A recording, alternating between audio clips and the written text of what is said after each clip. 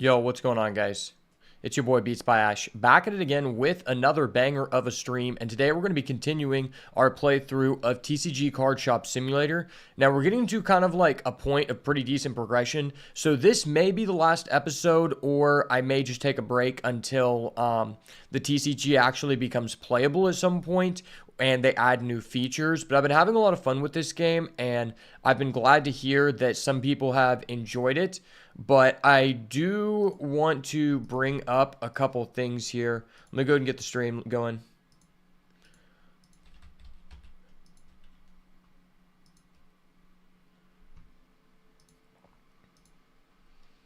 Because there's definitely some things that I need to talk about.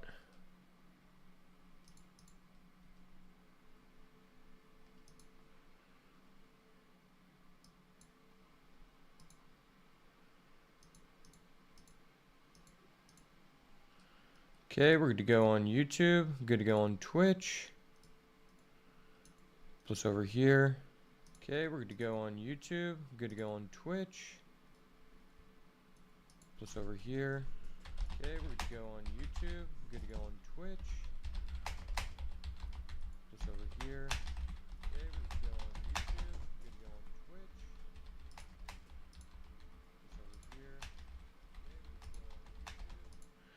Okay, sorry, I had an echo coming from YouTube, my bad.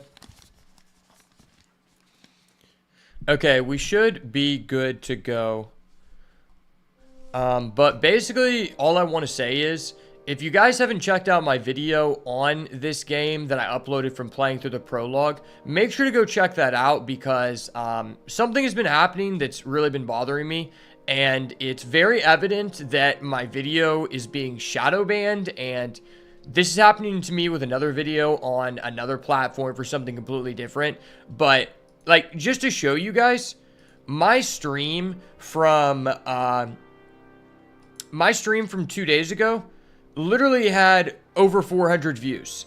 And for some reason, my video over a essentially complete playthrough of what the game was about during the prologue has literally 100 views, and it's been out longer. And I think that is way more of a masterpiece of content. Like, I have a bunch of edits in there. Like, it's way more streamlined. I basically just showcased, like, the main parts of what the game is about versus a stream where it's like not everyone's going to want to watch that. You know, there's going to be portions which are kind of slow and someone's going to watch that. So it's very evident that my video is being shadow banned just because I have a pun in the thumbnail of the shop that I made being titled Bidenflation. I'm never going to be a political person on this channel, but I do identify as a comedian, so I withhold my right to make fun of everybody anytime something comes up. And I think it's really irritating because I've made a couple of banger shorts on other platforms where I've just been getting shadow banned. So I would really appreciate it for you guys to go over and give that video a like, because shadow banning is fucking gay, dog. And that's why eventually, I'm not going to lie, if I get big enough, I'm probably just going to go exclusively like Rumble, because the shadow banning on YouTube is just really fucking shitty and I don't support it. And on top of that, just like, I really don't like the aspect of YouTube being able to run ads that I don't agree with sometimes. Like, you know, this hasn't really come up specifically, but I could give you a hypothetical of YouTube. Let's say, hypothetically, you are a person that's anti-vax. You don't have any control over what ads are run on your videos, and they could just run a Pfizer vaccine ad over your video, which is giving your followers a completely different message of what you're about, and I don't appreciate that. And so those are just kind of the problems I have with YouTube, to be honest. Yo, what's up, Brave Scorpy? How did I teach you Yu-Gi-Oh, bro? I actually, recently, just played some games with Necros versus Burning Abyss yesterday. And I'm probably going to be uploading some more old school Yu-Gi-Oh content in the future. I'm working on getting another like movie level camera so that I can have like a 3-camera setup for like the gameplay, because I feel like it's just like a lot less like entertaining when I can't have like a high quality camera on us while we're playing, and as well like over the cards. And I want to get some better lighting for it because some of the lights I have do glare, but that is something I really enjoy, is like playing old school Yu-Gi-Oh and just getting pissed at the person that I'm playing with.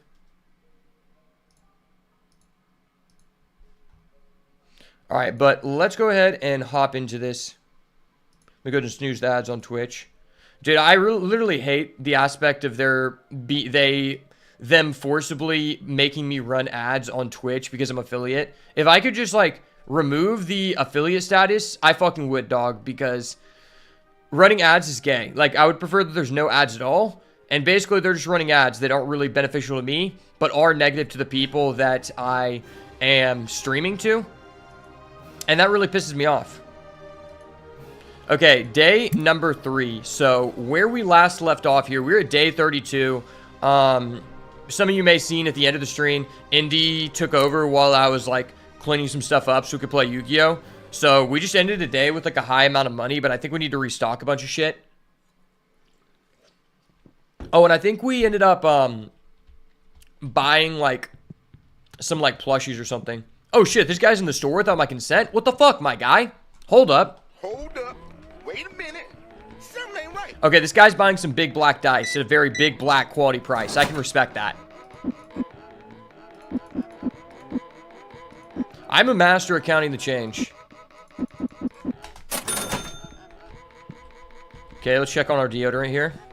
Deodorant's kind of low. Holy shit, we've sold so many singles. Do we still have the $2,000 card? Do we still have the fucking $3,000 card? Like, can we get a high roller in the store? Like, why are there so many brokies in this store, man? I should have opened the store in a different area. Like, this is kind of brokey city. No kappa. Okay, so what do we need to restock here? I probably need to get some more brokey bulk boxes. Honestly, we're probably going to have a huge-ass electricity bill, because if you leave this light switch on, it, like, charges you money. And I did not know that for a while. Okay, we're out. We should probably get another one of those, just so we don't have to keep buying it. And then I could get a high roller box as well. How are we doing on packs? Packs are kind of good right now. Yeah, I think we can just go to the next day. Let me take some kratom real quick.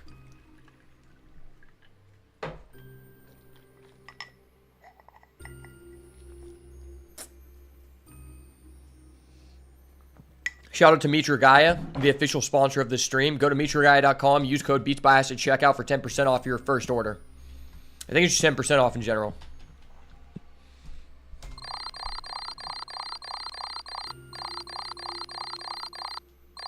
Holy shit, we had $2,800 in revenue? That's base as fuck.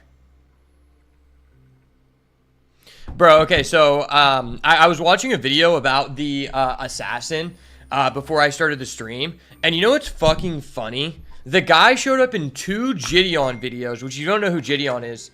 He was probably one of the best comedians on YouTube, and then he just stopped because he like found God and he felt like his content was ungodly, which I didn't really feel like that, but I respect it.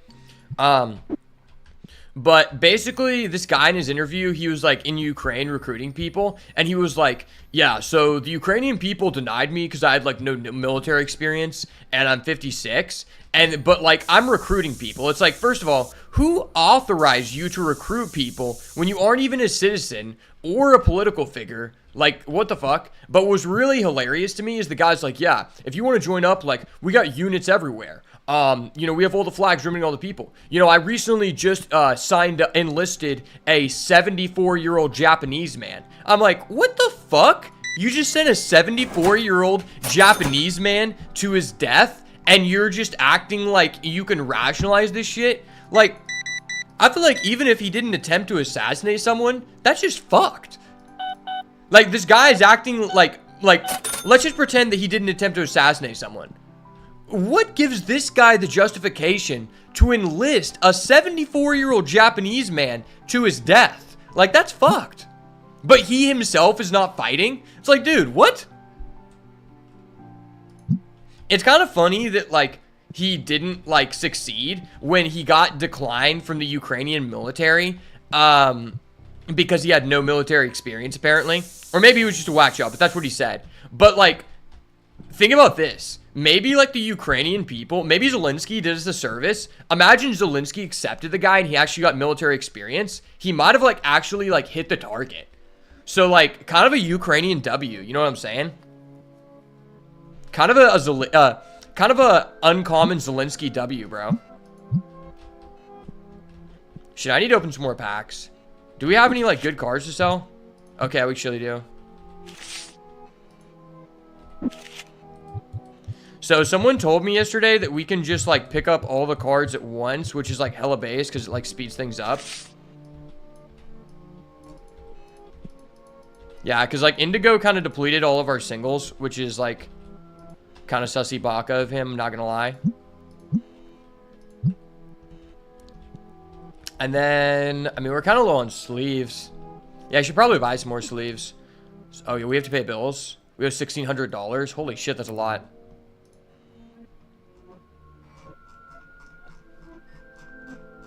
Oh, figurines. I thought it was an accessories. Okay, let's buy one of these.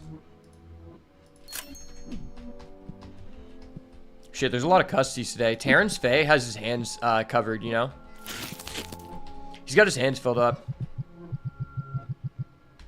Dude, these been selling like hotcakes, for real, for real. Oh, hey, Shoddy. I just restocked these sleeves just for you. Terrence Faye, get the fuck to work. We gotta get these custies in and out. I have to open packs. You need a Burr Pig figurine? Fuck that. That's a brokey item. We don't sell those here. Oh, yeah, we just got this plushie. It seems kind of based.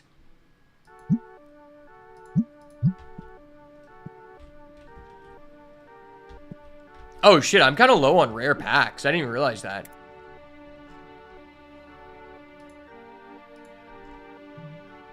Yeah, let's buy a license for this epic box.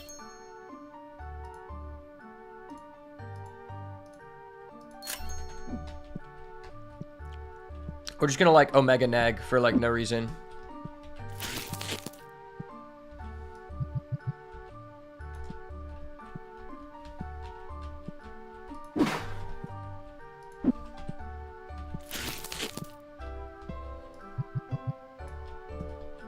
Alright, that should be Gucci. Now I need to put the price on this while Terrence Faye's fucking with the Commonwealth. Shit, that's a pretty good profit margin. It's like double.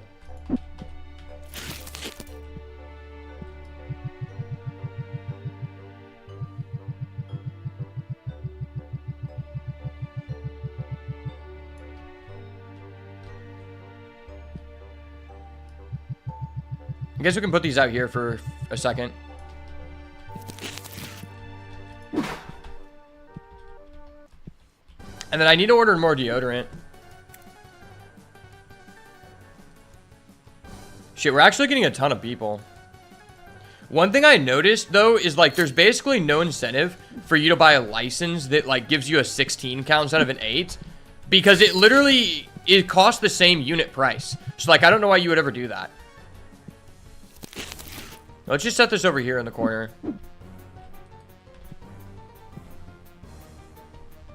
So these still have some gas in them. Okay, someone bought those deck boxes. I need to buy more.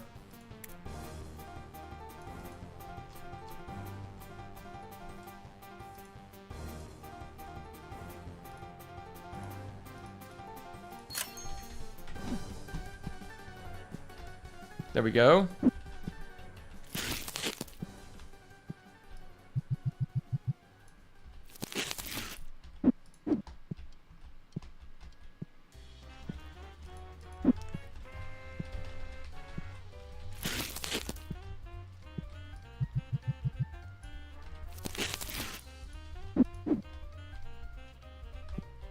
That should be Gooch. I probably need to buy some more battle decks soon.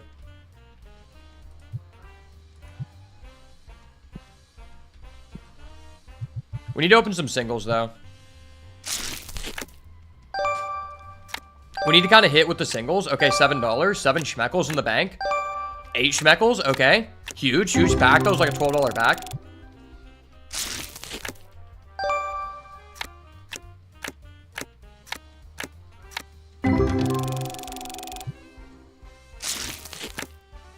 I might open an epic booster box. Let's see if that's like, that hits more. In the prologue, you couldn't actually open epic booster boxes. Like, you could only sell them.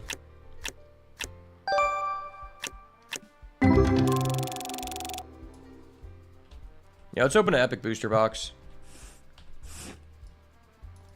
See if this hits.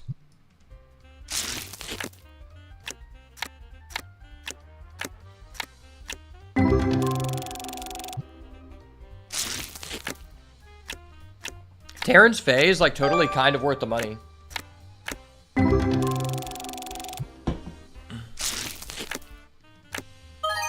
Okay, $10. 10 schmeckles for the cause. Okay, okay, kind of nice. Nice.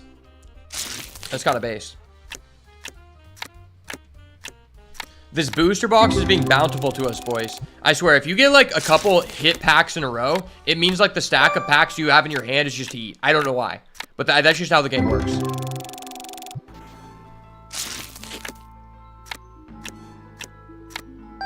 Okay, that card looks goated.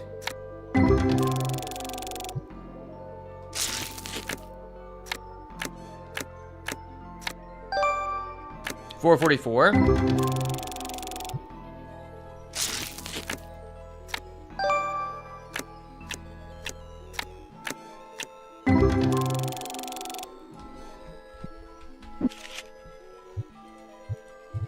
Yeah, we can pick up all these cards at once, which is nice.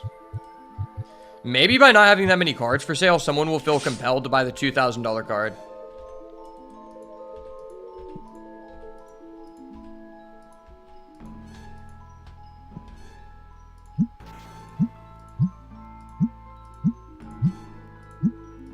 Nice. Yeah, the booster box is pretty worth.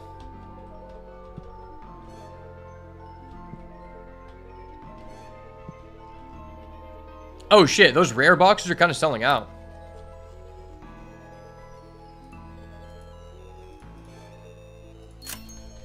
I'm pretty surprised about that. Fuck, that guy left because of the stench?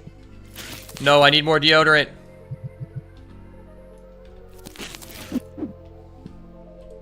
I need to deodorize them. I need to deodorize them now. There's so many deodorant people here. Gosh damn it, there's so many smelly fucks. Holy shit, there's actually so many of them. They come in flocks, boys. They come in flocks. Okay, okay, we're safe. We're safe from the invasion.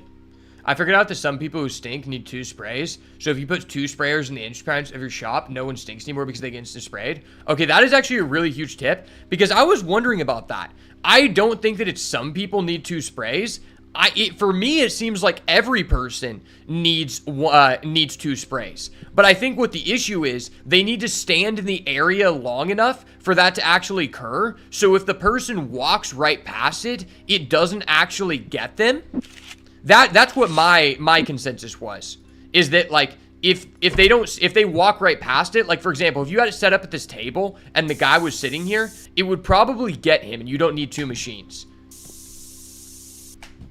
So, like, that's why I had this set up here, because the people in line will continuously get sprayed, and it eventually hit. But if 2 towers just fixes that, then that's based. But I'm almost at the point where I can afford, the upgraded tower, though. So I might not even need that. I might be able to just get 1 upgraded tower and just sell this.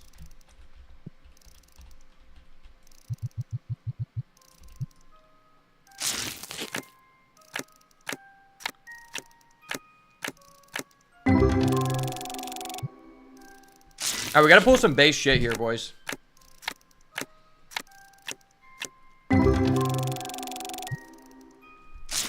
I really like how the progression is structured in this game, because it still doesn't feel that repetitive. Like, there's some aspects, but I think, like, just the way that, like, once you get the guy who actually, like, services people at a decent rate, it's not that bad.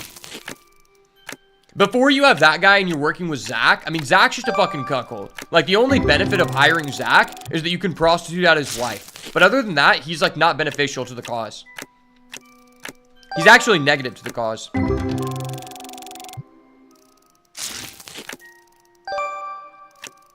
Okay. Okay.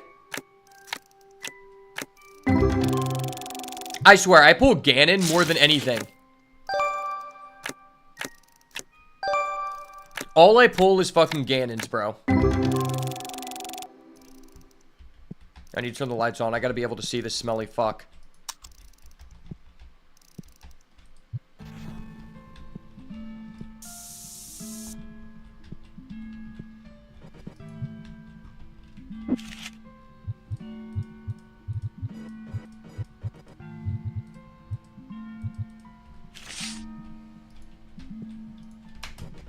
Evasive maneuvers, evasive maneuvers. I probably just need to, like, open packs after the shop is closed. Oh, shit, we sold out of those battle decks? Yeah, we gotta get some more of those. Oh, wait, no! Someone bought the $2,000 card. Holy shit. Holy shit, that's based. Let's go. We're up 3K, baby. Hell yeah, let's go.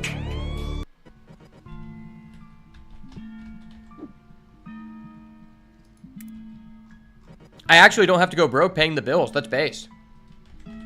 Wait, what deck are we out of? The blue? Or no, we're out of the red deck.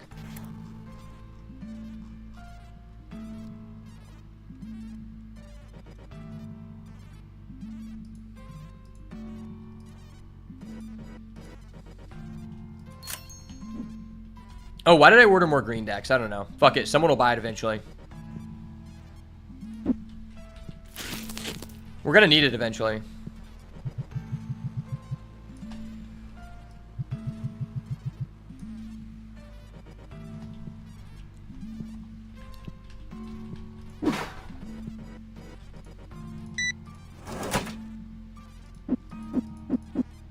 I swear, we've literally had that $3,000 card in our inventory since the first day we started this playthrough. Like, that's ridiculous. Oh, holy shit. I'm gonna have to do a restock. This person, just buy a booster box, dude. You bought 18 packs.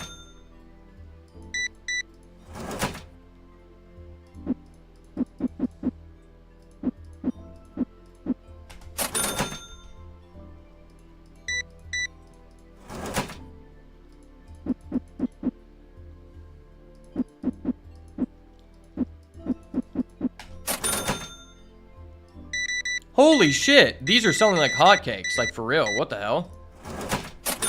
And perfect change, okay, nice.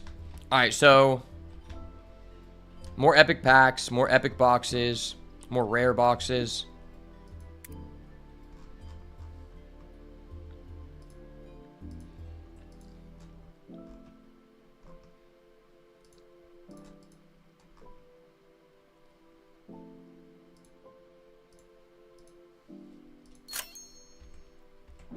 Maybe he likes the luxury of not having to open the box. For real, for real. Maybe he does. Maybe he's just hoping that he can, like, get one over on me and I won't charge him the correct amount for the packs. That's also possible.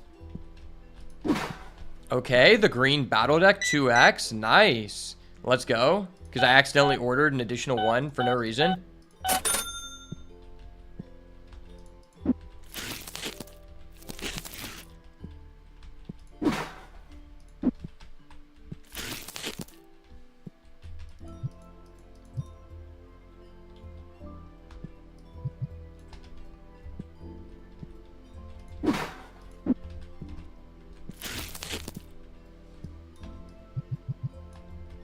That should be good.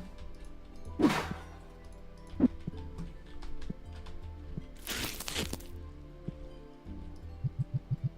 feel like our electricity bill is about to be high as fuck. Cool. Okay, these are the green decks I didn't mean to order, but fuck it. That guy bought two, so that'll help.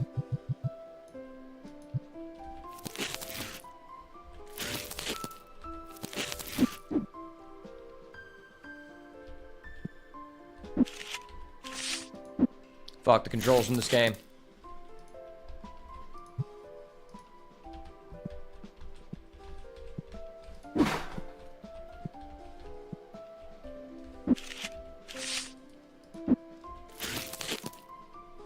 Oh yeah, this is just the empty box that I'm keeping there.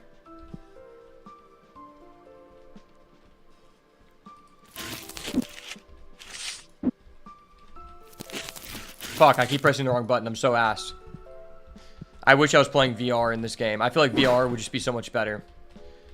Do you think a shop with purely locals and only single cards would be more profitable? Because I'm starting to think all the shelf refilling is just work that costs me money because I can't open packs. What do you mean? Like, once you... I think that strategy of just selling singles is probably more profitable until you can afford the guy who has a fast checkout speed. So, like, as soon as I got this guy, Terrence Fay, he serves those customers anyway. And, like, if you could hire both guys and just have this guy restock, it's fine. I just don't want to pay this guy to restock because I don't want... I'm OCD, and I saw the guy one time restocking, and he started putting items in a spot I didn't want them to be, so that's why I stopped. But I think that's, like, a good early game strat, and I think once you, like, get enough money to hire Terrence Fay, there's, like, no reason for you not to just be, like, doing both, right? Because, like, at this point, I can just spend most of my time opening packs. I don't have to be, like... And, like, for example, like, I'm pretty far. I'm day 33. And yesterday, my friend came over, and we were going to play some Yu-Gi-Oh! And he took over the stream for a little bit while I was getting things ready.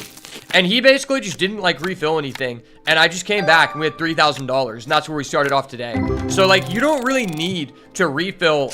Like, you can honestly go a day without refilling anything, and it's not going to make much of a difference. Like, realistically, you only need to refill once every 2 days. Or you could just do that at the end of the night and just open packs during the day. Like, once it's closed, then you restock.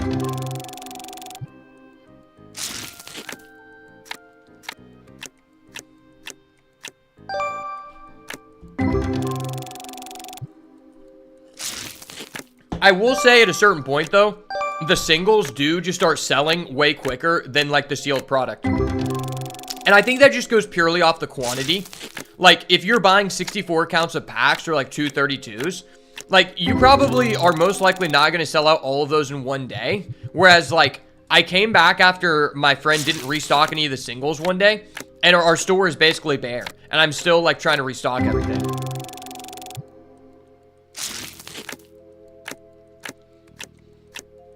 I do really wish, though, that,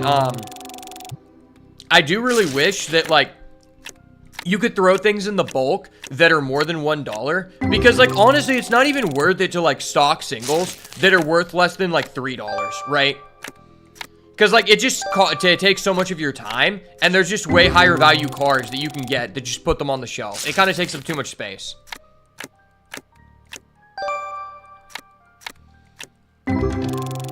I also feel like selling singles that are, like, cheap causes people to, like, be less interested in your high value cards.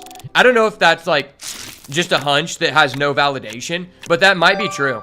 Because, like, think about this. So we've had that $3,000 card since day number 2. Okay, let's go. Draw 3 cards. The Graceful Charity. Fuck yeah. We've had that $3,000 card since literally day 2 of the playthrough, or the first day that we streamed the game, and it just now sold. And the time that it sold is while our entire singles market was completely barren. And I had been selling the card for 80% market price, like, the entire time. So, like, the fact that it finally sold when I only had, like, 5 singles to choose from, there's probably some validity to that theory of, like, if you want to sell a high value card, it probably sells quicker if you have less options for customers to choose. I would assume. Because that just happened for us. You know, obviously, like, that's kind of a small sample size, but I don't know.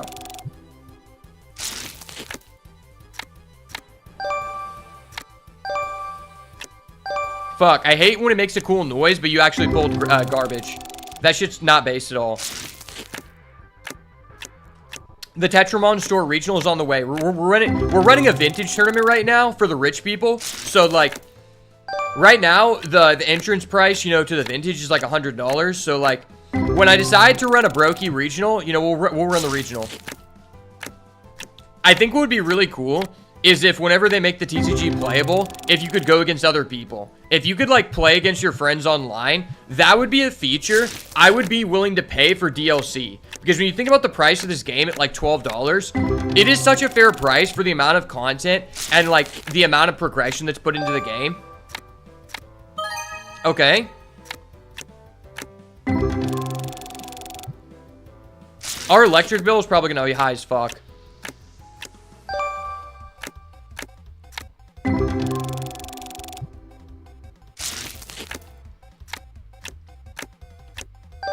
Okay. That was kind of a bunk 10 packs. They definitely nerfed the XP you get from opening packs like a fair amount. Also, like another thing that I've been kind of feeling is that like if you get multiple packs in a row that are worth more than $10, you know that all the packs in your hand are gonna be worth like hella money. Because that's happened to me every time I hit like back-to-back golden packs. Like every time I've had 2 or 3 packs in a row where the value was like $20 or more, the next 5 packs I open, the value is also $20 or more.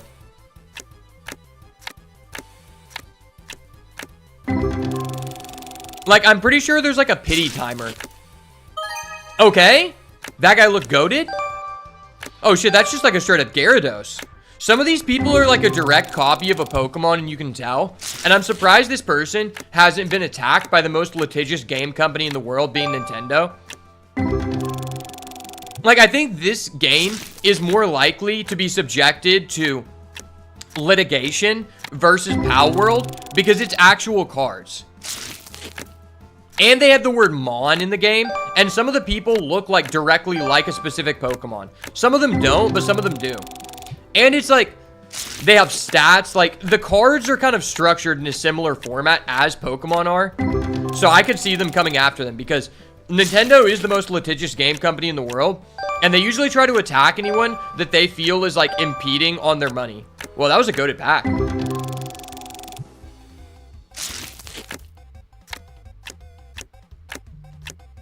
That was actually a hella base pack.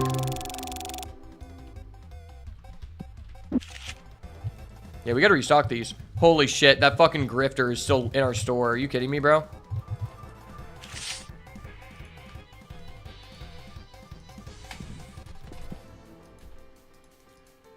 Yeah, singles sell out hella fast. I would turn the lights off, but we're kind of rich, so I don't really care.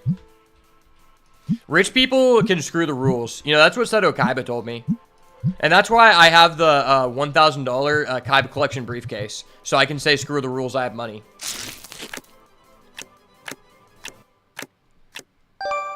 Okay.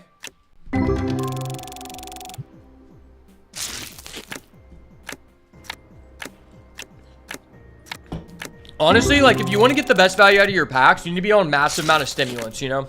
I got the Celsius, the Mango Passion Fruit on deck. And I got the Zenicinos and the Kratom, so, you know, I'm popping off with the packs. It's just kind of locked in. We just need a bad biddy to walk in the store so we can open some heat. Like, I've noticed that there's a correlation between a bad biddy being in the store and you opening packs in front of her ass. Like, the packs are always gas. Like, when there's a grifter in your store that's, like, providing no sex appeal, the packs are ass. Also, I really just enjoy the fact that, like the Galaxy Rares. The Galaxy Rares just hit, and the fact that you can get a rare card at any point in the pack, that's just a part of a pack experience that should be added to all IRL packs. Let's be real. Like, no one likes just one rare being in the back of the pack, and you always know where it is, or it being in the front. Like, that's the worst. The rare is in the front, you see the rare, and then it's like, okay, I know that there's, like, all packs, there should always be, no, like, it should always just be one guaranteed rare. But I think packs would, generally speaking, be more enjoyable to open if, like, one pack per booster box at least had a random chance of another slot in the card pack being a rare. That way you have, like, a reason to, like, go through the pack slowly and get enjoyment from the pack. I feel like it would make the game companies more money overall anyway. Even if the cards weren't high value, like, sometimes it's just enjoyable to open, like, a cool looking card that you didn't expect, even if it's not worth $100. Like, I feel like people open packs more so for that reason than opening packs just because there's a money card they can pick. Because, like, that's, like, the most people who are opening packs are casual people. Casual people don't give a shit about pulling, like, a high dollar card in any card game. Like, obviously, if you get a high dollar card, you're gonna be happy more so than not. But if you're a casual person, you're opening packs for the enjoyment and you're not selling your cards. Like, most people who are casual, like, enjoyers of card games are not, like, gonna go through the process to try to find someone on Facebook Marketplace and flip their card. They're just gonna save it, put it in a binder, or maybe put it in a casual deck with their friend. So that's not really, like, an application that I feel like card game companies should be focusing on. Dude, I swear, we get more Ganon than literally anything else.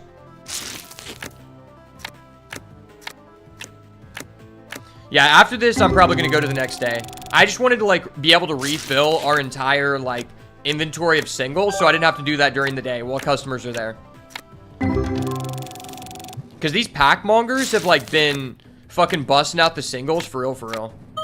Okay. That was goated? Okay, that was a goated pack. Alright, because that pack was goated, this pack's going to be goated. Trust. Please? Please? No, my gambling addiction. My dopamine is ended. The rush is ended. Brother.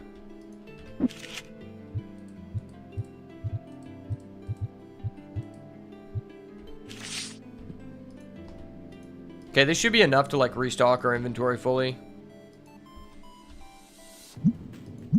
Sometimes the market price on these cards changes when you have duplicates and you already have a price entered, so you have to be aware of that. Okay, so I should probably buy some more epic packs real quick. Fuck paying bills. I'm not irresponsible at all. I don't pay for bills on the appropriate time. You think I do auto pay? Fuck no. I learned my lesson with auto pay. Rule number 1 of being a responsible adult, never give in to auto pay. Let me tell you guys a story. So when I was in college, and after the first year where you're forced to live on the campus, I ended up getting a duplex, and what ended up happening is the person that was supposed to be living with me didn't end up living there. So for like a period of time, I basically had to pay for like both halves of the duplex, and then he also paid some. But eventually I tried to move out early because like it wasn't like reasonable for me to be like paying there alone.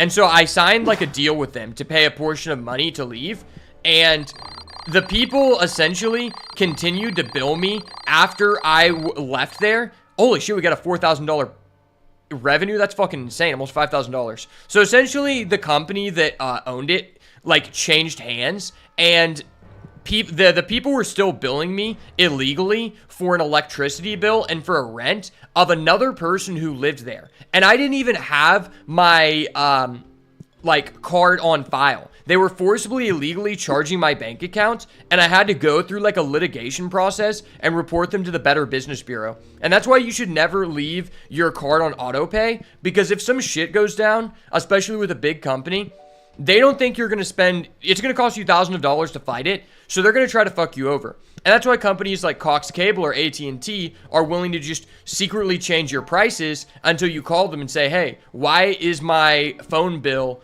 not what it originally was? And they'd be like, because you're not a new customer. And it's like, okay, the fuck does that even mean? You know? And that's why you don't want to be on auto pay. Auto pay is for losers who don't have time to monitor their finances, but they actually do have time. They're just terrible at managing their time. Let's be real. Let's just be honest. Let's just be real. Okay, let's pay the bills. I'm actually going to be a responsible adult here. Holy shit, that just took such a gape in my finances. I owe Terrence Faye $1,000. You fucking kidding me? He's not worth $1,000. He's worth a good $150. Let's buy some more sleeves. Clear sleeves for the plebeians. We got to attract the plebeians. I honestly don't know why these people are more interested in buying clear sleeves than they are like the more high quality ones. I don't think I've ever bought a pack of those dollar clear sleeves in my life, because number one, they just aren't good for actually playing the game, whatever card game you're playing, because they're just flimsy as shit. Number two, they look so shitty in a binder. Like, I've always been under the premise that, like, if you are sleeving a deck, whites always look the best, depending on what brand it is. Like, PC whites, Player's Choice, have always just been the best brand, in my opinion, for Yu-Gi-Oh! At least, because it, like, shows the best detail of the foil. And that's also why I don't like matte, because matte sleeves, and if you don't know what a matte is like a textured sleeve. Those typically have, like, a layer of, like, over the clear part of the card sleeve, they have, like, a weird film to them, which sometimes does not allow you to show your opponent that your card is vastly more expensive than them and that they should feel bad for being in poverty. And I really like that aspect of a card game. Because let's be real. A lot of people say they enjoy card games like Yu-Gi-Oh! Because the game's hella fun.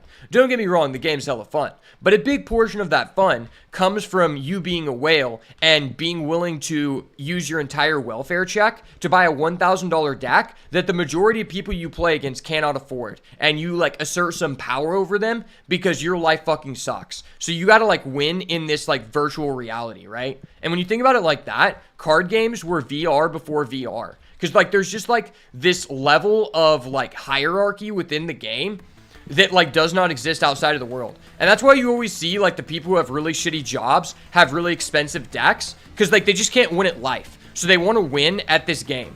And, like, they're probably pissed because they're, like, overweight. Their wife left them. But they're like, fuck, man. I have an ultimate rare effect failure. I fucking love this game, man. You don't have an ultimate rare effect failure. And that's why I like it so much. Because I have this and you don't. It's kind of like clothing, you know? Like, when you think about it, like, high rarity cards are basically like the fashion. It's like the equivalent to the fashion world. Why are you buying this Gucci piece? Well, let's be real. All of the Gucci pieces are the same. They always have those same two colors, the red and the green, and they say Gucci on them. Maybe. Or maybe they don't. But, like, at a certain point, like, I can understand maybe you want to buy one piece from that fashion brand. But, like, when every piece basically has the same brand semblance, you're basically just buying it for the social status, the social symbol, to, like, show people that you have money over them. And that's kind of how, like, card games are. It's like, okay, I get it. You wanted to buy this high rarity version of your favorite card in the game. But why is every card in your deck ultimate rare? This is, like, not a cool card. You obviously bought that to demonstrate that you have a level of wealth that the other person does not have. And it's just basic card game fundamentals, right? It's like, should I buy another deodorizer or should I pay Terrence Faye? I think I'm going to buy another deodorizer because fuck Terrence Faye.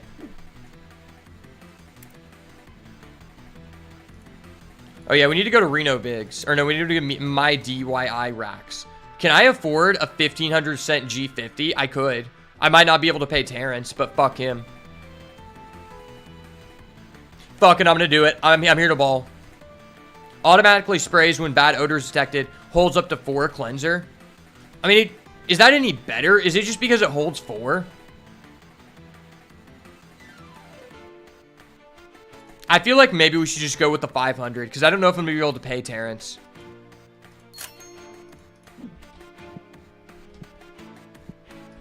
Also, that might, like, take up more space in the shop. So I don't know. Let's see if I can, like, move these.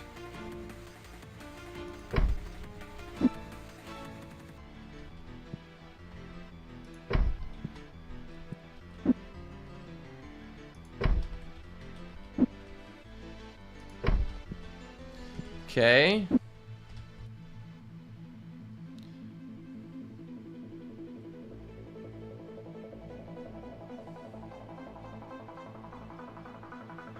Oh, the deodorizer sprays while I'm moving it? That's hilarious. Alright, let's try this double deodorizer strat because Vorname was telling me about that. He was telling me about the pro strat. If the double deodorizer actually clicks, this would hit.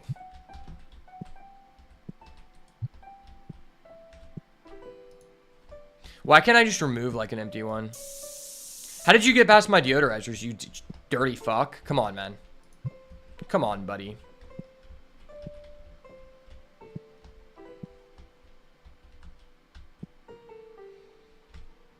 Damn, we're kind of low on the brokey boxes. I guess I need to buy more brokey boxes. Let me move this bulk over here.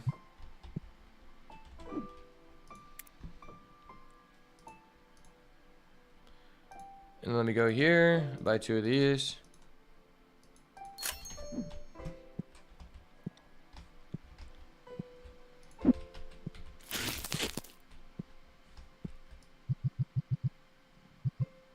If this, like, instantly sprays people, that'd be crazy. I kind of don't even want to sell deodorizer. I kind of just want to have it, like, on deck, you know? So I can just refill, like, who cares about churning a profit on this? Maybe I should just have it on a shelf for us to, like, go refill.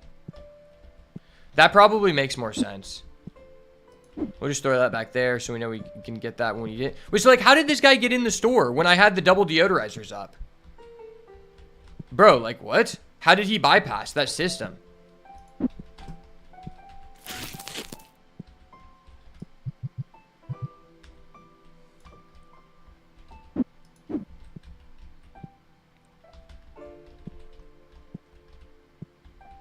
Did I get everything? Okay, I got everything. What is this? These are sleeves. So we're not bad on those right now. I probably need some more brokey packs.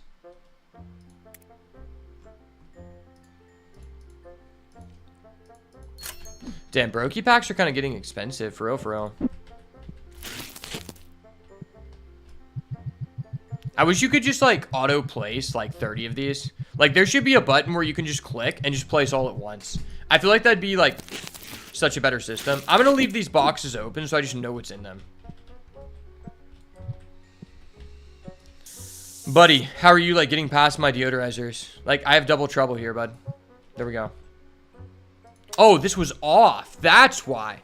I had the fucking deodorizer off. Like, why would you ever want to turn it off? Because it doesn't use it, like, unless someone's nearby. Okay. Sweet. Based as fuck. I probably want... No, I don't need premium boxes right now. I should be Gooch. What is in this again? Green decks? Are we out of green decks? Okay, we got one. And this was just the box, right? Yeah, that was just the box that I had in case I want to move shit. So people have actually bought some of these plushies. That was the mystery item, in case anyone was wondering. So, like, there was, like, an item that had a question mark on it, and you didn't know what it was. And that's what that was. I guess I should probably pay Terrence. Fuck you, Terrence. You're costing us so much money.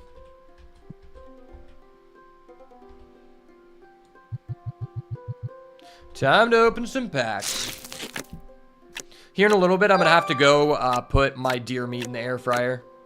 It's not going to take that long, but I'm thawing it out right now. I'm trying to get those natural gains, you know? This morning, I just hit a chest press at 220 pounds for 2 sets of 6 reps each, which is like the most that I've ever been able to do. And that's pretty crazy considering I'm only 150 pounds. I've thought about going to the doctor and getting like, seeing if I should get on like a testosterone booster, because I feel like it's really weird that I'm 6'2" and 150 pounds, and I work out like hella frequently and eat more than like the average person does. Like I'm getting like 200 grams of protein per day, which you want to get at least like 1 gram per pound of your body weight in order to like grow, but I'm not really gaining any weight. Like I've went from 150 to 155. But I'm honestly not trying to get like that big. Like I just want to like, a lot of people care about looking big. I care about just being really strong. Okay, that's based. That was hella based. Being really strong and feeling really good.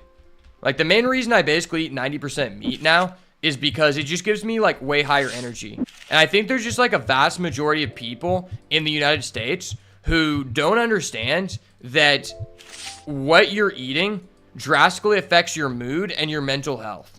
Like college was probably the most time whenever I was like depressed and like thinking about like not wanting to like be alive. And a big part of that was the fact that when you go to college on your first year, they force you to purchase a meal plan. And even like the healthy places you can eat at are still like not very good for you. And honestly, now that I just make most of my own food and eat like majority whole foods, I don't really get depressed anymore.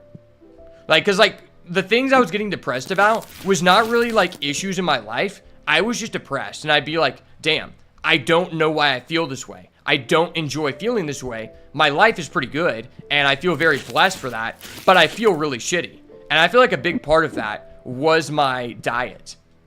And there's a lot of people who go, they probably work at like a place where they go on lunch to go eat out. And then by the time that they get off work, it's like 5 o'clock. They go stop by a fast food place because they're tired from working all day, which is like fairly valid. Like they don't want to make food because like maybe their partner doesn't make it and they are just they don't want to spend time making the food. So they get some fast food, they get home, that fast food has like 5 times the amount of carbohydrates in one meal that someone should consume in their entire day. So then that person just sits on the couch and watches TV because they're drastically bloated and tired until it's time to go to sleep. And it basically makes their life revolve around going to work, going home, watching TV for 2 hours, and going to sleep. And that is just a lifestyle that I don't want to live in. But a lot of people don't understand that, like, you're actually just a completely different person if you're on, like, an actual, like, real diet, because American food is just shit, and they want to poison us so that we are indebted to the industry, which is kind of really fucked up when you think about it. You just think about, like, all these things that are in our food, and then you go to any other country in the world and realize that, like, the vast majority of things inside of our food are literally banned in every other country. It's like, why are they banned in every other country? And why are we allowed to buy it?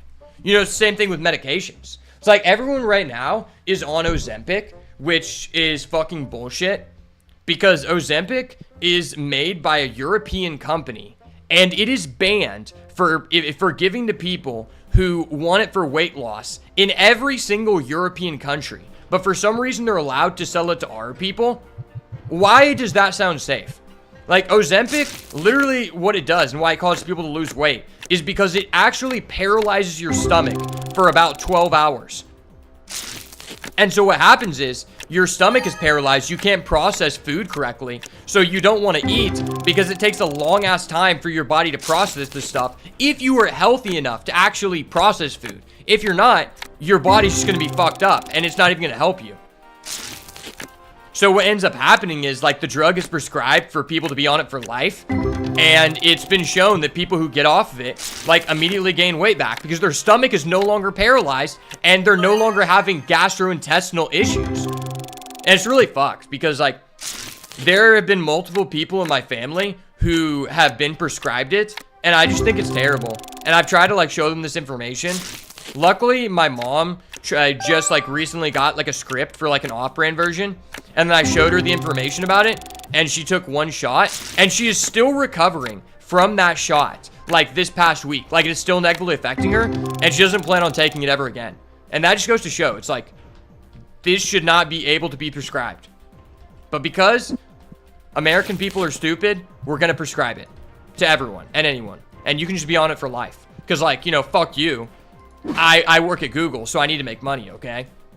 Well, actually, no. Like, it doesn't matter about my money. I'm on a base salary. But my highest paid investor, the owner of BlackRock, he does need to make money. So we need to sell you this thing that is killing you because the investor said. Holy shit, that is based as fuck. When you really think about it, investors have kind of just ruined this world. People talk about how, like, the people who own, like, the small amount of people who own 30% of America are ruining America. And it's because those people are, like, such a higher percentage of an investor than, like, the normal population, to where their word has so much more power than other people, to where because that person is giving us such a large amount of money, we have to specifically meet that person's demands, because if we don't, we're going to lose their money, which would just, like, end our company. And it turns out when you seek to earn a vast amount of money that would pay for, like, the life of, like, 50 people in a year, you don't really care about being ethical. Holy shit, that is based. Let's go. I fucking knew it! Oh!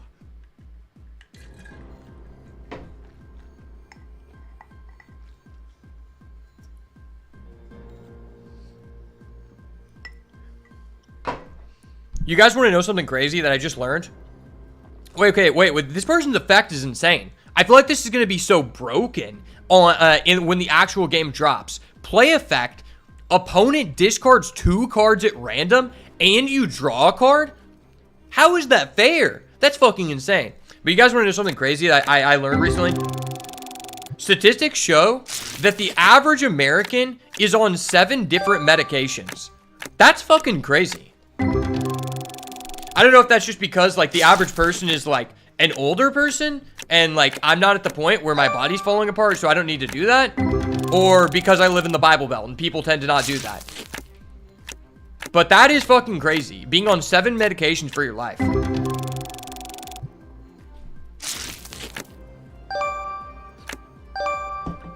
Honestly, I feel like the vast majority of medications are medications that you shouldn't be on. Like, more so than the ones that you should. And they actually cause people to die quicker. But BlackRock wouldn't agree with that. So I can't be saying those things, man. I have to listen to Daddy BlackRock, or my videos will continue to get shadow banned.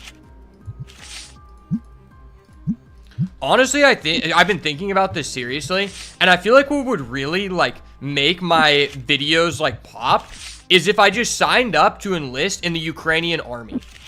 Like, I mean, that's what all the cool people are doing, you know? Like, I feel like if I signed up to fight in the Ukrainian war, I could probably get, like, into a BlackRock commercial, and that could just, like, boost my social footprint, like, tenfold, you know? Like, that's probably, like, the best idea going forward. Like, fuck TikTok. Just be in a BlackRock commercial, right? That's where the real money's at.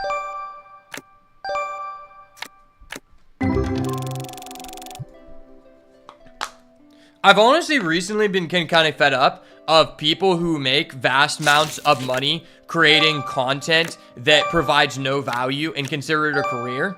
Like, I don't have a problem with people making money from something that provides no value.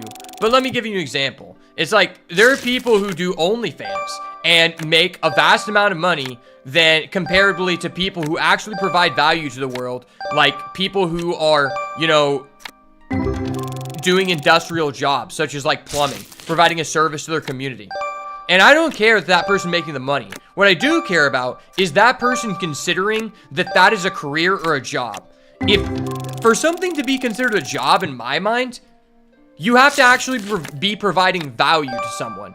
And I consider taking advantage of horny Indian guys not providing value at all. Like, that is just considered making money. Like, if I sell an expensive card that I pulled from a pack for an exuberant amount of money, let's say I pulled the One Ring, which sold to Post Malone for like $5 million. Let's say I did that, and I sell that, and that money basically pays for the rest of my life if I live frugally. Is that considered a job or a career? Fuck no. I just made money. So what is the difference between a person who is just posting sexual pictures and it takes them 5 minutes of their day? Nothing. There's literally nothing. That is not a job or a career. Likewise with these people who are getting famous, who provide no actual value. I've been hearing a lot about the Hawk Tuah girl, who apparently just became famous because she said that she likes to spit on people's dicks. And this person apparently, like, recently started a podcast. And it's like, okay, you're getting $30,000 for an appearance fee, and you're not providing any actual value. That is considered making money. You are not doing a job. Like, you didn't provide any value. You literally just said some horny shit that 14-year-olds beat off to. But for some reason, that person, you know, is just an established figure of authority in that industry, you know? Man, I love how the modern world works.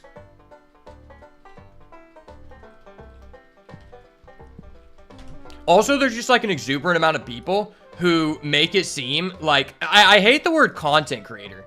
Content creator, it just sounds like the gayest fucking shit you could think of. Like, if you could think of the most woke ass, like the most woke ass buzzword that Disney could come up with in their investors relation meeting, that word would be content creator. And the reason I hate that word is because I consider myself a videographer, because people actually pay me to come out and shoot videos for them, for their business, or for their public event. But I don't want to be considered a content creator. It's like, you have to actually provide value to be considered a person who is creating content. And there's a lot of people who don't provide any value, but make a vast amount of money. Especially people on TikTok.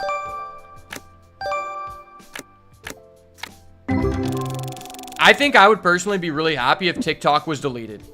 I just don't see really, like, the point of TikTok, because it just causes you to just waste, like, 3 hours of your time, which is the most important resource in the world, on something that provides, like, no value to yourself or your family.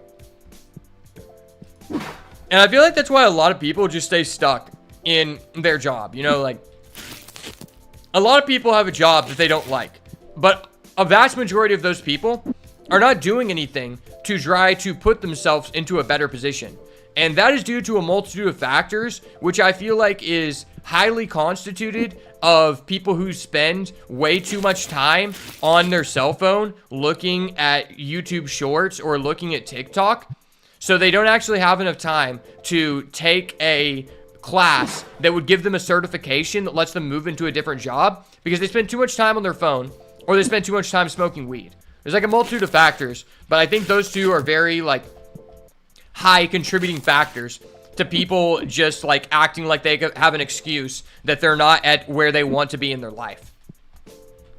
Like there's a difference between not having access to an opportunity because there is a barrier to entry that costs money versus a opportunity that has a barrier of entry due to time constraints.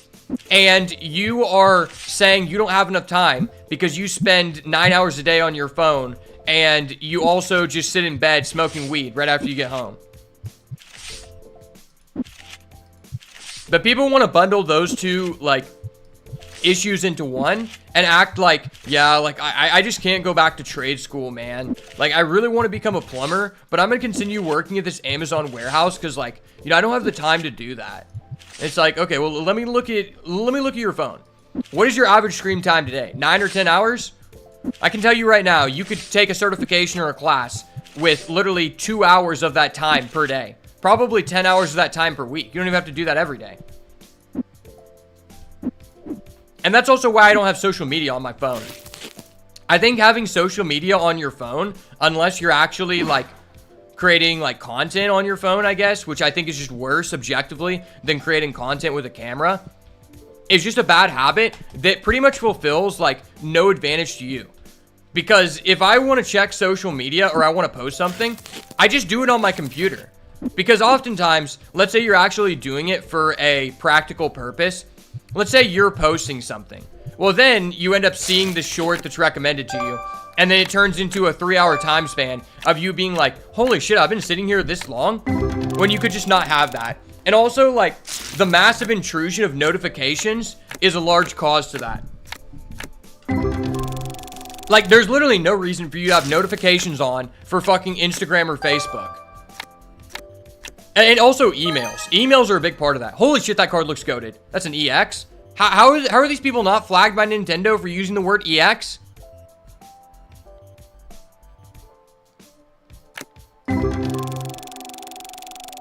That seems like a risky move on the developer's side.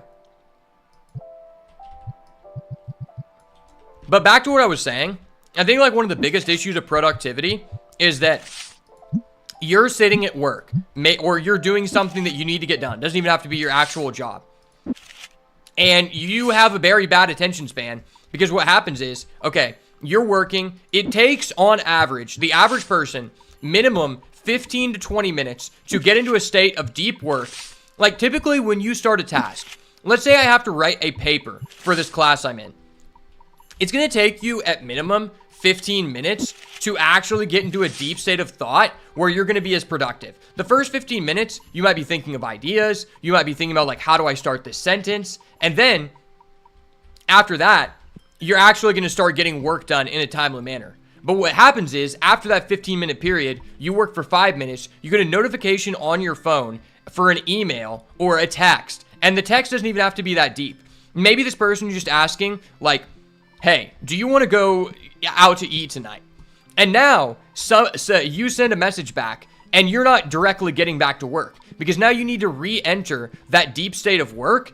And essentially what's happening is no matter if that's like a deep like thought message or it's serious, in the back of your mind, you're not going to be able to go fully back into that deep state of work until that person responds. Because no matter what the answer is, in the back of your mind, you're thinking about the potential response. You asked me to go out to eat. I'm in a deep state of work. I see the notification on my phone. I hear the noise. It alerts me. And now I'm thinking about, holy shit, that's fucking goated. Let's go.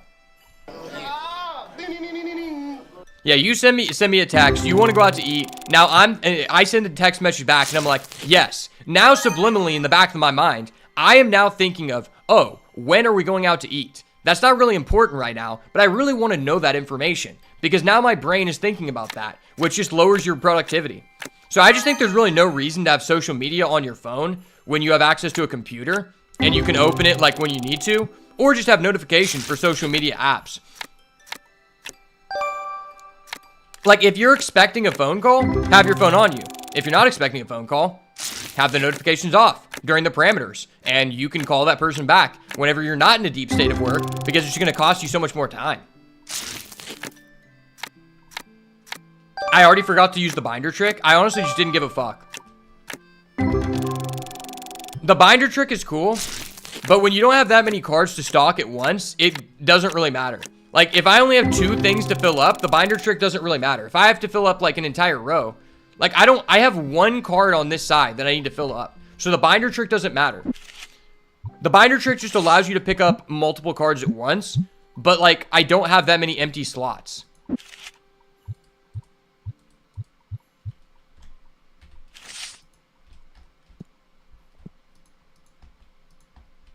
Okay, we need 2 more. Holy shit, our bankroll is hella high. Fuck, I didn't mean to do that.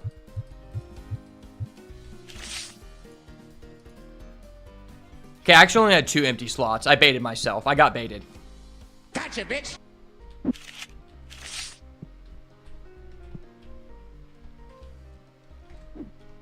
Oh shit, we're sold out of rare boxes. We gotta get some more rares.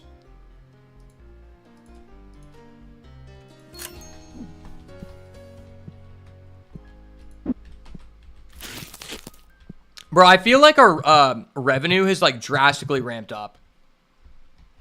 It's like Omega ramped up.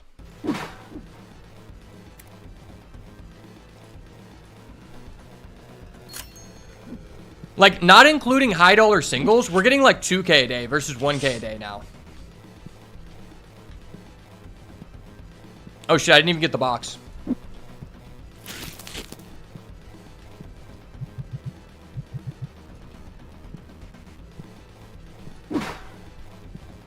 Dude, okay, that trick of having 2, whatever the fuck, these deodorizers is actually, like, such a huge quality of life change. I need to refresh the chat on Rumble. At Streamlabs, please integrate the Rumble chat into the Streamlabs desktop, because it's really frustrating that I can look at every platform's chat outside of Rumble on my interface. At Streamlabs, please do this. Oh, why did I close? I'm fucking stupid. I thought the store was open. I was trying to turn on the light switch, and I just closed the store. Fuck me. Okay, no one left. That's based. I guess let's get some bulk. The bulk box was such a good add to the game. Like, I'm actually so glad they added this, because it felt so futile with all the junk you pull. And honestly, I think they should, like, expand on the bulk box. There should be no limit. Like, why is the max limit for me to put cards in the bulk $1? I should be able to set that to whatever I want, because at a certain point, it's only going to be worth it to you to like sell $10 cards and above, but you can only set it to $1. I'm not going to like spend all this time trying to sell fucking $2 cards. What do you think I am, a brokey? Fuck no. Okay, we got some bulk boys in the chat. Shout out all my bulk boys. I feel like selling bulk IRL is not nearly as profitable as it once used to be. Like, selling bulk back in the day used to be a big thing. I'm thinking about making a video where I have on some of my friends who are vendors and just talk about pro vending strats. Because I think there's a lot of people who don't even really know about card games, but do want to know about how you go about selling cards. I think that's like a really interesting subject for a lot of people. Because especially during COVID, there was a lot of people who tried to become scalpers that literally knew nothing about selling cards. And they'd be asking me like, so how do I like get into like making money on this game? And I'm like, to be honest, I wouldn't recommend it, because you need to have a lot of knowledge of like the actual game and actually like years of market knowledge to be making a profit. Number 2, you have to do so much work and deal with people that are just not really worth dealing with to actually make money. But there's a lot of people who thought that they could make money during COVID. They go to Walmart and they fucking buy out all the One Piece packs. And they're like, oh my god, I can sell these on eBay for a $3 profit. This is going to change my life. And it's like, no, you're just a fucking scumbag. Like, you would probably make more money doing a $15 per hour job in the time that you had to list all those items and negotiate on Facebook Marketplace. but you just want to scumbag people over and not have to actually like do a real function and provide value to the world. I honestly hate people who are scalpers in that way.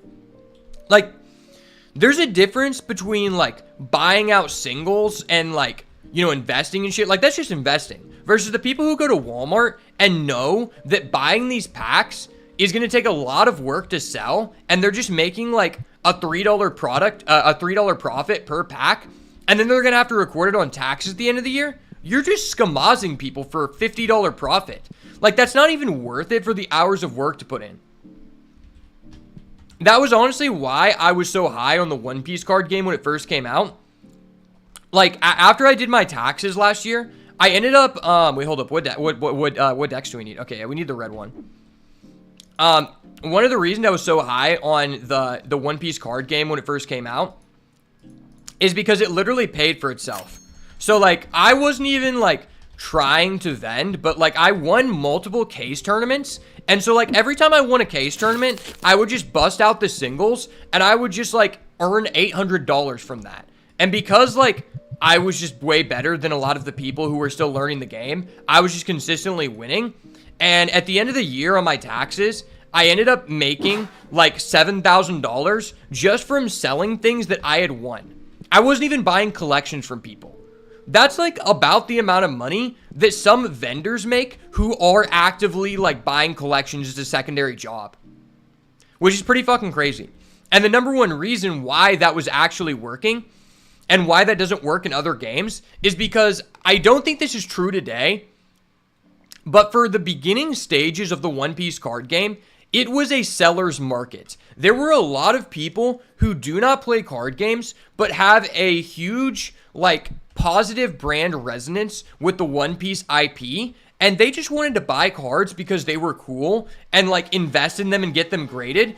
So, like, you could literally go to a tournament. I did this so much. Like, in the first set, I would go to a tournament, I would enter for $5, I would win the tournament, I would sell the tournament pack without having to haggle with anyone, and get $40 or $50 for that pack, which then, like, required no effort for me because no one was trying to nickel or dime me, and it just paid for me to play in the tournaments for free, which is something that's never been true for any other game, because, like, this is why vending in Yu-Gi-Oh! Is dead. Number one, Konami has just killed the market for it. Like, all your shit is not worth, like, purchasing and investing in because of, like, their massive effect on reprints and devaluing, like, cards that were actually used to be worth money.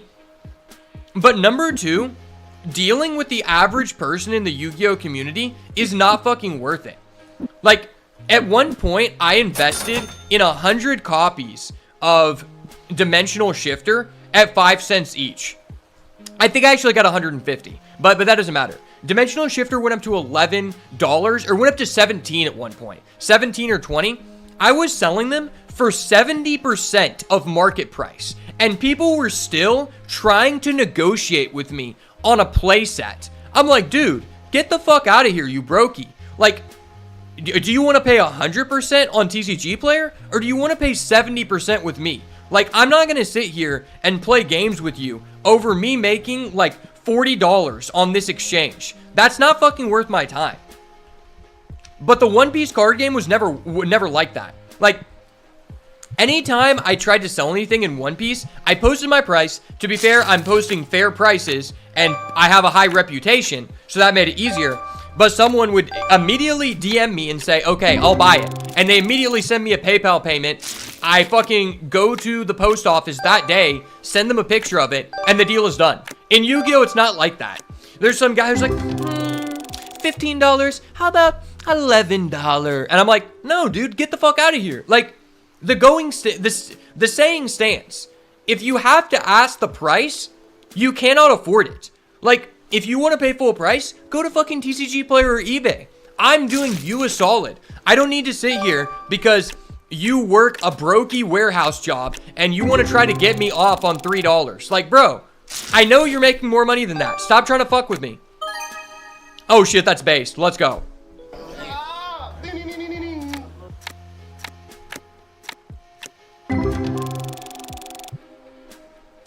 And I think the Yu-Gi-Oh! Community was the worst for that. Like, I don't think I've seen another game where people are more irritating to deal with than Yu-Gi-Oh.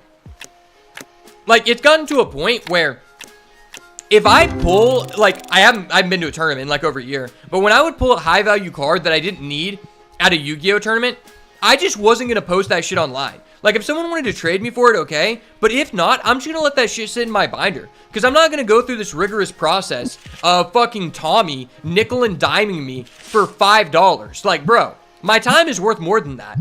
Like, I'm a high value streamer, man. Like, get the fuck off my dick, Tommy.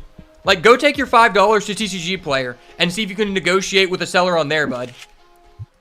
Not to mention that I'm actually shipping out my products in a way more timely manner than you get on TCG. And I'm not fucking scamming people like on TCG.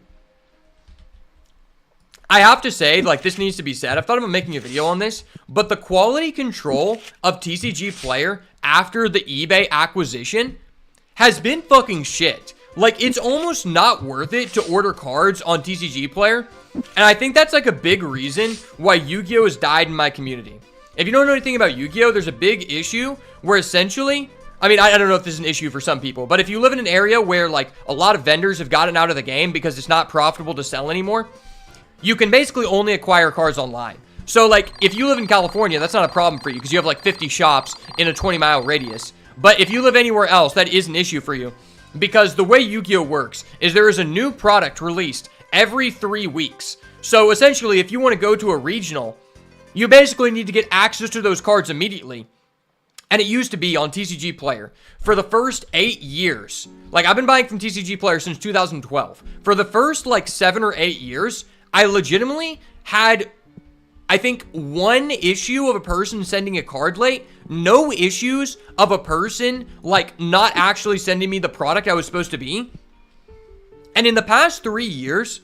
Oh, and also to mention, I would get all of those cards in, like, 4 days.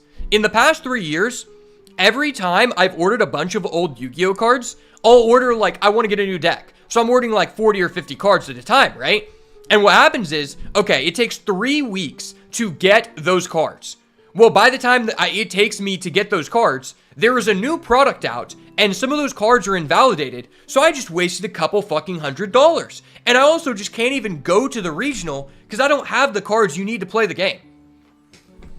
So it's, like, really frustrating. Not to mention, in the past 3 years, every time I've ordered, like, a bunch of old cards for an old school deck, because I wanted to make a video, at least 1 to 2 of the packages has been them not sending me the product. This is what commonly happens. So this happens a lot in Yu-Gi-Oh!, which is really fucked. So because it's an eternal game and they go by a ban list, a lot of these people will do is you'll order some cards. All right? Okay. You order 50 cards, 30 different packages. Okay? Think about this. You order 30 different packages, like 2 cards each. You get 100 cards, right? Then what ends up happening is a ban list drops and all of your stuff is on the way. Mind you this, if you don't receive all of these cards, you can't actually make the deck function, so you're kind of just wasting your time. At 1 week after you purchase the cards, like 1 or 2 sellers realize, this card adjusted in price. I'm going to send this guy a message and say, oh yeah, sorry, I didn't actually have this card in my inventory. My bad, and refund you. And it's like, dude, number one, you're costing me additional money because I got these cards from the same seller so that I could save on shipping. So the refund isn't actually beneficial. Number two, why did you not tell me immediately that I wasn't going to be receiving this package? Because now I have to wait another 3 weeks to get the cards that I need to make the cards I'm actually receiving fucking function. And this happens way more often than people realize. Like, literally every order, I could go through my order history now. Every order I make where I order a deck, there's at least one error. Dude, I literally had an issue with this one seller that pissed me off so bad. Oh, and also just understand, anytime these sellers do this shit, there's no repercussions. And that's what's fucked.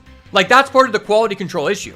Because what'll happen is, you order these cards, a ban list comes out, it fluctuates the prices of the cards, the seller realizes they could be getting more money for the amount that they're selling the card for, so they tell you they don't have it. They refund you, then the seller relists it the very next day for $20 more, which is really fucked up because you're willing to scam over like customers that would develop a relationship with you for $20. Like, you shouldn't be owning a business. Like, you have no customer service. But besides that point, so there's this one seller where basically, because of the way, like, if you don't understand how TCG works, basically there's an optimization button. So you click on all the cards you want, you add them to your cards, you click optimize. Then the optimization, what it does is it makes it to where you get the cards from the lowest amount of sellers so that you can save on shipping, right? Like, this card might be more money, this card might be less money, but they're asking $2 in shipping. So you could pay 50 cents more for this other copy of the card, but it's from a seller that's already in your cart, so you pay no additional shipping. So that's what the card optimizer does. So I make this massive order of like 100 plus cards. This seller ends up telling me, no, this is what happens. Yeah, so the seller says they don't have the product. So they give me a refund, which fucks me over. So I go back on TCG, I order the cards again. I click the card optimizer. It gives me the same card from that original seller, and it's been like 10 days later because they waited a long time to refund me. And that seller still hasn't removed that item from the page, which is completely fucked up. And I go through this process 2 more times where the card optimizer keeps giving me this card. The guy refunds it. The person actually sends me an order eventually. I get a card that wasn't even my card. I literally get someone else's order. I have to go through this process. I send them a picture of it, send them an email. They send me another person's card. And after 4 times, I just say, fuck it, you can keep the money. And I give the person a bad review. Then the person starts threatening me over the messages with the seller because I gave them a bad review, saying like, I'm going to report you for all this stuff, like literally threatening me. I'm like, dude, what the fuck? Like, I'm not even responding. You've sent me 4 messages. And this is becoming a common thing.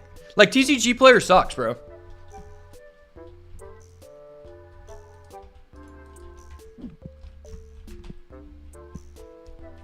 And that's also why, like, very few people in my area play Yu-Gi-Oh! Because Konami fucked up the rarities to where there's basically older rarity cards that you own. I own a playset of Ulti French First Edition Italian Effect Failers. Those have been worth over $600 a piece for literally 5 or 6 years. Because they reprinted the same card in a new rarity that's also a chase card, like a chase rarity, those are now $150 each. That's a lot of my cards. I had 2 friends who were vendors. They had $60,000 in inventory. These are the people that allow me to play Yu-Gi-Oh! Because I can actually get the cards in a timely manner and support a local business. These people left the game because their $60,000 in inventory reduced to $5,000 in under a 2-week time span. That is fucked. So there's basically no vendors local in Yu-Gi-Oh! Anymore. So people have to go online. But when it takes 3 weeks to get all your cards from TCG Player, by that time, a new set has been released in Yu-Gi-Oh! And then it doesn't even matter that you got those cards because you need more new cards. So it basically just equates to Yu-Gi-Oh! Being more so of like, I'm not buying these cards to be competitive. I'm buying these cards to keep up because it's like an infinite money pit. Like, it's literally a gotcha because you have to buy a battle pass essentially every 3 weeks. Because if you don't buy the battle pass, you don't have like the basic resources that allow you to play the game. And that's basically how Yu-Gi-Oh! Is now.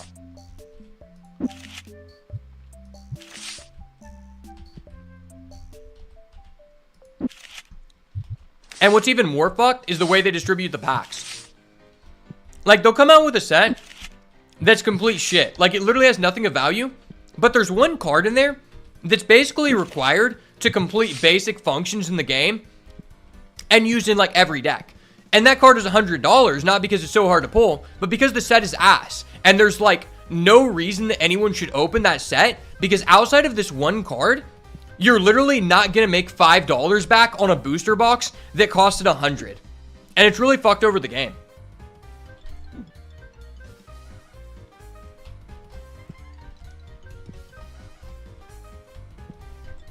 Okay, I need a lot of stuff, but we have a lot of money. So I need a Brokey booster box. I need red dice. And I need rare packs.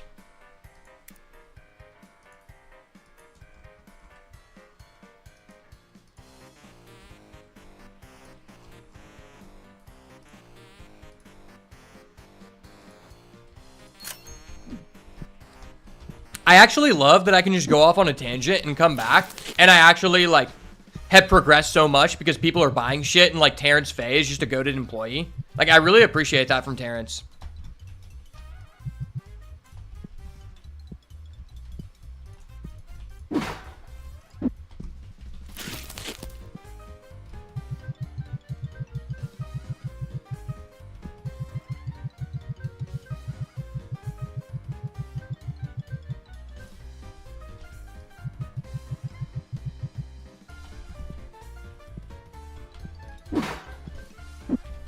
Terrence is a fucking goat for his checkout speed. There we go.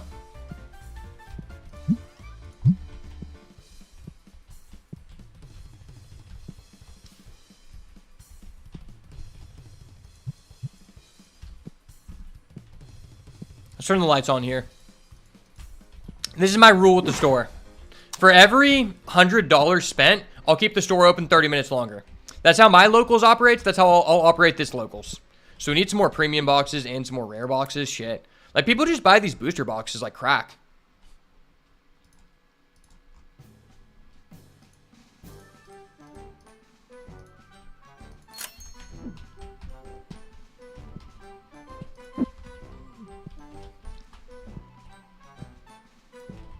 I actually get what you're saying now, Vor, that you spend so much time just, like, restocking the shelves. Like, there's almost no time to open packs except after the store is closed with, like, the rate that they sell at. Like, it's pretty fucking crazy.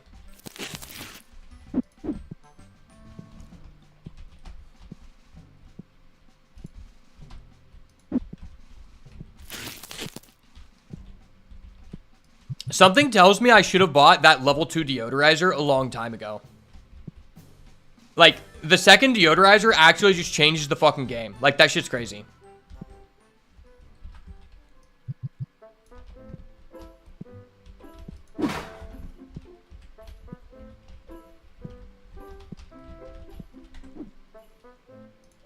Alright, we gotta talk to our boy Reno Biggs. Shout out to homie Reno Biggs, man.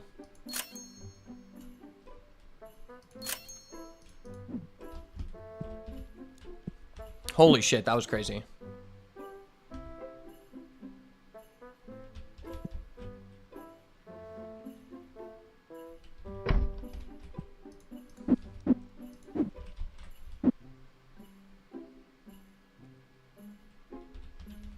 Dude, we're actually, like, this is, like, the most profitable card shop I've ever been in. Like, the fact I can actually afford to do renovations is so unrealistic in life. Because, like, most card shops, even if it's profitable, they're not going to be able to fix a fucking, leaky ceiling. It's so funny. It's so funny how bad the card game market is. And how the card game store market is. I could make a complete, like, documentary series on why, like, opening a card store is a terrible idea. And many people have before. Not like a documentary series, but you always see those people pop up in the algorithm who are like, I'm selling my business because I'm not making money. It's like, well, no shit. You came into this with a pipe dream that you actually had no experience doing and thought you could just play and enjoy the game. And you just realized, it's like, oh, no, you can't do that. Sorry, bud.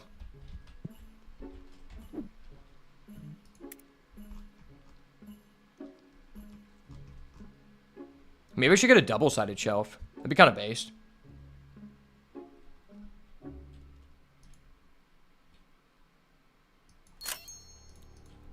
Double-sided shelf. OP.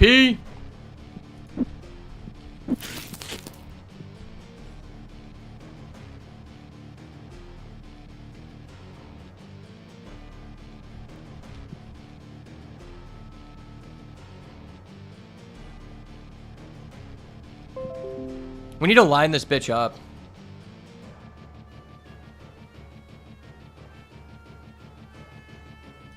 Perfect. Kind of. Wait, actually, I don't like the way that is. Well, no, I kind of have to do this. Fuck, I don't really like double-sided shelves. What if we do this? That looks kind of weird, though.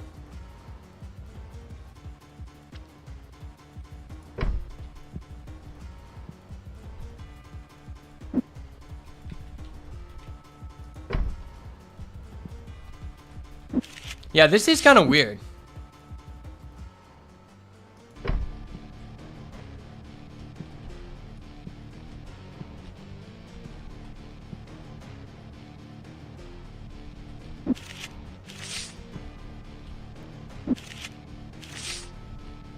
Sorry, I'm fucking with the shelf a lot.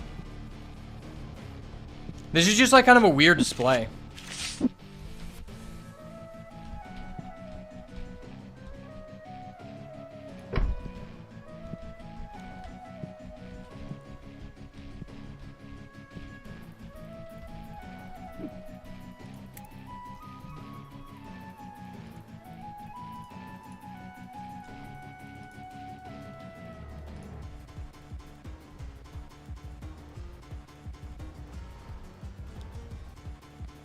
Kind of want to buy a collection book.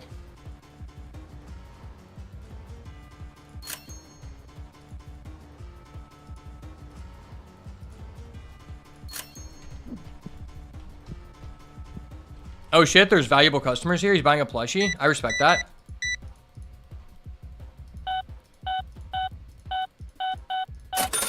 Damn, we've got some high rollers.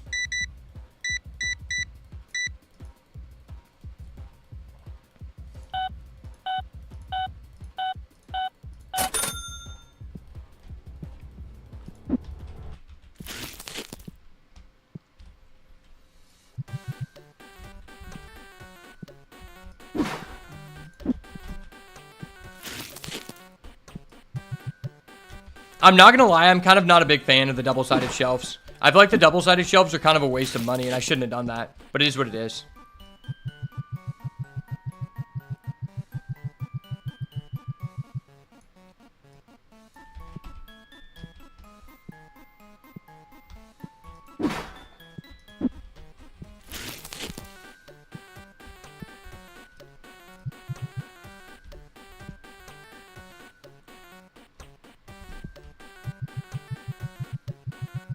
Does having a wide variety of products even help making more money? Kind of. I think you have to pay attention to the people who come in and say, "Oh damn, I can't find this item." You know what I'm saying? Like somebody will come in and they'll be like, "Oh, I'm looking for deck box red." I think that's how I would do it. Yeah, this is just going to be like our overstock shelf.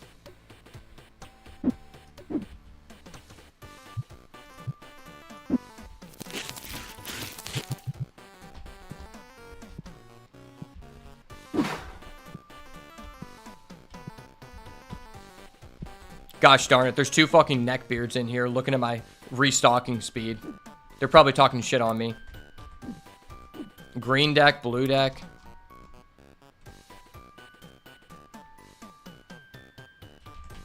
I can't even afford that shit.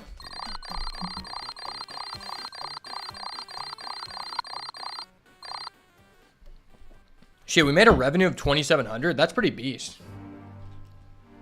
Yeah, that's beast as fuck.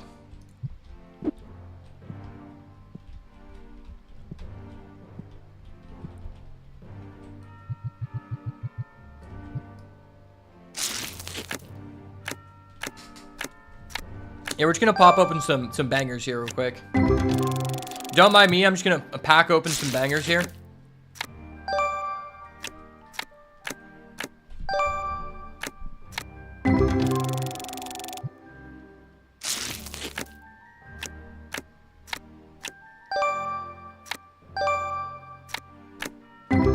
Dude, fuck XQC. Fuck you, Foxer, for saying me that.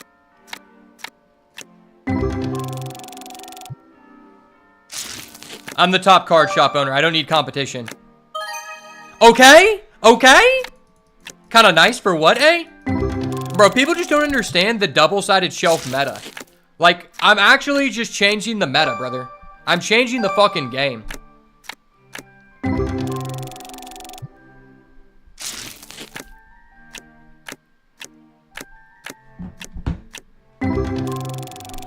Okay. We're getting some heat here.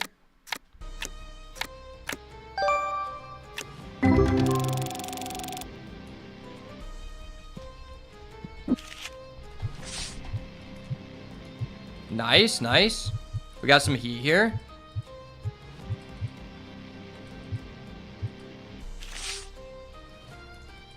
Sometimes you have to check, like, the prices. Because if you already had a previously established price, the prices change every day. So you could just be shorting yourself on money. I also wonder, like, what effect having duplicates, like, matters. Like, does selling 2 copies of the same card depreciate your opportunity to, like, sell them? Oh, I don't have enough money. What? Dude, fucking brokies. Terrence Faye, get us some money, bro. Like, if you want your paycheck to not bounce, you need to get us some bankroll, brother. Like, that's on him. If he doesn't get paid, it's not on me. Like, I'm already offering him 5 comments from a bulk box every week instead of actual, like, health insurance. What more could he ask from me? Dental? Fuck no. I'm making some bulk. I gotta appeal to the brokies. I honestly don't really like that, like, the brokies can, like, see me making the bulk boxes, because that means they, like, know that I'm scamming them. And, like, rule number 1 of scamming, like, you don't want people to know that you're scamming, right? It's kind of a pro tip. It's often overlooked. Oh, shit, we have a lot of bulk to make here. I'm a bulk connoisseur, you know?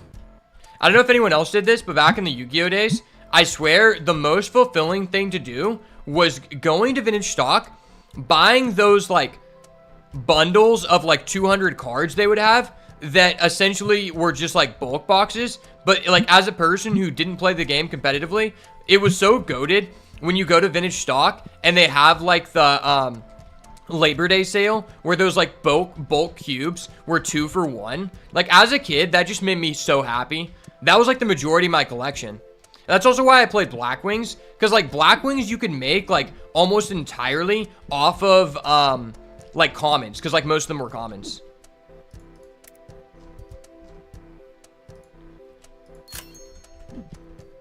All right, the deck box greens are popping off.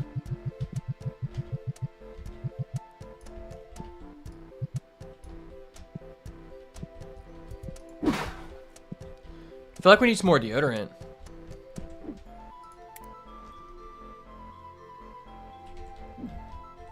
Do I need some more of those? Yeah, I do need more of those.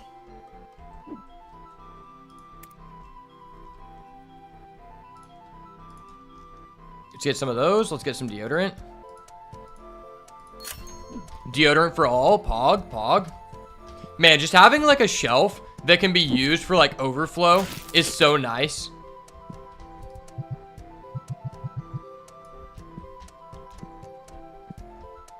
I honestly don't think it's worth it to like hire back Zach, because he's just so slow. Like, even when you have other like things to be doing, it's still just faster to just be doing all this stuff yourself.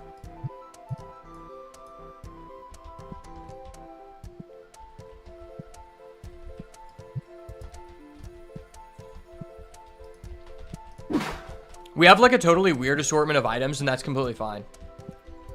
Okay, I think we're pretty much good for today. Oh yeah, I do need deck box red, I guess.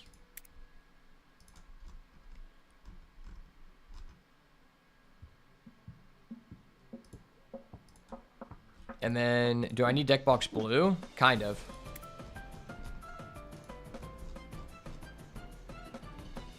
Wait, why does deck box blue look like so dark in the picture? And then you get it and it's like so light. That's kind of weird. Am I tripping? Like, you open it up and it's like not actually blue. It's actually turquoise.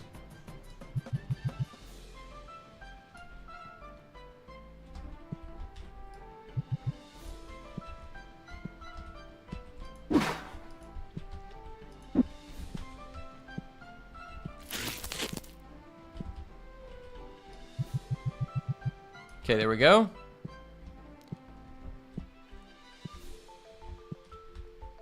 Also, the refill guy just puts random leftover stuff into empty slots. You don't know what you have to order again. Yeah, that's what I'm saying. Like, that's why it's like, it's not really worth it for you to like have an employee be restocking shit, because they just put it in weird places. And I'm like OCD as fuck in this game specifically. And so I don't want that guy putting my shit in weird places. Like, we need to have access to that thing, aka the storm spray, like at all times. So I don't need him hiding that shit in the back for himself because he smells like shit.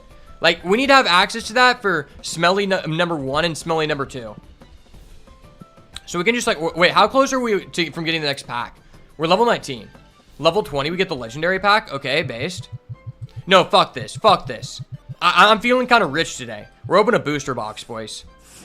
We're opening a fucking box.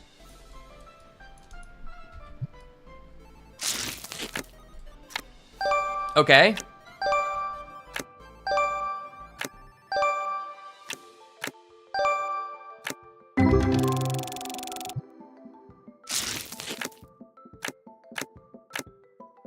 Kind of rich, for real, for real. Okay.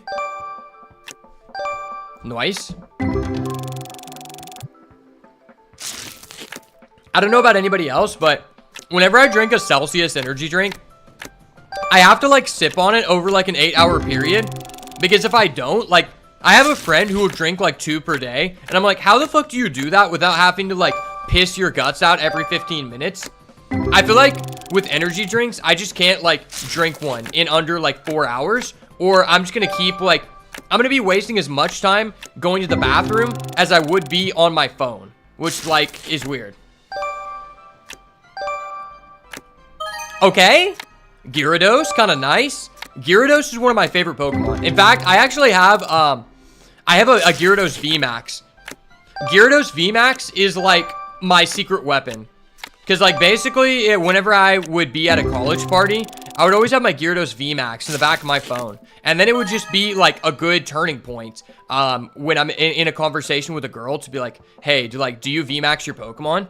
And then if they have a boyfriend, I'd be like, well, your boyfriend doesn't VMAX their Pokemon. And then, like, I give them, like, a cheap version of a really shiny card that they think is me giving them a gift that makes them feel really special. But in all actuality, it's just something I took out of my bulk box I couldn't sell. So those are kind of the base strats for all my college guys. Oh shit, we got an Infernhog. Let's fucking go. Infernhog for the boys? Infernhog for the boys? Groundhog Day came early? Shout out my boy Infernhog. I'm gonna be able to scam a mark with that. Shout out all my marks. Bro, we pull so many fucking Ganons. Like, how many Ganons are we gonna pull? Damn, that's so nice. There we go.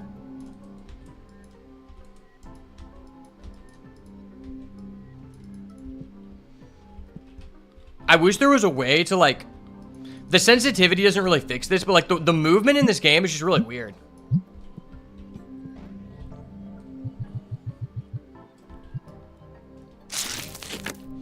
Why is it so dark out and it's only 5:30 in the store? Like, I'm not paying for the lights on. Okay. Kind of based, for real, for real.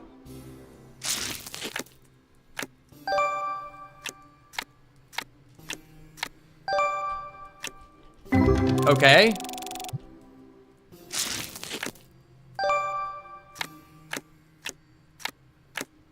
Alright, we need to get some heat here. I gotta be able to pay Terrence Fay, aka Timothy McVeigh. Can we just... Okay, okay? Brother. I'm literally an assassin with these packs. Call me Thomas Crooks, brother. Gotcha, bitch. Okay, okay.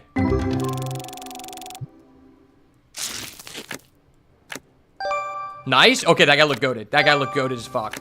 That guy, he's kind of mid. Easy 1K in the sales?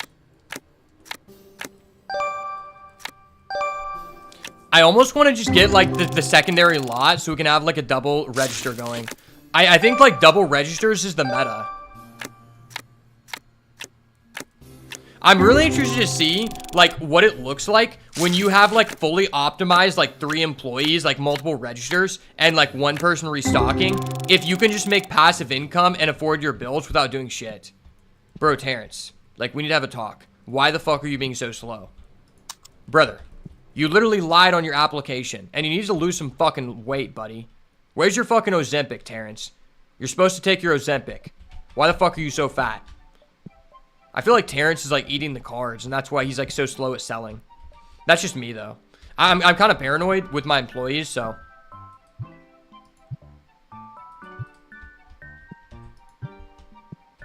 Damn, having an overstock shelf was just so nice. I feel like the overstock shelf is always the one that you want to watch out for people stealing shit from. Okay, those are not sold out. Fuck. I guess I could, like, refill some of these packs.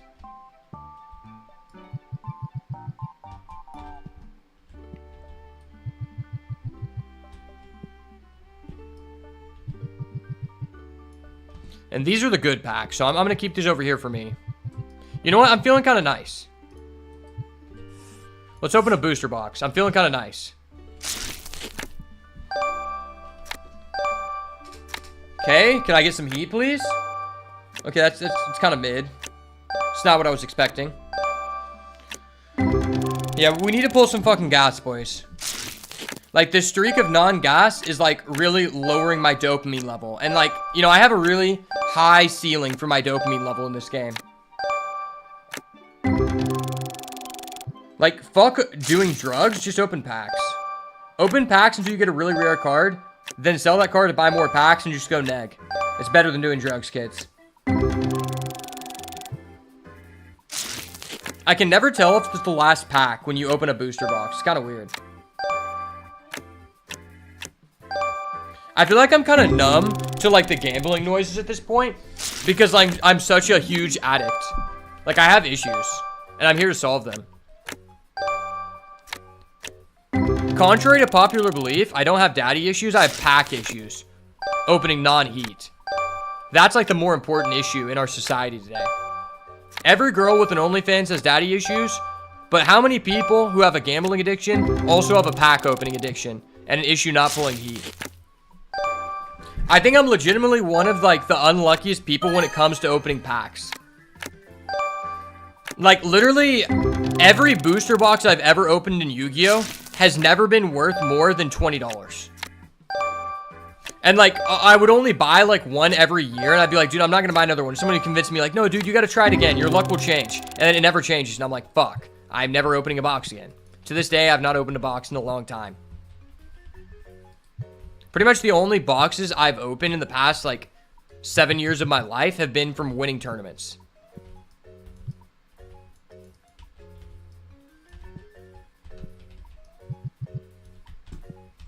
But also, I feel like I'm just pretty good about, like, managing my money. And I understand that, like, opening boxes is probably, like, one of the worst investments you could make. So you're the scoundrel who's depleting our green deck boxes. I see you, bitch.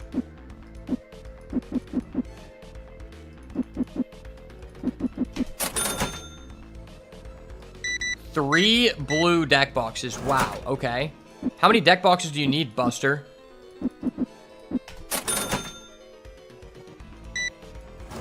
Brother, that card is only $487. Get your money up before you get your funny up, bud. Sometimes I just like to give people all pennies to, like, fuck with them. See, this guy's a valued customer, so I can't do that to him. He paid even change, so I have a vast amount of respect for him compared to these other brokies. So I need some blue battle decks. Blue battle decks are a hot topic issue right now. When you think about it, like, the blue, like, the war on blue battle decks is basically just as much of a hot topic issue as the war in Ukraine. They're very similar.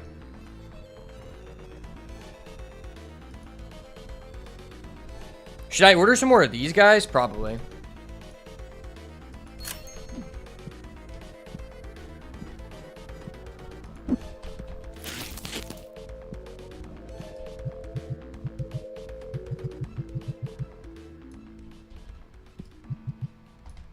There we go. Don't worry. The issue has been resolved. The blue battle decks have been stocked. I know there was a lot of scoundrels out there who were hunting for the blue battle deck. It's back. Guess who's back? Back again. The blue battle deck. Please come spend your money inside of my shop, my friend. Holy shit, we are out of singles. That's ridiculous.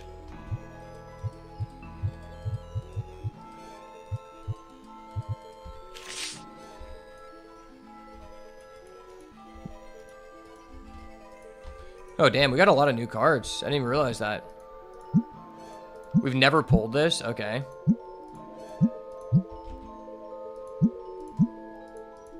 feel like I pulled most of the cards in the epic box. There we go. Now we gotta go back open to packs because I'm a pack monger. Wait, can I open the battle deck? Can I, like, scrap it for singles? No, you can't. Well, what is the card in this? Draw 4 cards?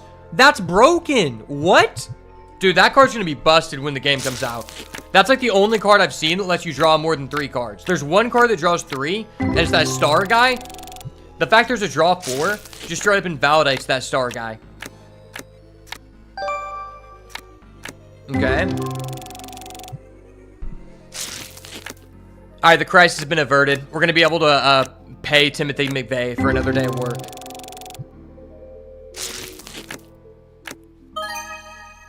$10? 10 schmeckles for the cause?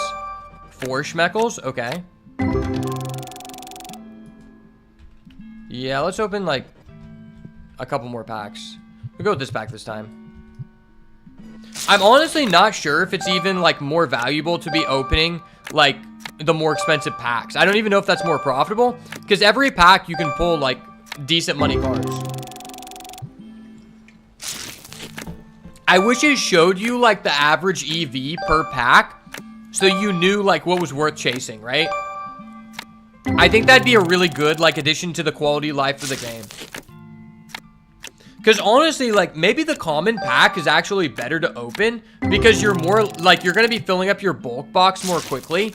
Like, you can still pull cards that are, like, $50 or $2,000. Like, at the end of the day, it's not the rarity that determines the value. It's, like, the art style. Like, if you get a full art of anything, yeah, full art of an epic is going to be worth, like, $5,000 versus a rare being $2,000. But that's still a vast amount of money. I don't know if it changes, like, the ratio, right? Damn, these pack mongers are, like, getting hot.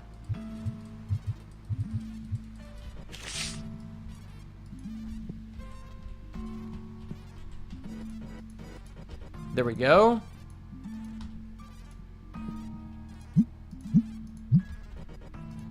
Well, almost everything I'm selling is, like, $5. That's kind of nice.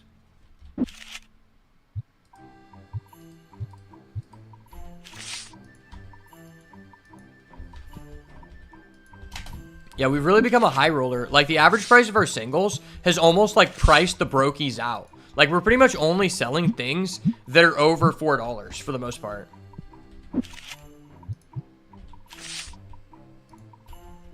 Do I need to restock anything? I could get some more brokey packs, I guess. Like, the brokies are in high demand for these packs.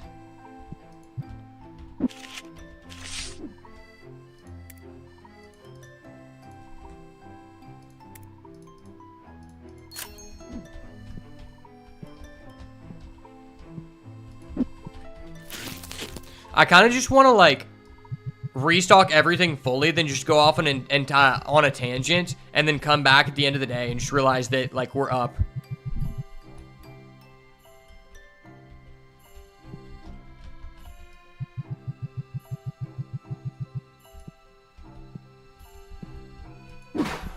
I wish you could, like, change the setting of this, like, shelf to say, like, do not sell. Red battle deck, blue battle deck, green deck. We have the black dice, the red dice, the sleeves. I could get some more sleeves, but, like, nah. I'll probably just get more purple packs since that's what we're opening.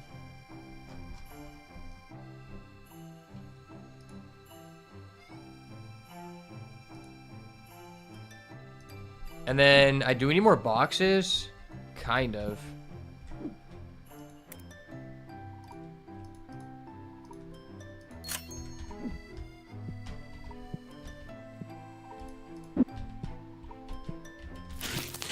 Yeah, this is a pretty profitable day. I'm not gonna lie, Terrence Fay has been kind of putting in the work. I might have to, like, give him a raise or a bonus of, like, 4 commons from the bulk box instead of 3. Like, he's been kind of putting in the work.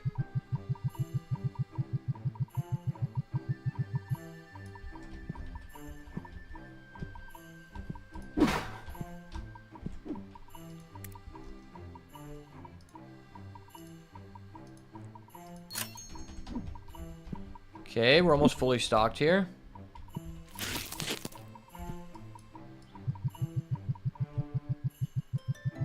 I'm optimizing. I'm min-maxing, guys.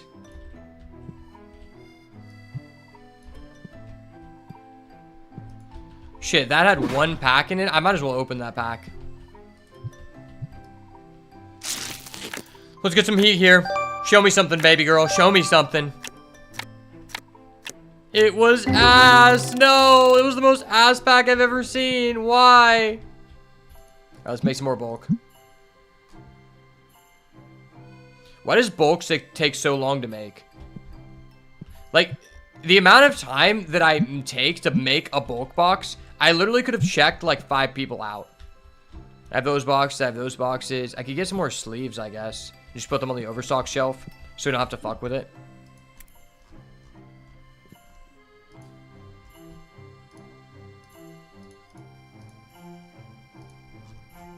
And then I'll just get some like good boosters so that we can just like open these. Just put them on the overstock shelf.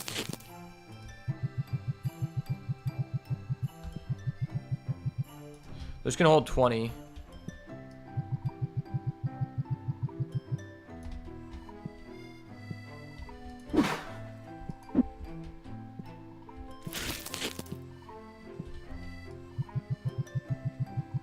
We'll just fully stock these. And those will just be my personal packs to open. People really like these clear sleeves. Like, brokies are really into the clear sleeves this time of year. We love some clear sleeves this time of year. JK, clear sleeves are for the brokies. They're not for me. If it's not the goo, it's got to go. You know what I'm saying?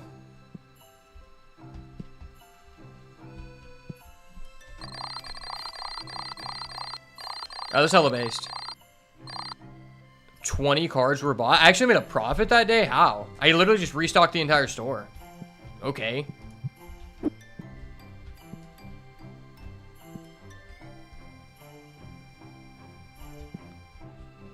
I guess I could get some more red dice and just like overstock them. Make sure the profits are right.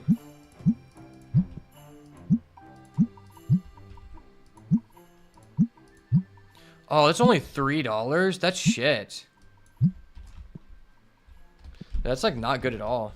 See if the packs are on profit.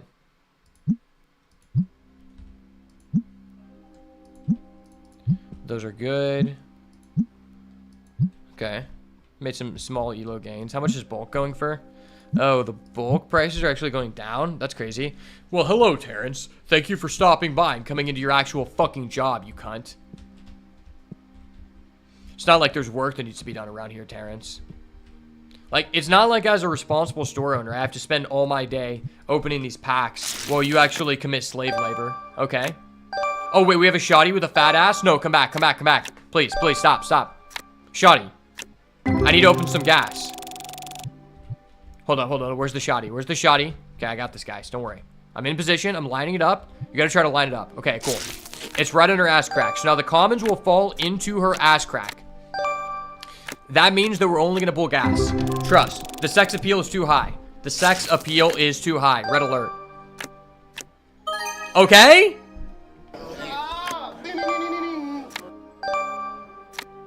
Fuck. Now, wait, this is kind of gay.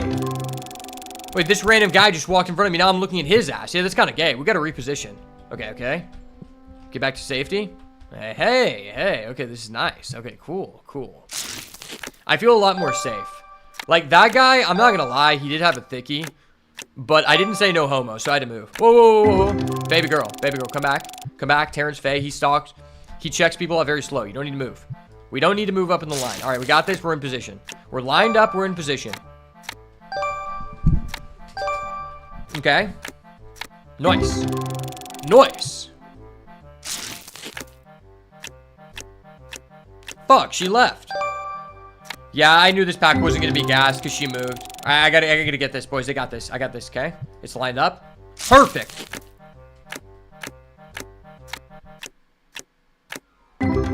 Baby girl, you can't do this to me. I need this to be gas. Please, empower me with your Levi Strauss jeans. Please. Please, I need this. Okay? Okay, the sex appeal hit for the one time.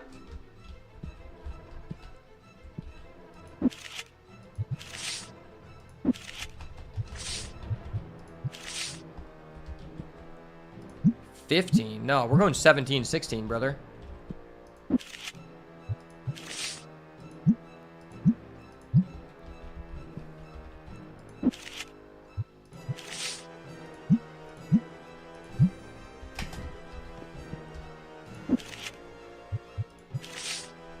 There we go. Everything is how it should be. No one's buying these binders? What the hell? Buy some fucking binders, people. You literally requested them. That's why I ordered them. Should we get another battle deck?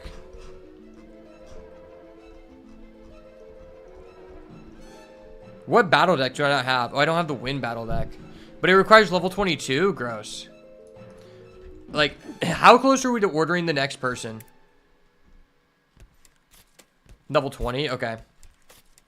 Fucking Dennis Brandon. Okay, I'm gonna go put my deer meat in the air fryer and just let the shop, like, generate money. I will be right back.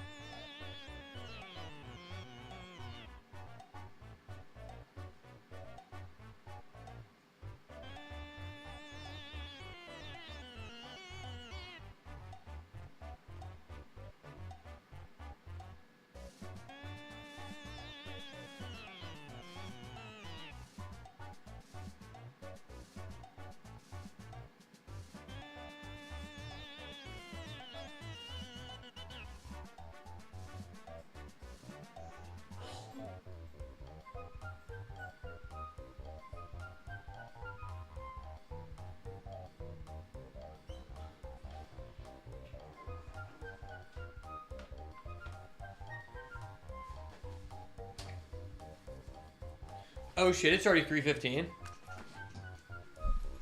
I'm not gonna lie, this is gonna sound kind of crazy.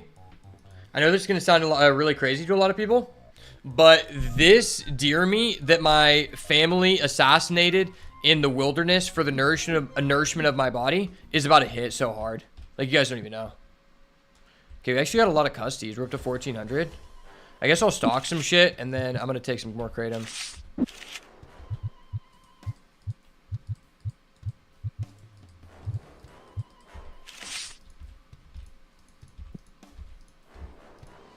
Honestly, this is an incredibly base take, but I think deer meat is just the best meat because it's like really low fat and it's just like, you think about it like this.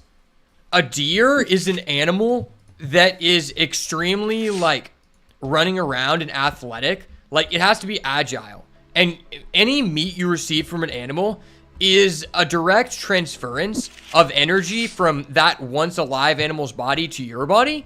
So it makes sense that the animals that are, you know, more of a athlete are going to give you more energy. That's why like pigs like have less nutrients because they're like majority fat and they sit around all day. The animals that have more muscle are the ones that allow you to be beasting and feasting. You know what I'm saying? Oh shit, I need to fill up my water.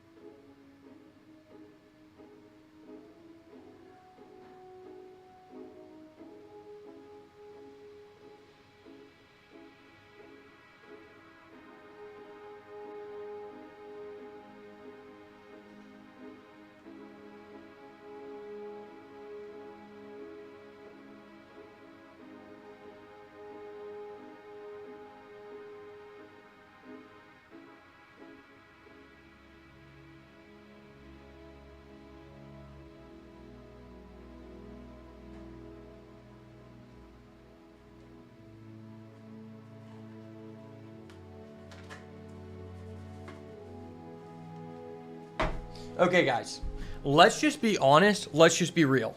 If you're not beasting and feasting, like, what are you doing? Like, honestly, a lot of people may not know this about me, but I'm pro-choice. And what that means is I don't give a fuck about abortion, but I do choose to be beasting and feasting. It's kind of a base take.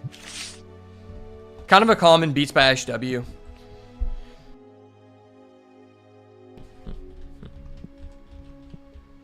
It's a choice not to be fat, and it's a choice to be beasting and feasting. Oh shit, we're up to 2K. Nice little bankroll. We're almost to level 20. Yeah, we just need to hit level 20 real quick. A quick 20 bomber.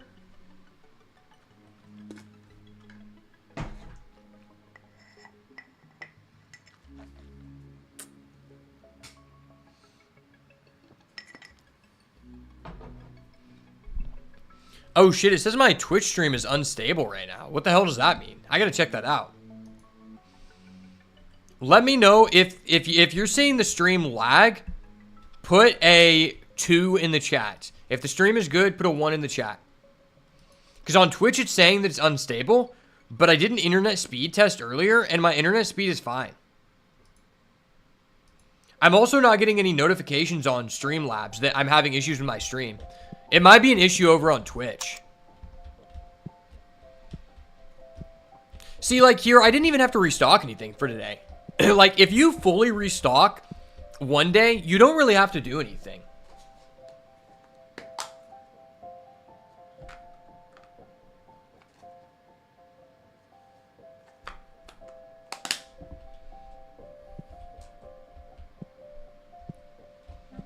We got a smelly motherfucker in. Deodorize him. Deodorize him now. Okay, we're kind of running low on those boxes.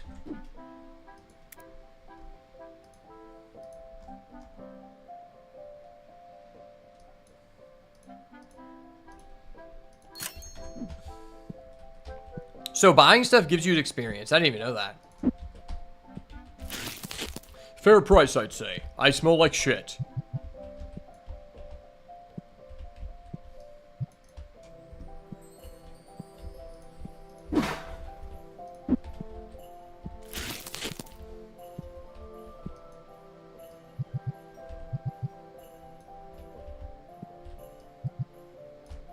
Yeah, those are going to be kind of annoying to pick up.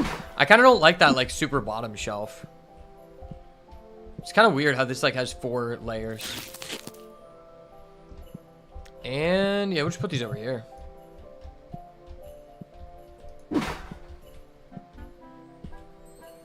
Is Terrence Faye still here? Okay, that guy got deodorized instantly. Sweet. Threat assessment gone. Threat assessment gone.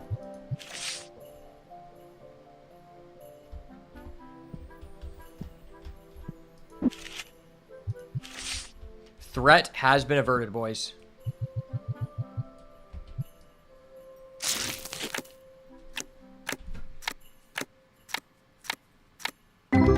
Okay. Let me refresh my chat real quick.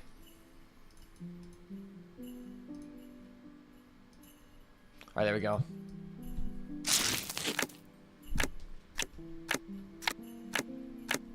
Cool beans, cool beans.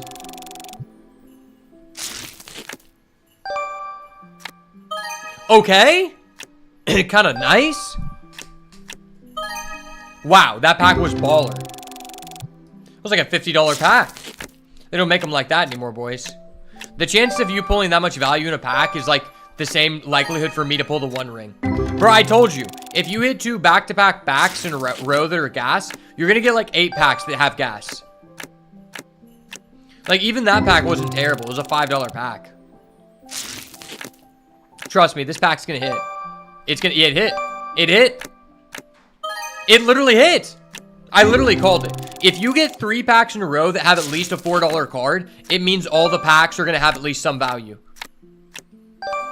Like, that was a $9 pack. Yep, this is gonna be a heat pack. And when I say heat pack, I mean it's gonna be worth at least $5. Oh shit. Fucking Terrence left early. That bastard, I'm gonna have to dock his pay for that. I wonder if people get mad if you don't service them in time. I've kind of wondered that. Holy shit, buddy. Did your mom upgrade your allowance?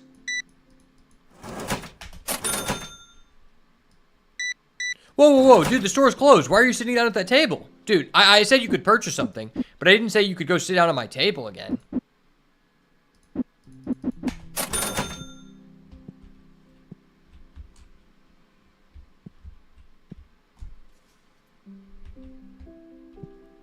I think we're Gucci.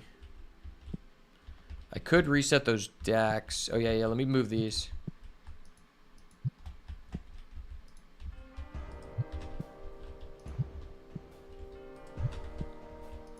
I haven't heard the air fryer go off yet, but I feel like it's going to go off at any moment. Is this, like, restockable? It's restockable. Cool. What about these? I can only hold 1 sleeve in my hand. Are you kidding me? I like that people aren't necessarily buying anything from this shelf, because I'm just using it as, like, a overstock shelf.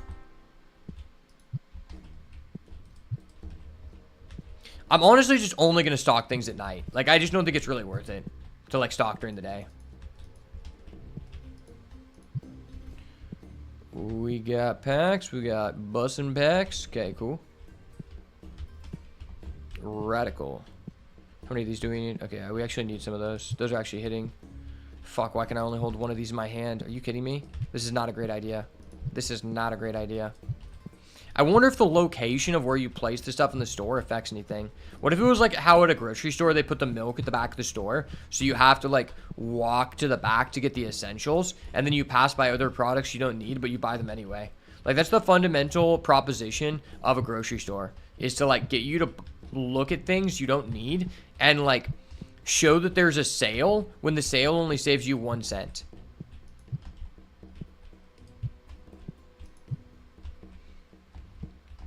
Okay, yeah, we should be good. It was a good store day.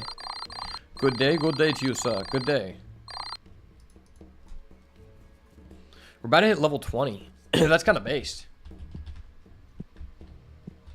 Terrence is always late for work, and it kind of pisses me off. I do like that no one's buying the deodorant, though. Like, I don't really want to sell it. I just want to use it for our machine. Yeah, we're pretty much Gucci on everything. I think I can just open all these packs.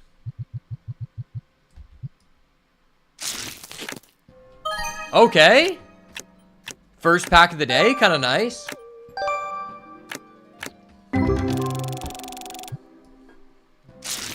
Second pack of the day. Please hit. No, it didn't hit. It was ass. Okay, it kind of hit it. It kind of hit. I'm gonna go check on my food. I'll be right back.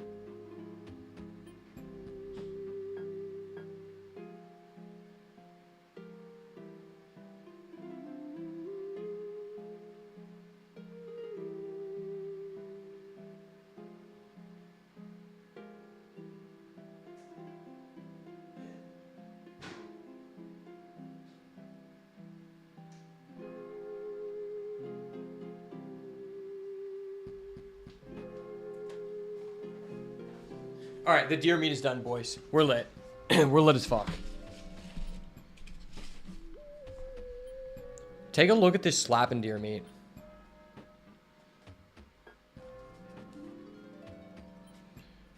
Okay, it just won't focus. Focus. Okay, that's a good angle. Nice. Food porn. If you're wondering what that powder is, I put this like ranch powder on my meat. And it's really good. Because I don't like to use sauces. Sauces are for weak-minded individuals. That is hot. It's very hot.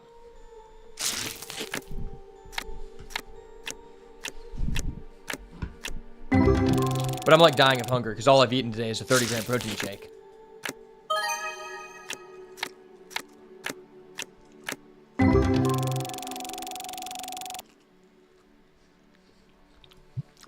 Nice.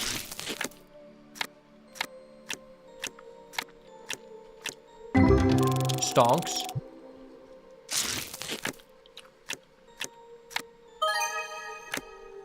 Okay, the stonks are hitting.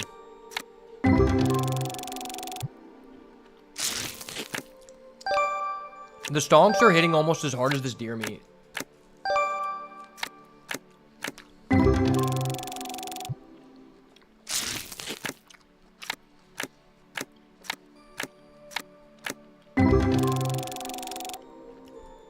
Fun fact, if you don't eat sugar after a certain amount of time, meats and like whole foods just become more tasty and more satiable.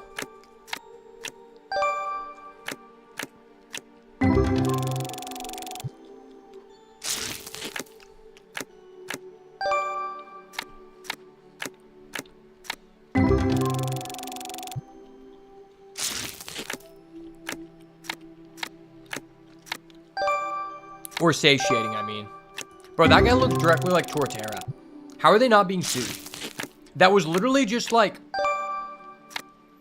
a close-up of Torterra.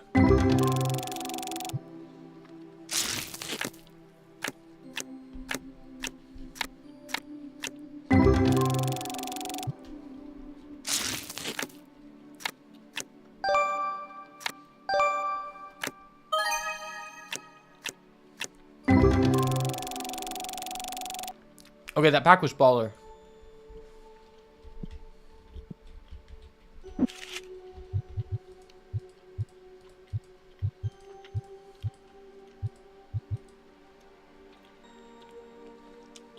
We have 3 of those? Holy shit.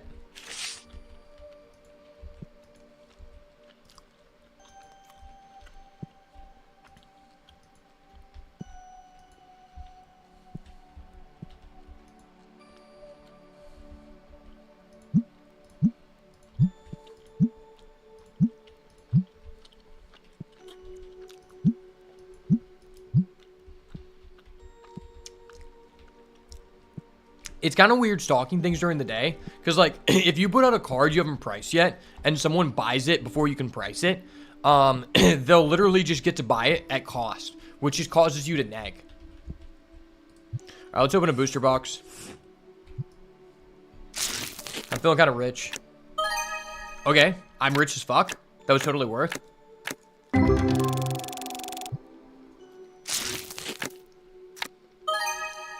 Oh my gosh. What? What the fuck? Dude, is this a god pack?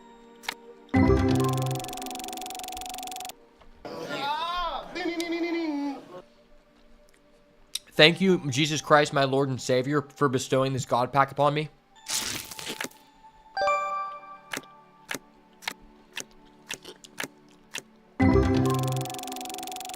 Dude, this box is just hitting.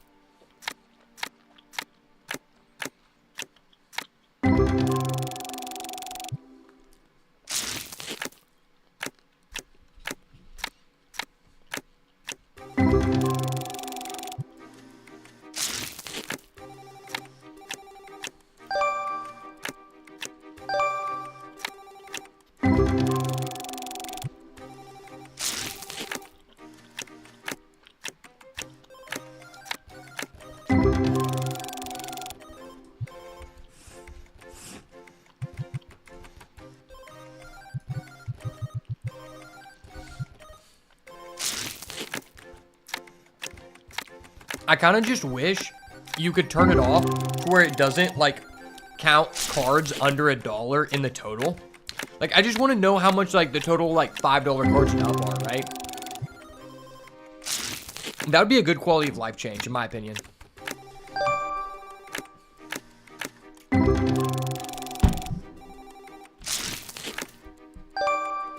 Like, I'm sure brokies wouldn't like it, but high rollers like me would.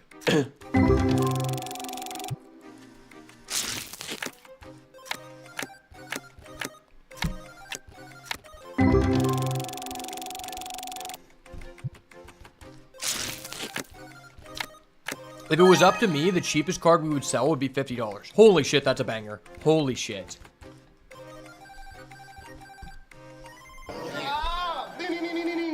Destroy one of your opponent's field cards with water element damage 40 less. See, that's what I want to know. Like, is there going to be multiple card types when the game comes out? Because, like, what is a field card?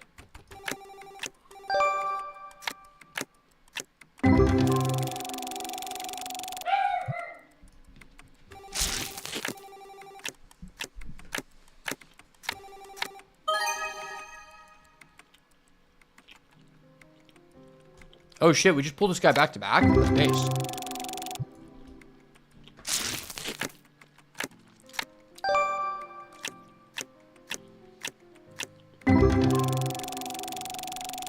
We literally pulled Gilgabass 3 times in a row.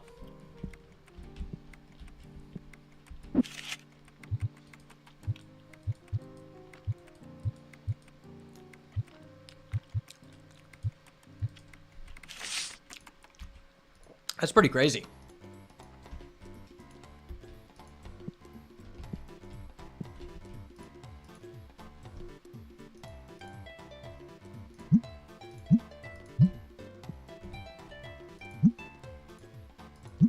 This sells for 101. Okay, nice. That was goated. This Gilgabass sells for 30. Dude, Gilgabass is just kind of a hot topic right now.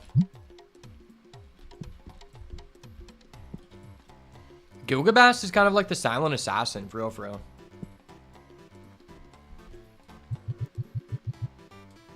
We're up to 4K right now. Kind of poggies.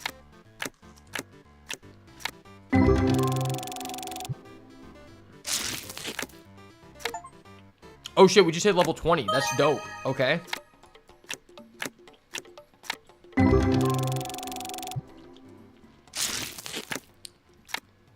I'm pretty sure that means we can buy a Legends pack.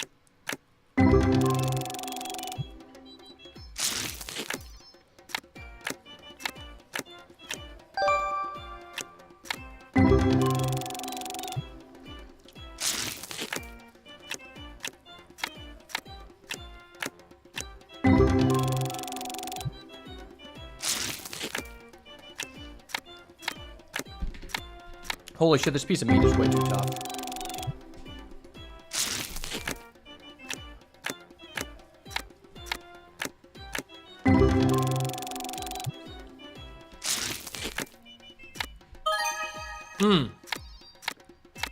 Nice. Hell yeah.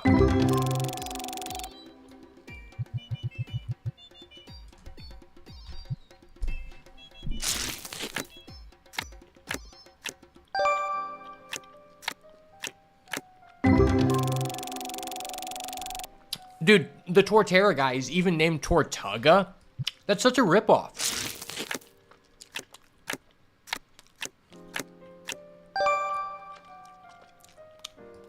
Oh my gosh, the Gilgabasses are hitting. Okay.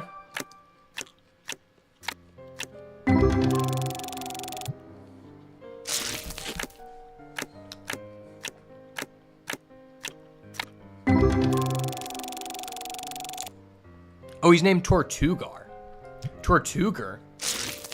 That's such a direct ripoff of Torterra.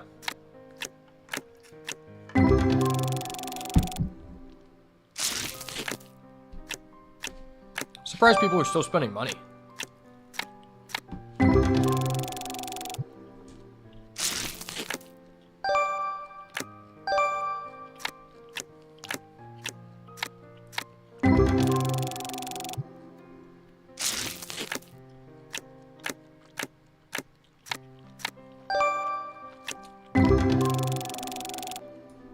I actually despise the cards that look really cool, but turn out to be worth no money.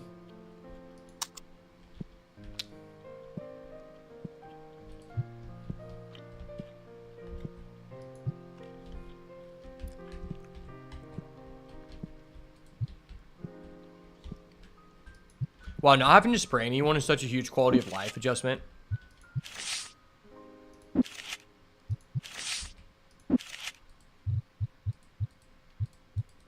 Hey, you want to look at my new stocks, man? You could buy something really expensive here. I'll allow it.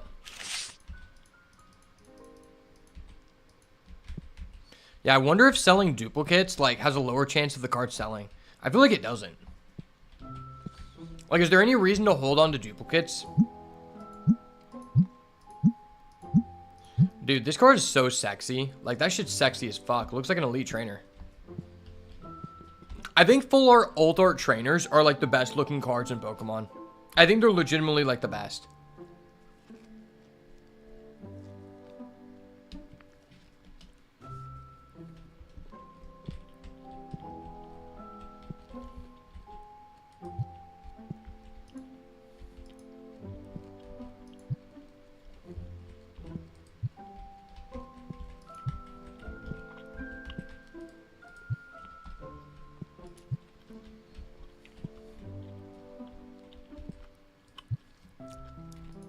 We've only sold 2 binders. That's shitty.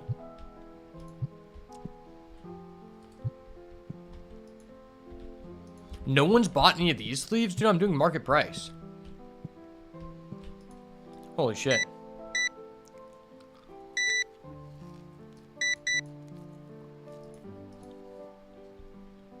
$202? Okay.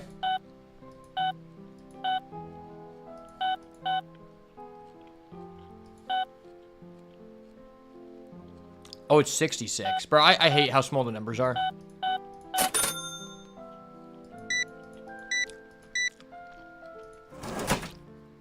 Like, can you just let me overcharge someone for real, for real?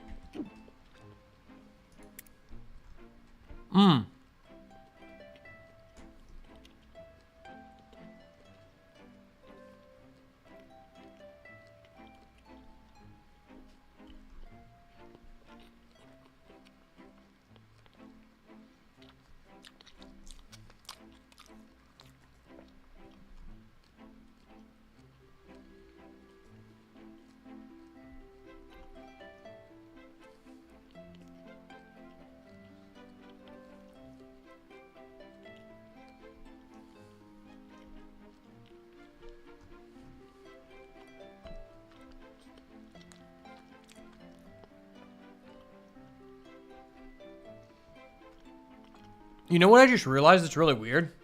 These people cost the same amount of money to hire. That's interesting.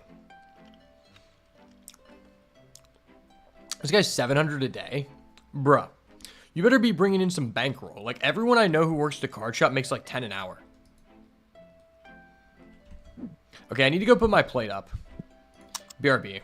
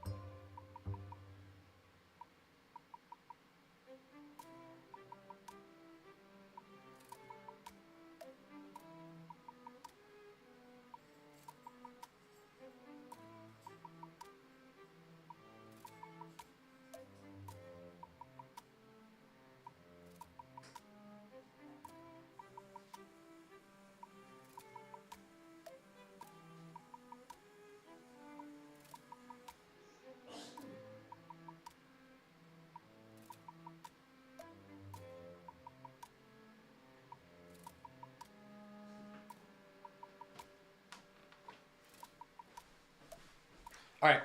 I can't even lie, boys. That deer meat just made me so full without being bloated in any way that this is probably going to be the peak of my energy levels all day. Like, that actually just put me in such a state of productivity. I love deer meat.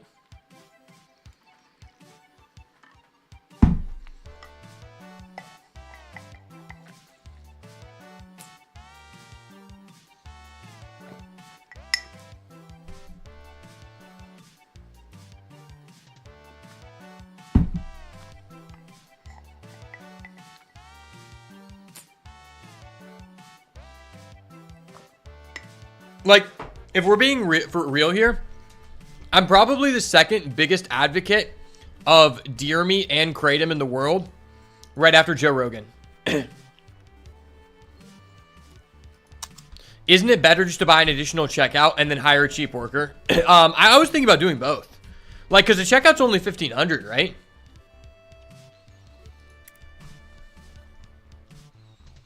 I just don't really like Zach. Like, he's so fucking slow. It takes up so much damn time, bro. Like, it's almost not even worth it putting him on checkout. I might need to expand the shop, though, if I want to do that. Like, I don't even know if I have space for a checkout. I literally don't. Like, we're not going to put a checkout here. Like, I'm not a madman. I'm not a fucking madman. Maybe I should just buy the second room. Should we just buy the second room? Like, how do we feel about that? I need to buy more epic packs, more epic boxes.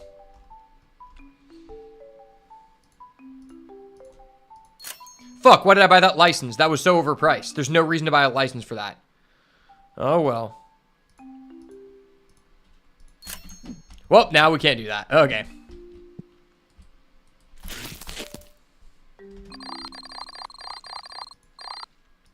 We still profited 1,000. Okay, based.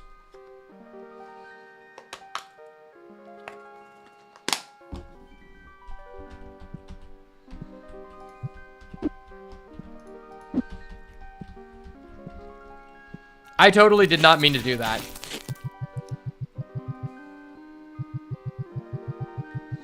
So what I realized is it's actually like, there's no reason for you to buy a license for a like higher amount, right?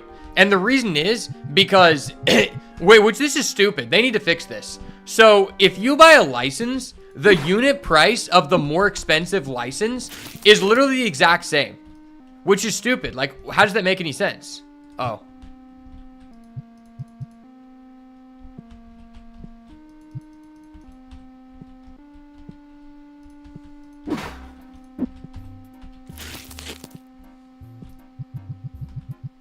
Oh, that guy just bought a bunch of packs from over here, I think.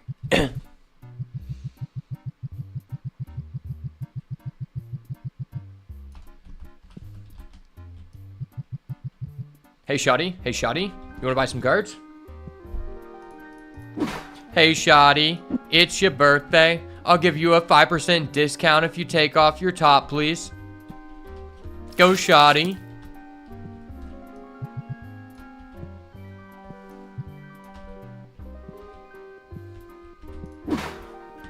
Like, I do want to buy another checkout, but we have, like, no room for it in the store.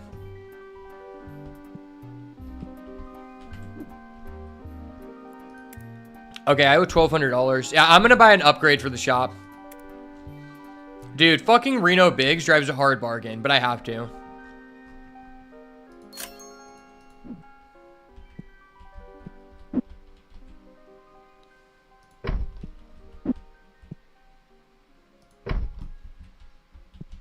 You drive a hard fucking bargain, Reno Biggs.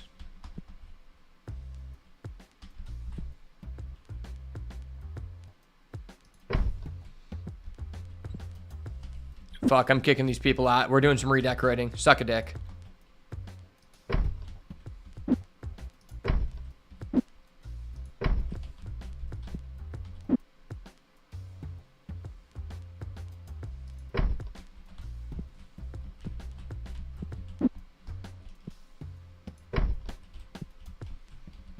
Get up, guys. We're doing some redecorating. It's home improvement.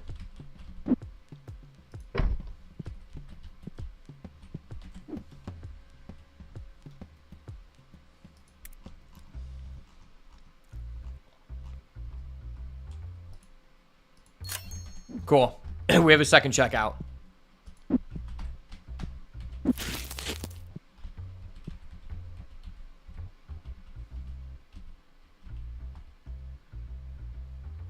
Bro, what? I can't place that here? How?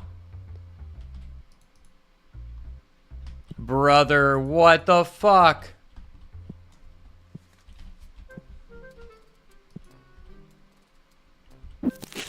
Okay, I can box it up. Alright, we shouldn't put it in the store.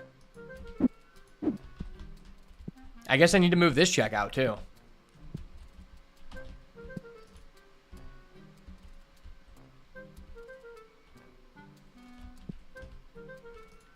Fuck, I gotta get through these customers.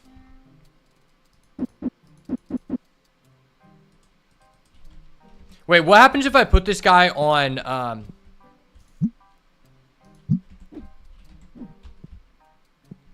if I make him restock the shelf, what's gonna happen with that box? Let's put this box outside.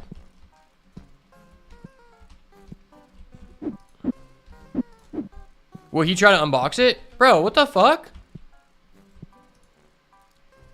Okay, we got a lot of custies. This is my first time manning the register in a while, and I already gave this guy way too much money. He doesn't deserve that. I don't know. I don't know about you guys, but I'm kind of excited to maybe hire Zach back. Like, I had a hatred towards him, but I kind of missed the young rascal.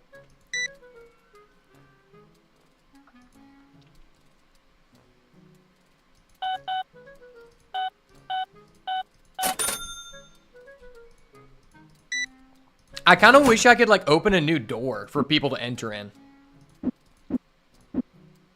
Because it's kind of, like, cringe, all the people, like, lining up.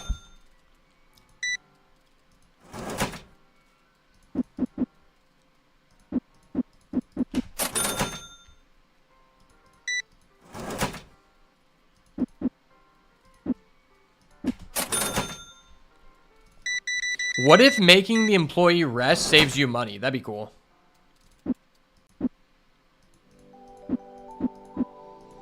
I don't know that to be true or not true. All right, give that guy 10 cents extra. Fuck it.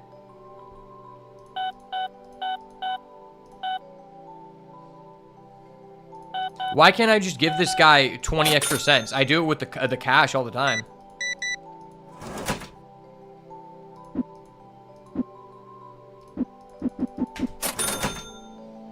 I need to get these people out of here.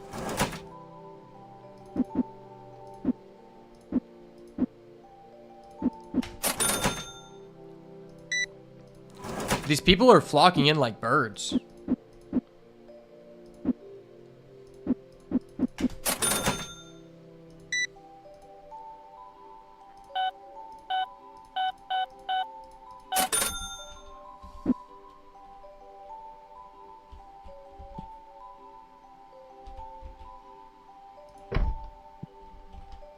Okay, can we put the register in here now?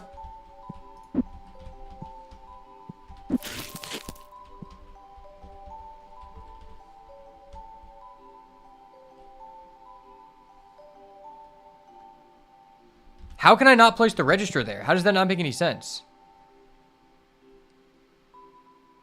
What is in the way?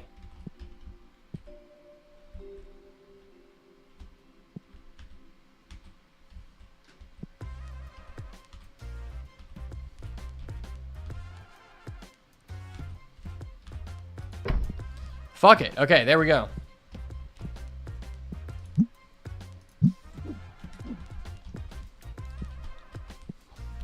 I can't hire someone immediately because we got to pay bills.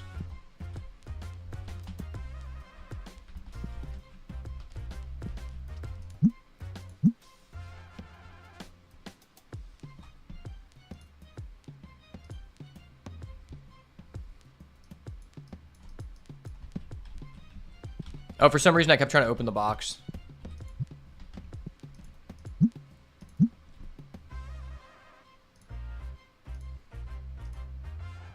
For some reason I thought you could open the box. I don't know why. I'm just kind of dumb.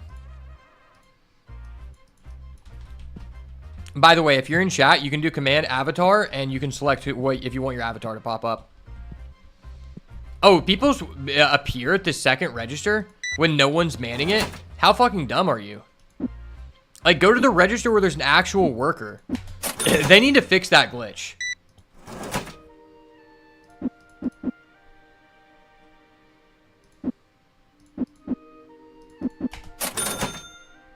Like, creating a second register is actually, like, harming me.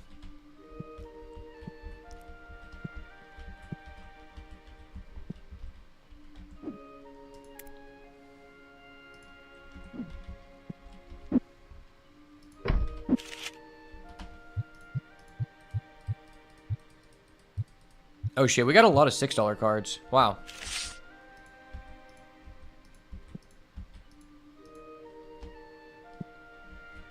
Could someone please buy these Gigabass? I'm Giga asking here. Ha ha ha ha.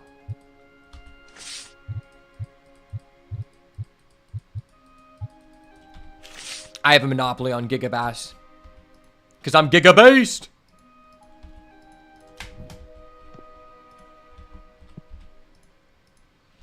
I wonder if the line dies down, if people will move over to the other register. Like, I don't, if they don't, then having that second register was actually just negative to me.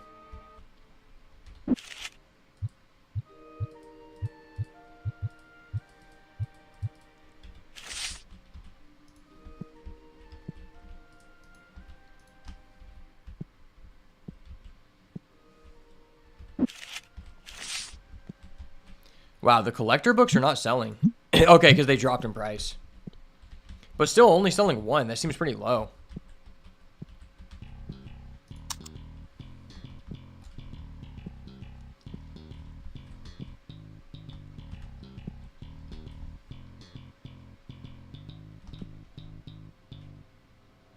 Oh, I need deck boxes.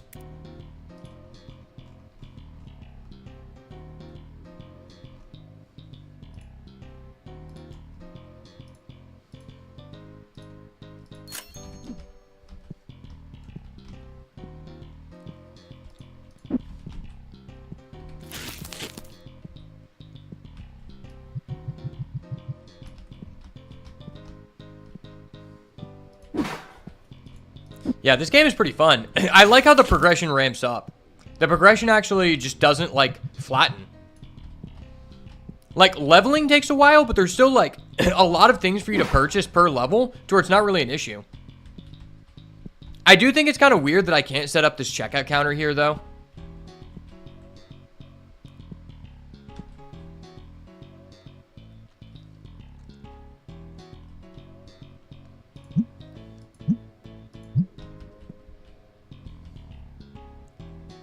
Could buy some more sleeves.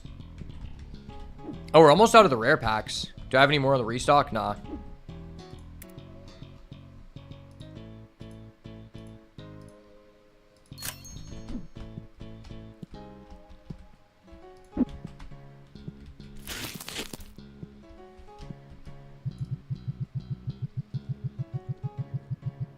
Oh, so is it possible to, like, sell a display? Like, destroy it?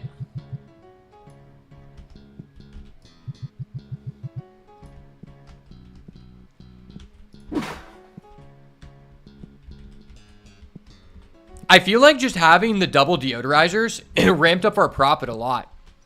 There was probably a... Oh, shit, we have a full house? That's fucking crazy.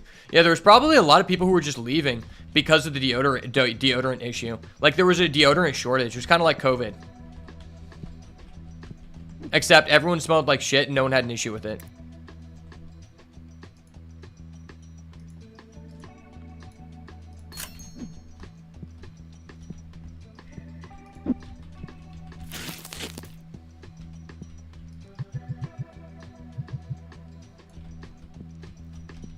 I do appreciate no one buying out my deodorant so I can actually fill up the deodorizer. Okay, people finally realized to not be Neanderthals and wait at this register. What if I start this register? Will someone come over here? No, they don't. Okay, that's weird. It's weird that someone in line won't come over to this register. Like, can I not call somebody over here?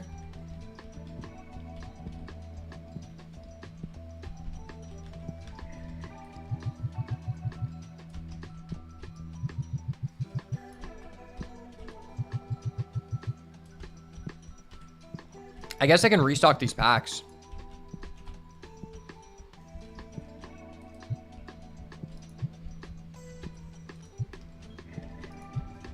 I'm putting the essentials at the back of the store so that you have to walk past a bunch of bullshit, just like the grocery store, in order to get to it. This is tempting, then buy it, you cheap fuck.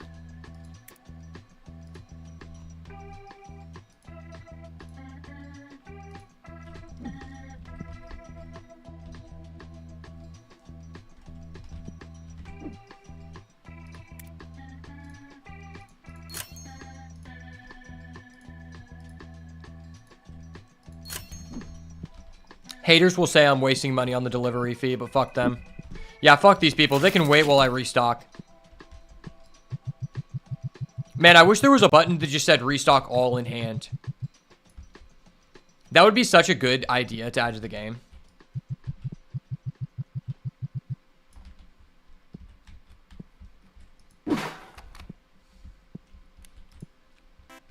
So no one will come over to this register. Okay. I feel like there's a bug with registers they should fix. Oh, this person buying 3 plushies? Holy shit, how many do you need, bitch? Like, this is the kind of girl that you go over to her house and you realize her bed is infested with stuffed animals? Wait, why did you go over to this register no one was manning?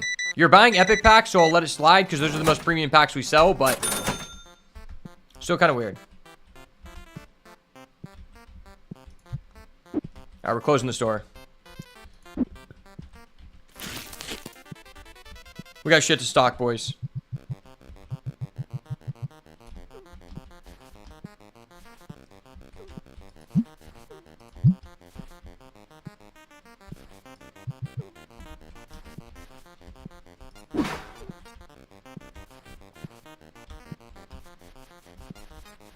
Red battle deck, green battle deck.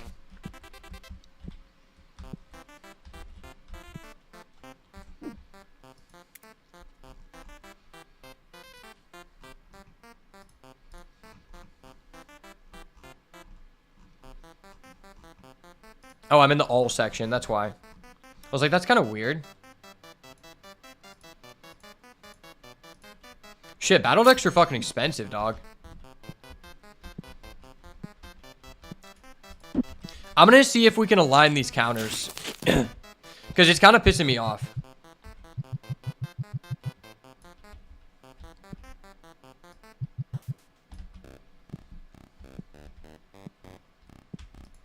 You should be able to mix up items and have them unorganized like a real store.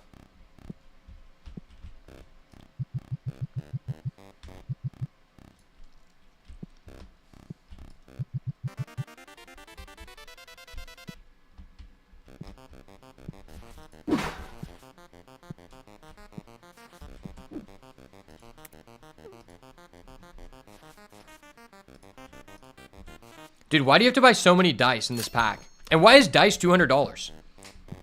Dice packs sell at a store for like $6.99. Like what?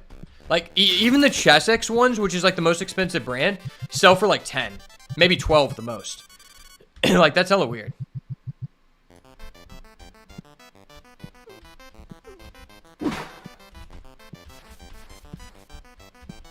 Let's see if we can realign this countertop, I guess.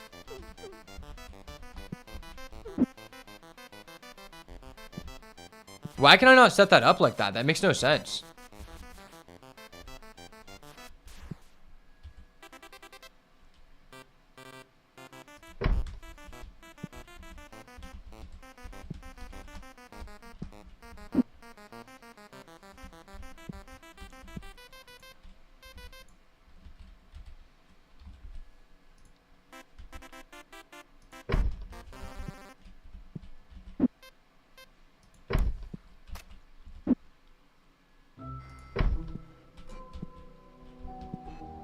Can I scoot this back at all?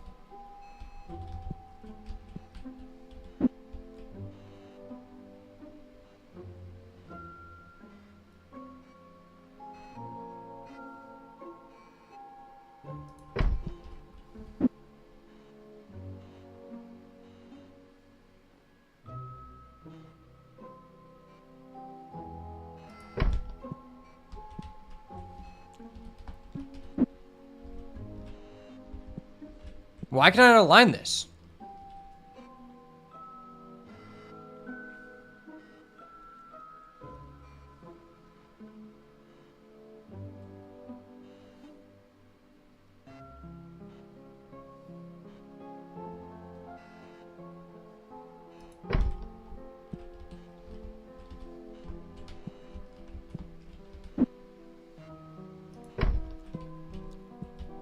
Okay, I guess we'll run it like that. Yeah, let's run it like that.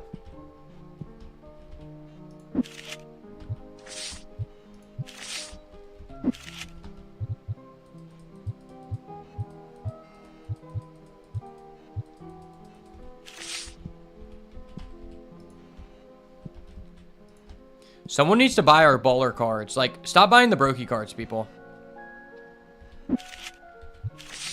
The brokey market is like popping off right now. Do I have rare packs or normal packs?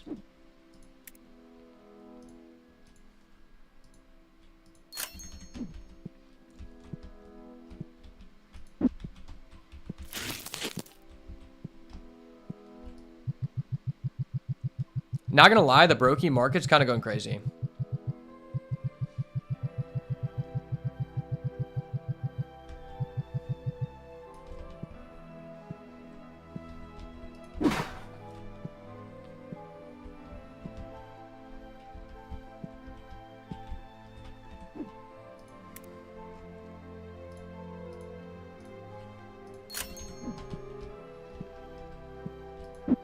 Okay, this is perfect.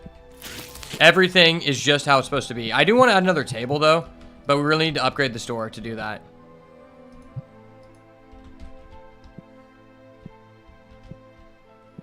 All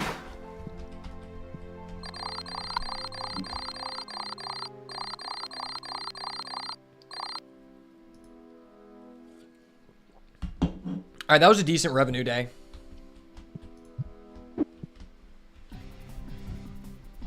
Okay, we have 2 checkouts, and they are perfectly aligned. Nice.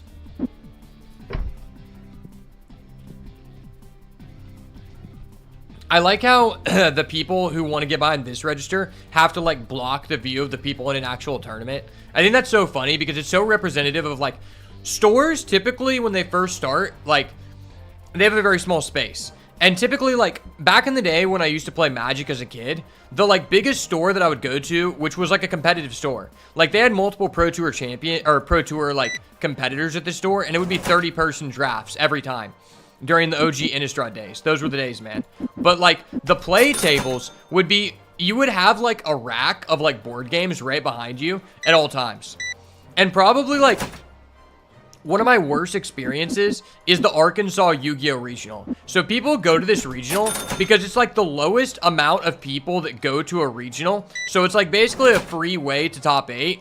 The issue is the store is fucked. So, essentially... If you are losing in this tournament, you have to go to a place that we call the sex dungeon. Because you have to go down a hidden staircase and play in this room that has no AC. And there's literally open insulation on the floor.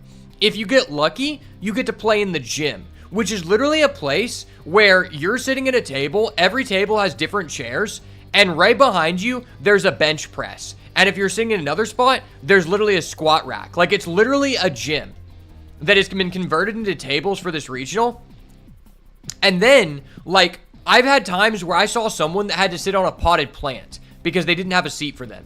And then if you have to sit in the hallway and play someone, you literally have to sit on a chapel pew. Like those rows they have in a church, that's what you have at just one of those. Like, it's such a weird fucking setup, and it's so ass. Like, it actually punishes you for losing, because, like, you don't want to be in the sex dungeon playing with no AC. The judge doesn't even come down there. So if there's a ruling, like, you're not going to get any fucking help. And there's literally open insulation on the floor, which is dangerous.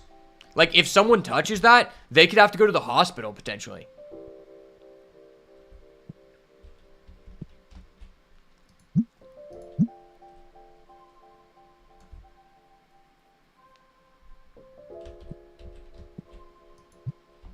There we go.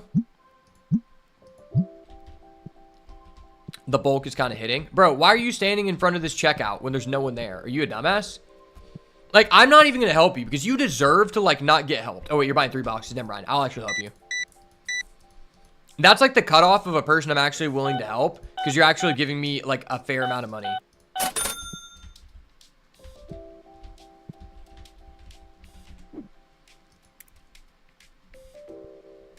In one day, I owe $14.50. In one day, I also owe a salary. Like, so I actually just can't buy anything today.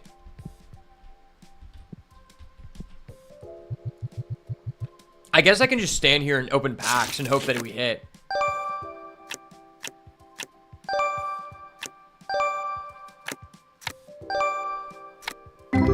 I wonder if you can't pay your worker if they just quit. That'd be pretty funny.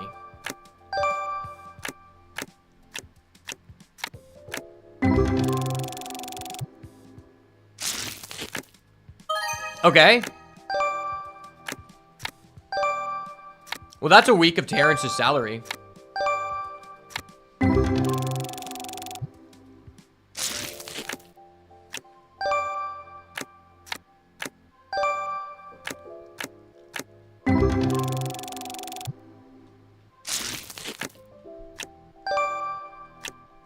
Yeah, I'm just gonna open all the packs on this shelf because, like, we literally have to pay $2,000. We're $2,000 in debt.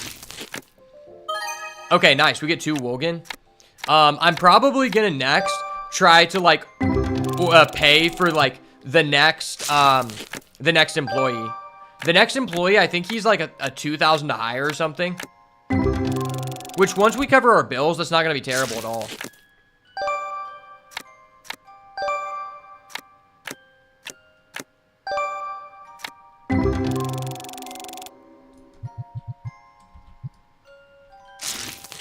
And then I'm going to try to open the second shop.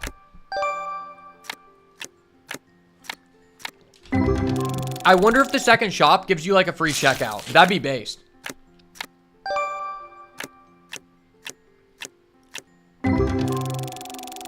Also, maybe the second shop attracts more customers to come in the store. That'd be cool. I hate that guy so much. He looks so realistic. He looks like if anyone ever played the game Clay Fighters, Like, it's probably I think it's the rarest game.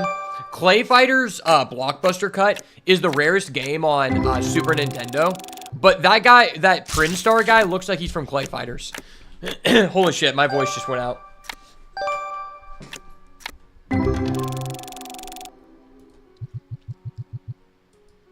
My voice didn't go out because I'm going through puberty. It's because I'm an AI streamer, and I have to reprogram the AI. Nice. We haven't pulled like a banger in a while, to be honest.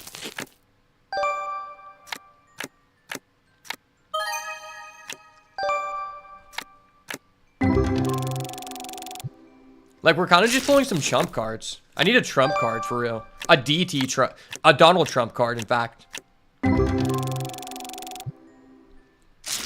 I'm actually really interested to see how, like, the interrogation of the assassin plans out.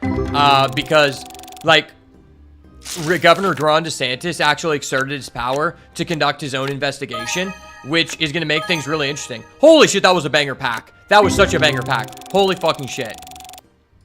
I thought that was a $1,000 card for a second. But, like, because with the first assassination, the CIA literally just wiped everything, and they burned the body, and they're just going to not release any of the information about the assassin and his correlation to being in a BlackRock commercial. But this guy, Governor Ron DeSantis, is actually a caring human being, is going to make sure the feds don't just take over the investigation. So I think it'll be really interesting. Oh, hey, Shoddy. Okay. If there's a bad biddy who's going to put her ass in my face, I got to open a pack. We got to make sure it hits, right? Yeah, I got to track down that baddie. Yes, Shoddy. I got you. I got you. I got you. I got it lined up, boys. You want to make it... If you're new to this game, you want to try to line up the pack with the bad bitch's ass so that the commons fall into it. And that's how you only pull heat. Like, literally, I just aligned it with her ass, and I pulled a $15 card. Like, that's actually a pro strat. Like, I'm not even capping. I'm just into the pro strats, and I'm also kind of horny. Whoa, whoa, whoa, whoa. This is kind of gay. Hold up. No homo. No, I can't get out opening the pack. There's a dude in front of me. Fuck. Hold up. Wait a minute. Something ain't right. This guy is high-key countering my strat. Oh my gosh. Oh my gosh. The power of the ass. It follows us. It follows us. No homo. No homo, though. I need to get out of here. No, why can't I get out of this? Stop. Okay, okay, he's gone. He's gone. He's gone. Our packs are safe. Our packs are safe, boys.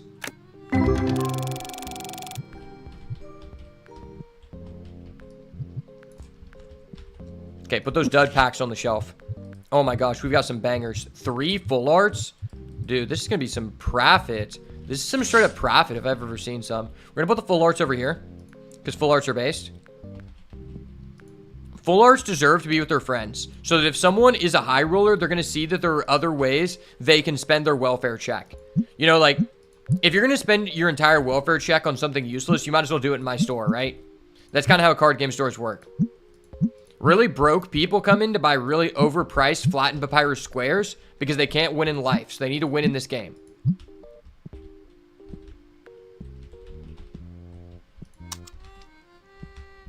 How's our deodorant stock going? Okay, we're pretty low. We're pretty low. Shit, people have been buying out the deodorant. Deodorant is a meta item. In the prologue, I was literally just like only selling deodorant. Oh my gosh, the mailman is here. Some of my Yu-Gi-Oh cards might have came in the mail. I don't know about you guys, but like, when you order cards, like mail day is the best. Because when you order a bunch of cards, you don't know what's going to come in. And you're just like excited to see what you get in the mail. Especially if you're ordering for like people on, like doing trades with people. Because then you're like, oh shit, I don't even know what I'm getting. This is lit.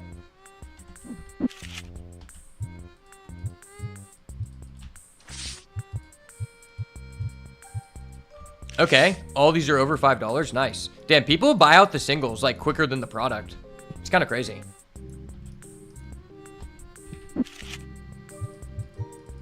Yeah, this is when the binder strat is actually like worth.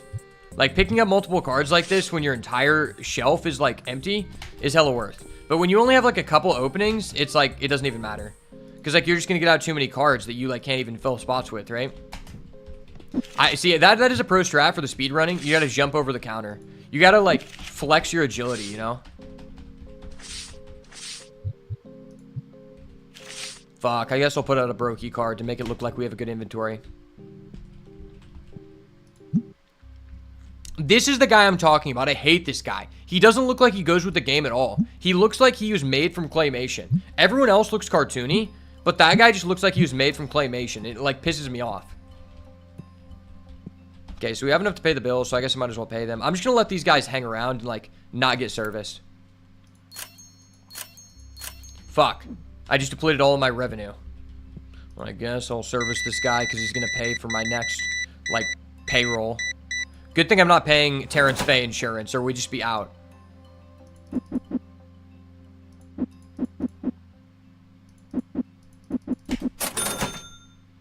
Fuck, I gave that guy an additional penny. Okay, we got another high roller. Fuck the penny. I'm not going to chase that guy down. If this guy wasn't a high roller, I would leave and chase that other guy down for his penny and spray him with deodorant. That's kind of what I've been doing. Because, like, you got to punish people for ripping you off for the extra penny you accidentally gave them. Like, it's never your fault, right? It's always their fault for not knowing. I also think it's kind of weird that you can, like, accidentally give someone too much change when they're paying cash, but you can't undercharge someone with a card. How the fuck does that make any sense? I feel like you should try to be, you should be able to, like, try to, like, rip someone off and charge them an outrageous price. And if they find out, like, they get pissed. Maybe they report you to the Better Business Bureau. But, like, if they don't find out, you just get, like, extra money. Like, that'd be more realistic to real life. Because there's, like, so many times that, like, a newbie comes in and they just rip them off. They're like, hey, buy this product. This is a good product for you. And it's like, no, it's, like, a product that they haven't been able to sell for 2 years. And they just know that, like, you're a casual, so you don't give a fuck about what they're selling. Like, that's really how a card store works. A prime example of this is I tried to get into competitive Magic, and I drove, like, 35 minutes or 40 minutes to a store that was having a store championship for this draft set because I wanted to draft the set that they would be playing with the Pro Tour because I was trying to qualify at this regional. What ended up happening is I drive all the way there. Then the lady tells me, oh yeah, we're not doing a Wilds of Eldraine draft. It's actually a Modern Horizons 2 draft, which at this time, Modern Horizons 2 came out like almost 2 years previously. And I'm like, okay, what the fuck? Well, why does it say that on your app? I just drove all the way here. I'm like, well, sorry about that. And also understand that Modern Horizons 2 is like 5 times more expensive per pack to draft than a normal pack. So basically, the only reason they were drafting this set instead of the competitive set that you would assume they would do for a tournament that is going to prepare you for the Pro Tour is because they have these packs that they've had on the shelf for 2 years and they can't sell, and they wanted to find a way to forcibly make you buy them. That is how actual card stores work.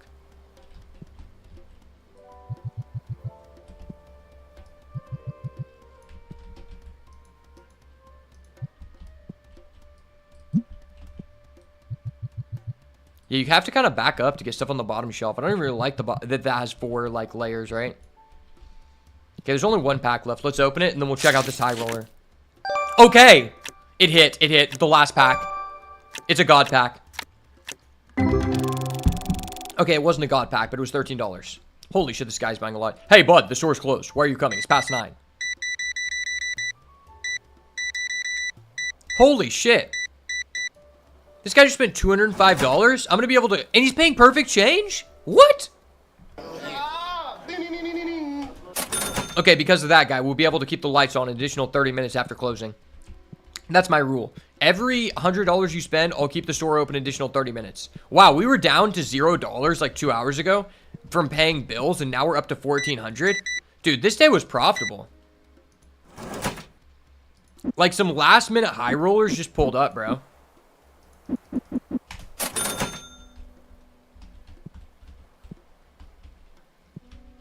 Okay, do we need anything? Yeah, we need more brokey boxes and more rare boxes. Okay, and those people are leaving. Bet.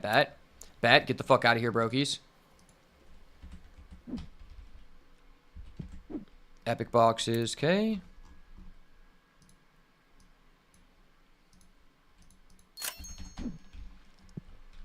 Oh, I think we can buy the legendary pack now. That's hella based. That's hella based.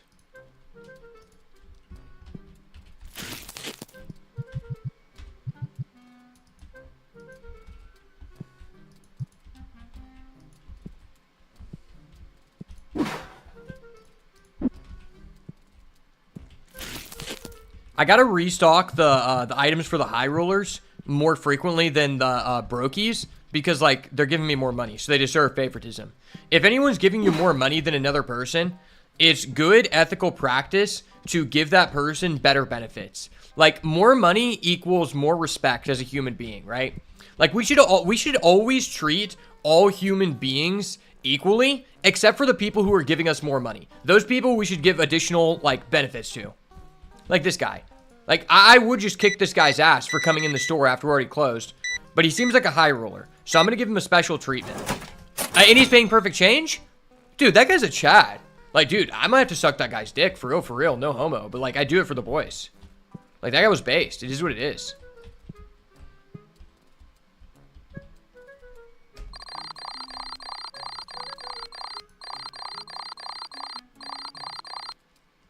What? I literally just paid $2,000 in bills and we still profited 400 bucks? That is ridiculous. Like, our total cost for the day was over $2,000 and we still profited? That's ridiculous. Holy shit. Let me refresh the chat real quick. And we got ads.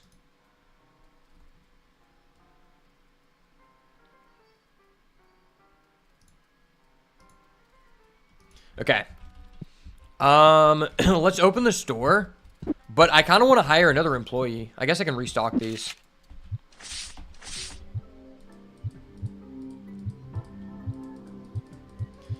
I don't really care about these because they're low value, but I mean, I might as well just, like, take advantage and get rid of them. Like, brokies really love these $5 and under cards. I need to have, like, a dedicated shelf for the high rollers. Oh, someone bought one of the full arts. Okay, cool. Full arts are totally poggies. Let's buy some more rich person packs. Oh, wait, no, we can buy legendary packs, can't we? Fuck, a license is $2,000. Yeah, we can't do that shit. I mean, we need to restock these anyway. I'll let Terrence Faye deal with the riffraff. Bitch, are you dumb? Is you dumb? Is you stupid? Oh, you got a dump truck. I'll let it slide. I was going to call you a dumbass for, like, standing at a checkout line where there's no, like, employee there. But you got a dump trunk, so I'll let it slide. One of the first rules of life that I cannot recommend highly is there's a lot of stupid people in the world. But as Americans, it's our duty to like, let the people who are stupid slide as long as they're also hot, right? Like, people who are stupid and aren't hot, I mean, you can make fun of them if you want. You know, I may not do that, but that's up to you. But if they're hot, you can't make fun of them.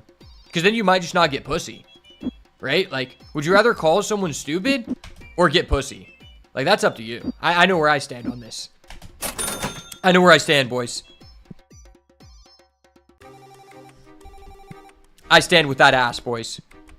United. Under one nation. Indivisible by God. And that ass. Bro, how can I only hold one pack of sleeves in my hand, but I can hold like 9 packs? Like, these are some flimsy ass sleeves. I should be able to hold like 10 packs. Fuck, dude, the brokey packs are just selling out like hotcakes.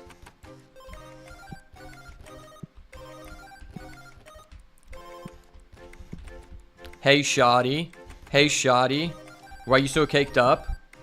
Buddy, you come in my store, you look rich as fuck, you don't even have a tie, which tells me you are not subject to slavery, so you have to have a lot of money. But then, what are those? Why are you wearing Birks in your suit, and you're only buying 2 packs of dice? Like, I can obviously tell you're rich, man. I found your secret, man. Fuck this guy. We're giving him 10 pennies. If you ever want to fuck with someone in business, just give them as many pennies as possible. Oh, hey, it's a valued individual. I fucking love this guy. He's giving me a lot of money, so I'm going to treat him with respect. Yeah, always treat the people with higher levels of respect if you want to move up in the world that are giving you more money. The people who aren't giving you as much money, you can disrespect them because at the end of the day, it's not like you're losing a lot of money. Right? Like, you don't need to respect someone if they're giving you a small amount of money, because the worst thing that's going to happen is you're going to lose a small amount of money. Like, who gives a shit about that when we have high rollers to service?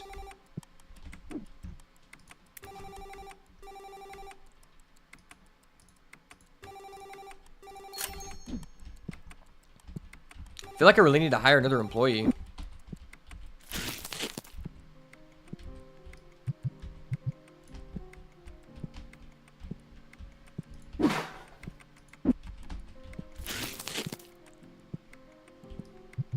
Okay.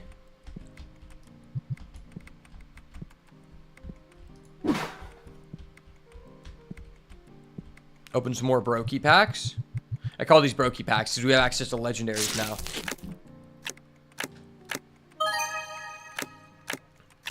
Okay, this pack is heat. This pack is so heat. Let's see it. We need to pull some heat. Chat, give me your luck. Give me your luck. I need this. My store is kind of going under. Terrence Fay is running us dry. He's been stealing 5 comments from the bulk box per week. I can't keep up. He's price gouging me.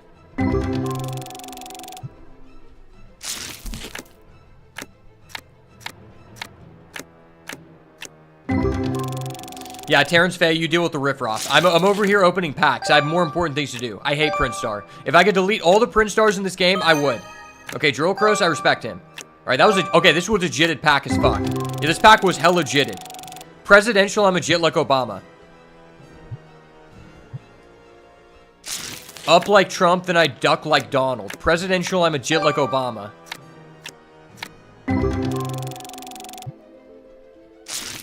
That's a banger baller there. If you're unsure about your decision in an election, just sing that and you'll figure it out.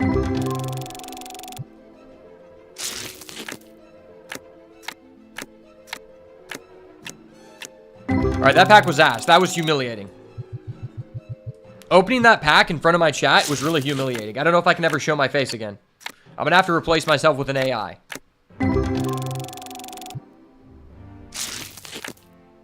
Can I actually, like, pull something worth more than $1, please? Please? My dopamine levels are running dry. I don't want to have to abuse nicotine more than I already am. Please? Fucking Ganon, man. I feel like I pull Ganon every single pack. We've literally gotten, like, 3 full art Ganons. And, like, half of the other cards, I haven't seen a single full art from. We're up to 2K, though. Like, NBA.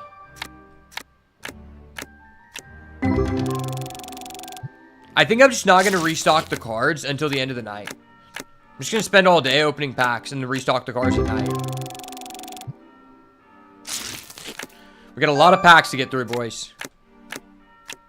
Go grab a drink, get cozy, because we're going to be opening packs all day. Terrence Fay is going to deal with the riffraff. See, as a courteous and, you know, responsible store owner, I know to leave all of the real work to my underpaid employee who I do not offer a fair insurance plan to while I open up packs in the back because I have a gambling addiction. Do you think I started this business to make money to take care of my family? Fuck no. I started this business to feed my gambling addiction because that's the only thing that matters in life. Outside of my Lord and Savior, Jesus Christ. See, at the end of the day, I think a lot of people care too much about life. The reality is, I'm on God's team, so I already have a guaranteed victory in the next life, so I might as well just devote this life to my gambling addiction, right? Like, I mean, basically, I'm playing with Monopoly money in this world. Like, the next world where, like, the heaven dollars come into play, like, that's all that matters.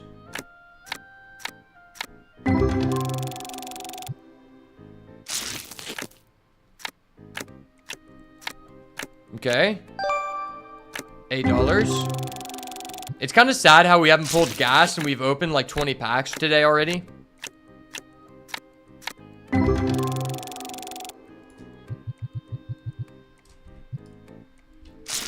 Alright, we're going to pull some gas here. I feel it. This is it. This is the 10-pack stack, I believe. If times get any tougher, I'm going to have to dock Terrence Fay's pay. Like, he's kind of costing me more than I'm earning. And it's not because of anything he's doing. It's because my gambling addiction is not hitting. Until now. Believe in the addiction, baby. Feed the addiction. Drive the addiction. Addiction is love. Addiction is life. I love my Savior, Lord and Savior, Jesus Christ. Thank you for these packs, Father. I appreciate it. Can I have another one? In your holy name we pray. May the packs bless us.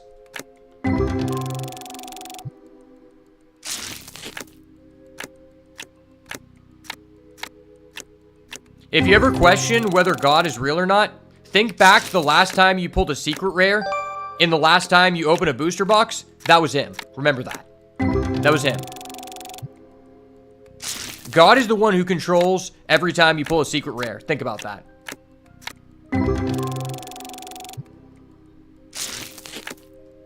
But this is my shop, so I control the ability for people to pull secret rares, because essentially what I like to do in this game is I like to open up all the good packs, then put all the dud packs back on the shelf, so that people buy those and just pull all rares.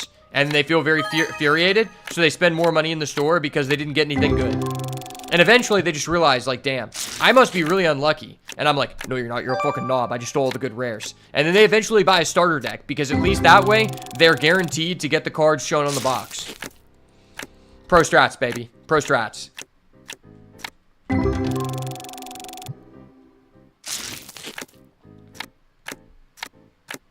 I feel like we really haven't pulled that much heat, and we've been opening packs since like 10 a.m. It's kind of crazy.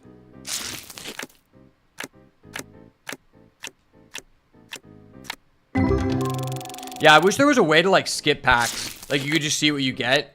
Like, sometimes it's cool to open packs, but, like, I guess the only thing that makes this not get stale is the fact you could pull a high-value card at any point in the pack, not just, like, guaranteed. That would make it so much worse if it was, like, only the last card could be worth more than $2. That would make this, like, a horrendous minigame that is just forced upon you. But because it's not like that, I feel like the game developer thought about that and was like, yeah, that is something I don't want in the game. And I appreciate that. Okay, hand is full. We basically probably don't have to open packs tomorrow, because we just spent a full day opening packs. Let your employees do all the real work while you supplement your gambling addiction based off the money they earn. I know a store owner who basically does that, except instead of opening packs, he sits upstairs and plays StarCraft 2 while the other people do the actual work. Like, I think the manager is really the, like, head honcho, because he actually does all the work. Whereas the owner, he sits upstairs and plays StarCraft 2. Claw Avenger, okay. That was kind of a cock tease. They're kind of teasing my cock here. Giving me a Galaxy rare that I didn't already own, and then finding out that it was only $3 is really some BS, man. Like, I have to say, these card game companies really do a great job of teasing your cock. Unconsensually, of course. It's kind of like a cuckold when you think about it. Like, they're forcibly cuckolding you to get all these rares before you can pull a secret rare. Oh my gosh, we did it again. Let's go. Yes, sir, ski brother. You know how I be, son. Beasting and feasting is a choice, baby. I clicked. It fucking clicked. EX Croatian. EX Croatian, baby. That's not a direct copy of Pokemon. Trust. Trust. Wait, how the fuck did this smelly guy get in? What? Wait, is my deodorizer down? It's not down. How did he get in? What? Did he, like, go into the store and didn't smell like shit, and then later on started smelling? Or did he, like, sneak in through, like, the secret trap door that no one knows about? Like, how did he get under there? What the fuck? How did he get undetected? I thought my fucking security system that sprays people on demand would stop scoundrels like him. Are you kidding me? Hold up. Wait a minute. Something ain't right. I thought I had a way to stop the scoundrels. I was incorrect. Okay, we have a lot of bangers here. Yeah, we gotta put this card. Oh, this card's so sexy, man. This card is so sexy, bro. This card, I'm not gonna lie. This card is just as sexy as my ex, except this card talks a lot less. And so I really like this card.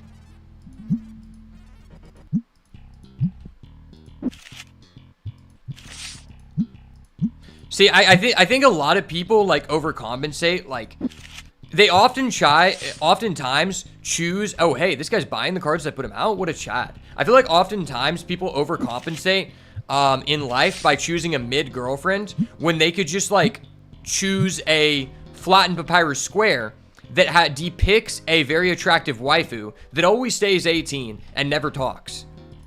Like, I think the choice is clear here. Some people are just weak-minded, you know? I'm a flattened papyrus square guy, personally. And also, like, that way, like, you know, if the artwork depicted in the flattened papyrus square is a depicting a character that's below the age of 18 and the government comes after you, you always have an alibi. It's a flattened papyrus square. Like, there are just a lot of benefits to having a flattened papyrus square versus a girlfriend. That's all I'm saying.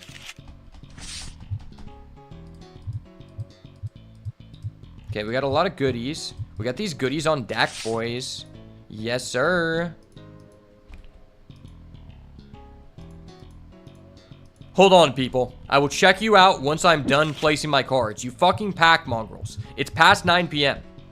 I don't even have to legally service you, but if you're a high roller, I will give you special privileges and keep the store open longer. It is what it is, but brokies gotta leave. All my brokies, stand outside the store. All my rich chiggas, come inside. I will service you soon. I'm gonna knock these packs out like fight night. Holy shit. Skarkogru is probably... Skarkogris is probably one of my favorite artworks in this game. There's actually some fire artwork, and apparently, like, there's multiple people who did the art, which I think is really cool. Okay, do we have any unpriced cards? Alright, we have fucking Torterra here. How is this, like... How is the developer not getting sued by Nintendo? This is literally named Torterra. It's literally a screen capture of Torterra. Literally a screen capture from the actual Pokemon. Like, wait, why are people lined up at 2 different registers when there's not even anyone at them? Hello? Like, you could have just came over and tapped me on the shoulder, and if you were an attractive female, I would have serviced you. And if you weren't, I would have told you to get the fuck out of my store. But nah. Okay, bro. 92 cents. But it was only 99 cents. On my thrift shopping shit, son. Buying some bulk? Okay, thank you for letting me scam you. I totally put some high-value cards in there. Wink, wink.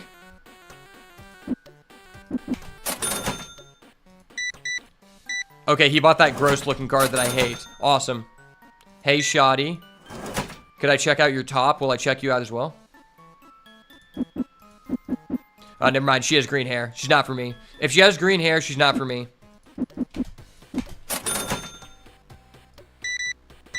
If you're ever thinking about asking a girl to become your girlfriend and get serious, if they have green hair, leave immediately. Never ask that question. Never ask that question. And I'm not gonna lie, some people are often susceptible to one of the world's biggest traps. They end up getting married right after meeting a girl, and then after being in the relationship, the girl decides to make her hair go green, and at that point, you're already fucked, because she's gonna, like... She's gonna fucking siphon your wages for the rest of your life. Siphon. I think that's how you say that.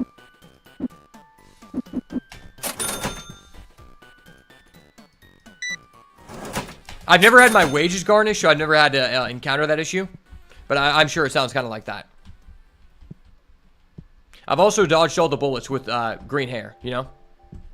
Green hair and blue hair are 2 bullets you really want to dodge.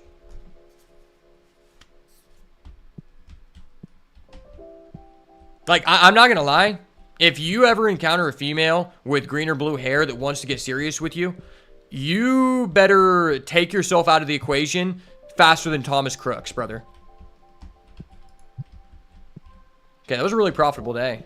I think I can afford to hire the new employee, but let's restock some of the stuff. We can get a blue battle deck. We can get blue and red deck boxes.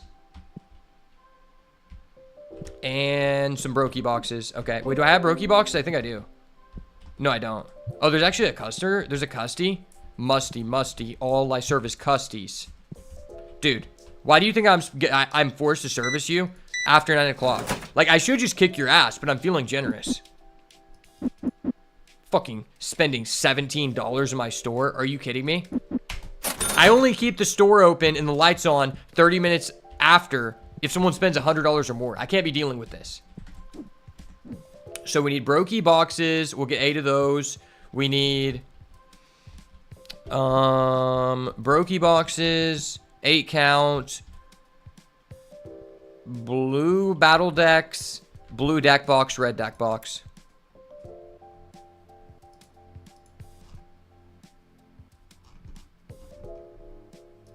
Damn, battle decks are like so expensive.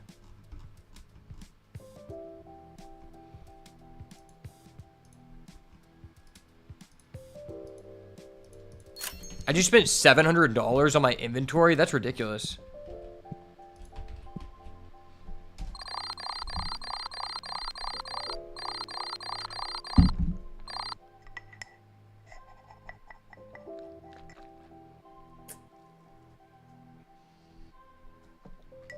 Holy crap. We just spent $2,800 on bills and somehow we ended up making a $1,400 profit? That's ridiculous. It hella trips me out how all the blue items in this game are dark blue in the actual, like, ordering screen. But when you get them, they're actually just turquoise. Wait, how's there an item in this? The box looks empty as fuck. Are you kidding me? Fucking masturbators, man. Holy shit, how many of these are there? Yeah, I'm not dealing with you people. Terrence Faye can deal with you bitch asses. I've got to hire a new Terrence Faye because this one's malfunctioning.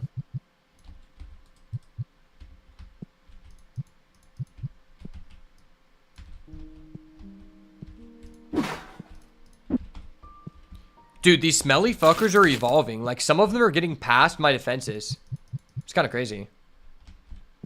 They're somehow bypassing the defense system, which is, like, weird. Kind of freaky.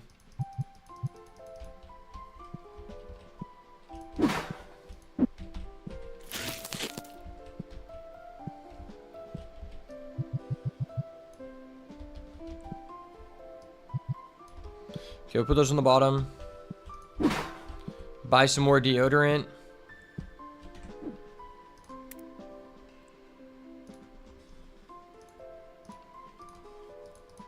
I feel like I'm spending so much time on upkeep and not enough on upgrades. Yeah, I'm gonna hire the next employee in a second. We gotta replace Terrence, because Terrence is kind of a bitch boy. Alright, I'm doing it. Executive order. Goodbye, Terrence. I've got someone else here. Your new replacement is coming. His name is Dennis Brandon. That's a totally real name. Trust. $300 a day. Holy shit, bro. You're hired. Hey, are you Terrence Brandon? No, you're just a black guy, and I'm sorry. I thought all black people looked the same. My bad. Hey, are you Terrence Brandon?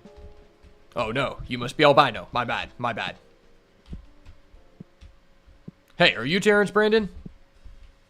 No, wait, you're Terrence Faye. Fuck you. Dude, where the hell is fucking Brandon, bro? Gosh damn it, Brandon. Dennis Brandon. I thought his name was Terrence, too. Fucking Dennis, man. We have people waiting. Where the fuck you at, Dennis? Okay, we actually got our money back up. That's nice. Yeah, we're kind of going into the low budget cards. I wish I could pay someone to just like open packs, because I feel like I spend a lot of time on the pack opening animation screen. Or the developer could just add a feature where you could just like open a pack with one click. I think that would be a lot better. It would allow you to spend more time playing the game than playing the mini game, if you know what I'm saying. Yeah, I gotta pop in a level 6, because... What the fuck? Dennis Brandon? Why the hell are you hiding behind this tree? Get the fuck to work, brother. Dude, why are you wearing a suit? Like, me and Terrence Faye have obviously, like, established some report. Wait, why is no one waiting in this line? Me and Terrence Faye have obviously established enough report that you should know, Dennis Brandon, if that is your real name, sir, that we don't come in wearing suits. You're making me look bad. I don't even have a suit. I'm wearing a fucking tank top, brother. I'm from California, buddy. We wear flip-flops and we wear tank tops. That's how we roll. If you're from California, you wear sandals and you wear blue jeans together. Like, that's like the California classic.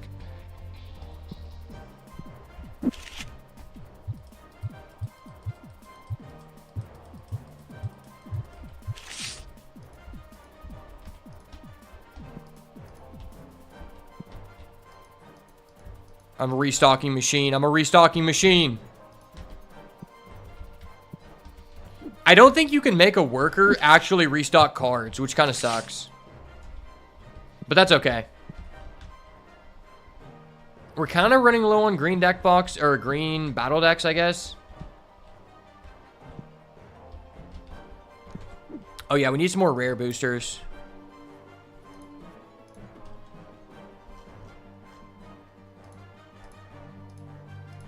I call it the green battle deck. I guess it's called the earth battle deck. Hey, Shoddy. You like my smelly defense system?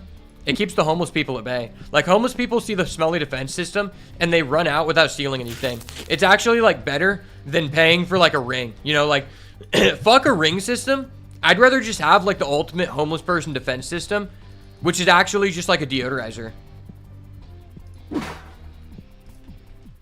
Because, like, if they actually come in and have to walk through the deodorizer, people might actually, like, confuse them with real people and wouldn't think they were homeless. And they wouldn't like that. They'd probably have an identity crisis.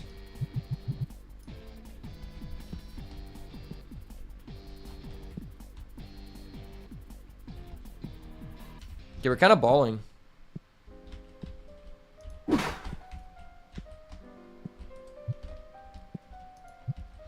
White Iverson. I started buying basic boosters when I was young. Okay, there we go. We're pimped out. We are pimped the fuck out.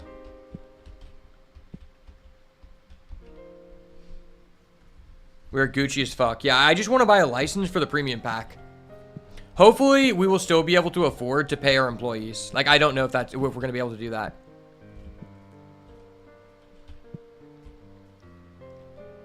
Wait, was it even worth having 2 checkouts? Why are people just, like, standing around and not going to this checkout? Why is Dennis pretending like he's working, but no one is even, like, being checked out? Like, holy shit. If this is not the best explanation for the wage gap, I don't know what is.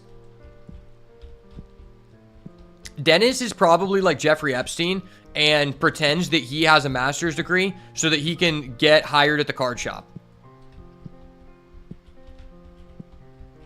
He's probably going to try to do a corporate takeover on me. Like, he's not wearing a tie. So I obviously know that he's rich because he's not susceptible to slavery. Because people who wear ties are susceptible to slavery. People who wear a suit with no tie means they're really rich.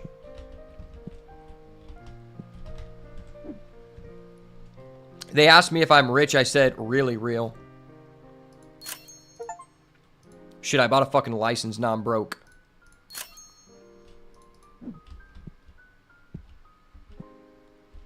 Yeah, we might have to just, like, dock Terrence's pay.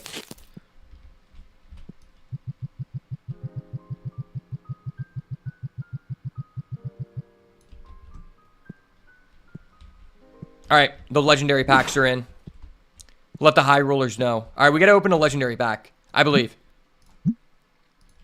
Wait. These only give me 2 more cents of profit? Are you kidding me? I'm gonna up the price on these. And now I'm gonna open up some of my own because I need the luxury of opening the first pack. Okay! Oh my gosh, this was so worth it. That just paid for a whole inventory. Holy shit. Destroy 2 opponents' field cards. Wow, these cards seem broken. When the TCG becomes playable, legendaries are the meta. Draw 3 cards, discard 2. That's a graceful charity.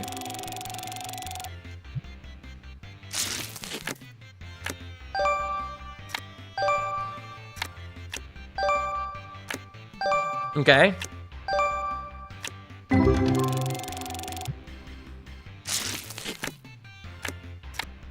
Okay, the profit margins are real. We're hitting. It clicked. It clicked. Gather around, children. I'm opening some baller packs here. I swear to gosh, if my expensive cards just sit in the store for 30 days, once again, I'm gonna be so angry. Okay.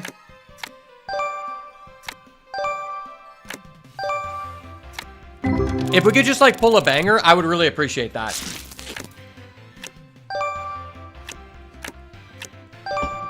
If someone could just, like, throw the unpaid intern in the back a $5 so that I could pull some gas, I'd really appreciate it. Tell him to press the red button.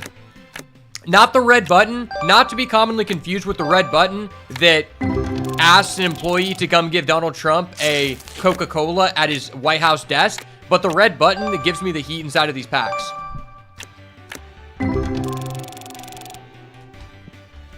I gotta open some more packs. I have an addiction. It's okay. I just need to open the legendaries. The brokies can buy basics. It's fine. I increased the price of the legendary packs so that I am the only one who can open them. I'm the only one who can afford these.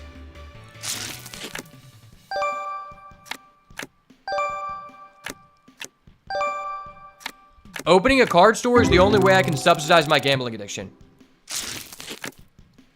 My uncle who fought in Vietnam, he's very frugal, and he has, like, he has this saying where it's like, it's a want, not a need. This is a need. I'm telling you, man. Okay, that was a need. That was totally worth. What's really funny is my uncle, who's like 90-something and fought in the war, he fucking went to a Warhammer tournament, and he, like, won. And I'm like, how? What made you decide to go to a Warhammer tournament in your late 80s? And now he, like, consistently plays Warhammer. That's, like, all he does, I think. I think he also plays, like, Risk online. But that's just so funny. Oh, also, I forgot to mention about this guy, the most important part. He made a Christian rap song. He made a Christian rap album. That's kind of badass, I'm not gonna lie. Like, a person my age making a Christian rap album, that's cringe as fuck.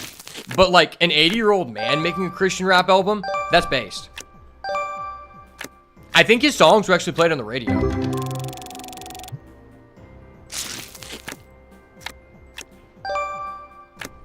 I have the CD somewhere. He sent it to me.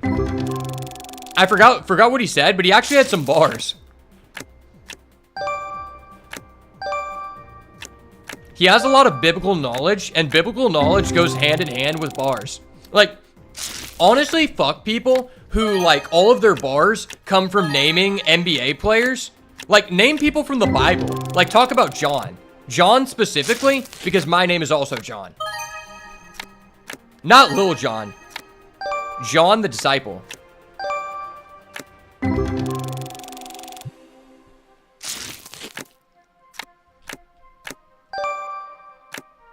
I feel like we've actually pulled some bangers from these packs. I think I'm just going to open all these packs, not actually sell them to anyone, and see if it makes us back our money.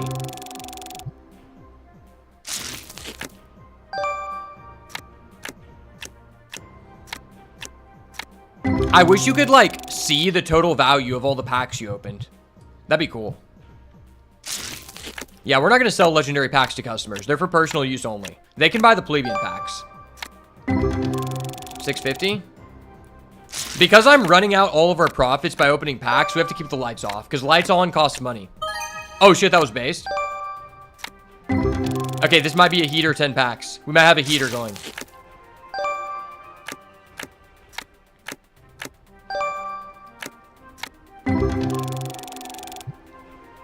What if it turns out, like, the price you're paying, the unit price to order these packs, is, like, legitimately not worth it to open? That'd be hilarious.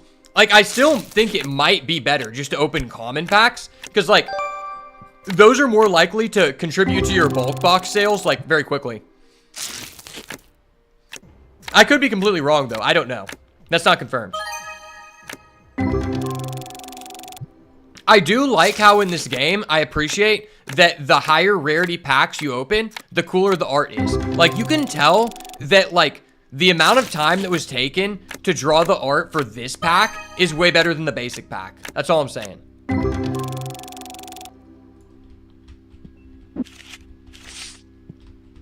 All right, we gotta turn the lights on so we can look at our binder. Oh shit, both of my employees dipped early? That's fucked.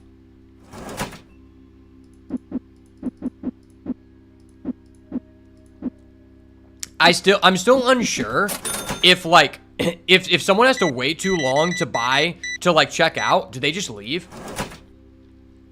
It would make sense, but I haven't seen it happen. Maybe because I have so many goons working for me. I'm fucking gooning, dog. Not the other kind of gooning. Don't think like that, guys. Fuck, why did you guys come over to this register? I was obviously servicing the other register. Okay, you pay perfect change. I'll let it slide. Okay, this buy, you're a sheep fuck. I'm not gonna let it slide, bud. You bought 4 cards for a total of $15? Are you kidding me? Dude. I make more money wiping my ass with Benjis in my sleep, brother.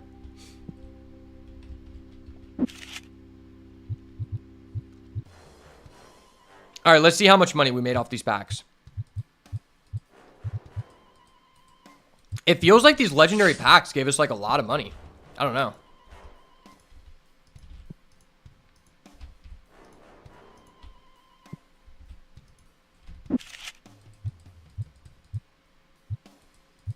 Yeah, these are all over $10. That's pretty nice. I'm making it to where there's going to be no, like, low-value cards. So people are going to be forced to, like, spend money or get the fuck out.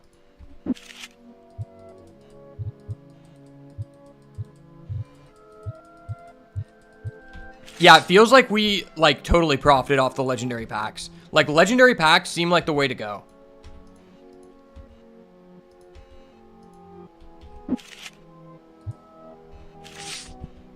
Like, my lowest pulled legendary is worth more than, like, my average uncommon. Which makes sense.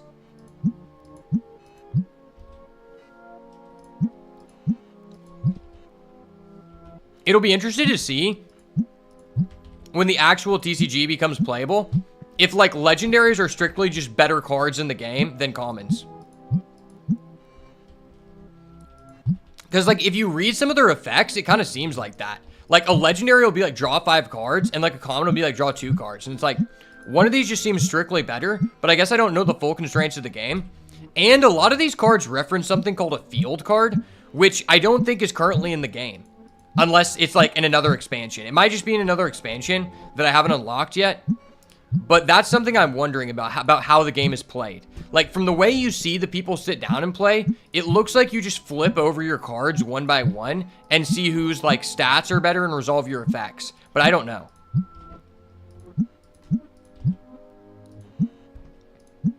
I feel like you can attack with more than one person per turn. Like, it doesn't seem like Pokemon.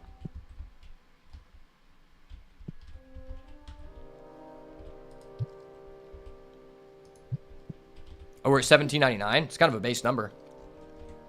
Oh shit, my phone's low as fuck. I need to charge my phone. Probably need to pay my phone bill too. We still need some epic boxes too.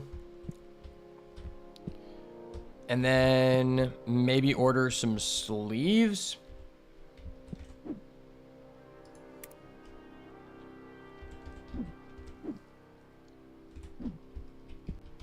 What do we have over here?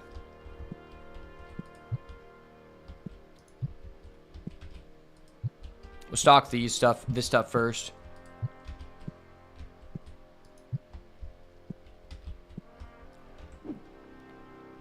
You'll get some sleeves. Get a 32 of the Brokey packs.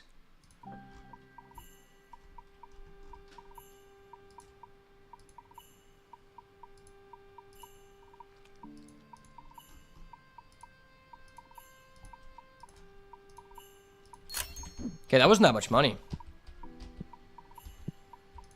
Yeah, I should be able to afford to continue paying my goons.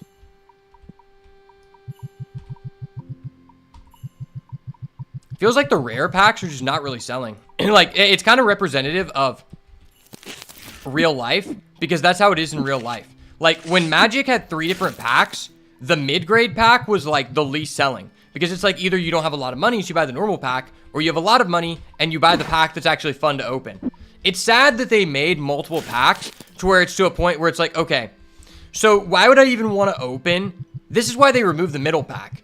It's because, like, it's just not fun to open the low-grade pack when another person next to me who has a higher bankroll can afford to open a pack that has multiple guaranteed rares. And what I don't like about those packs, like the difference between collector's booster and a normal booster, is like you can't pull any of the chase cards in the common pack. I think that's such a fucked up value proposition, and I feel like it causes Wizards to lose money, but Hasbro is just run by fucking troglodytes, so they don't care. I feel like it causes them to lose money because you should be able to pull the same cards that are available in the more expensive pack in the common pack, just make it a lower chance. Like, that makes no sense because you're essentially gatekeeping your audience from being able to purchase a product that's supposed to be intended for everyone.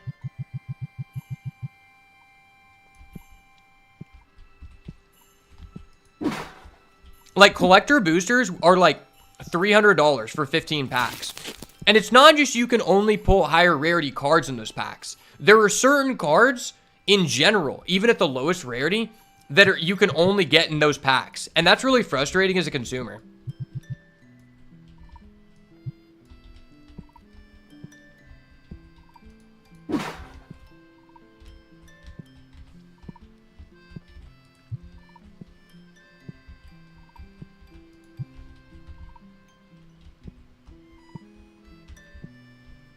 Okay, we need more brokey boxes for sure.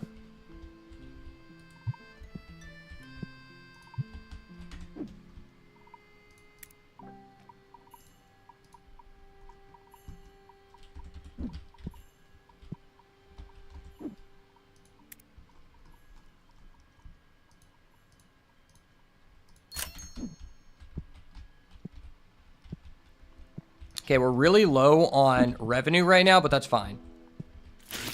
Like, we're fully stocked, so it's all good. Now I just don't really have to buy anything tomorrow. So I can just spend my entire time opening packs and feeding my gambling addiction.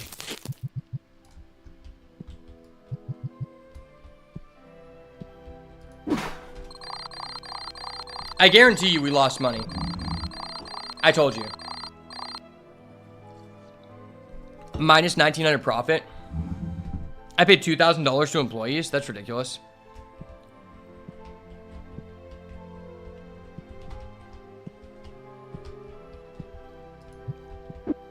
One thing I don't like is that employees don't show up on time.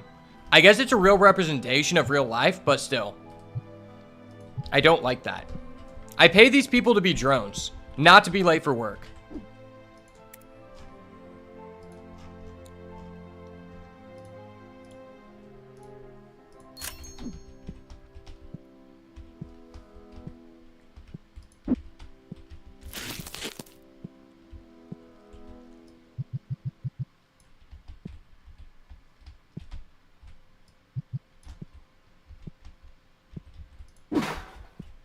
Okay, that guy got O-sprayed. Nice. Okay, both my workers showed up. Nice. They showed up 15 minutes early than they normally do. Hell yeah.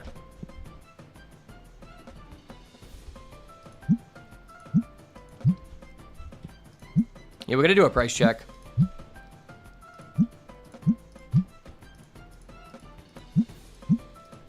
Sometimes you have to do a price check because you're getting shorted. Or people just won't buy your product because, like, prices depreciate.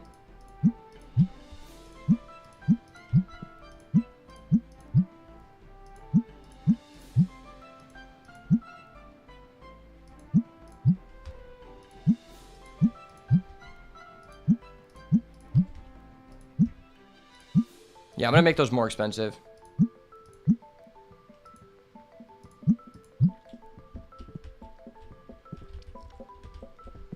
I really just don't want people to buy cleaner. Like, I just want to save the cleaner. Alright, we're gonna open some more Legends packs. I feel like I'm opening a beta booster pack.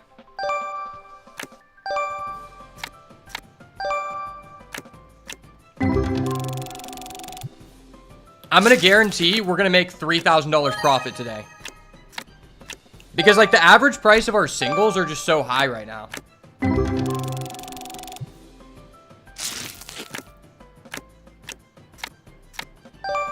Okay.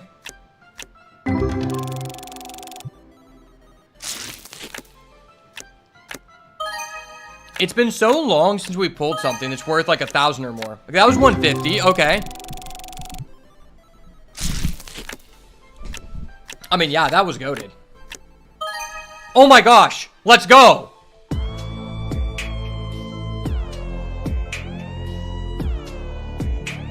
Fight, fight, fight. Let's go. That was insane. All right, we got to put that bad boy out. We got to put him out.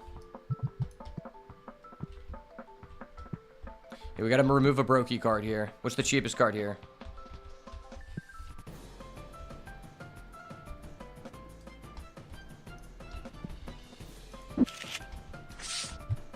My prized possession. Yeah, everything right here. Dude, get out of my way. I'm stalking shit. I'm stalking fucking shit, bro. Get out of my way.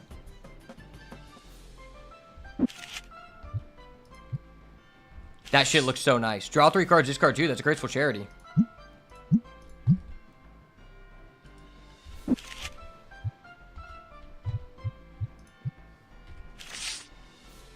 Oh, that actually is my most expensive card. Oh, someone bought the full art. Oh my gosh.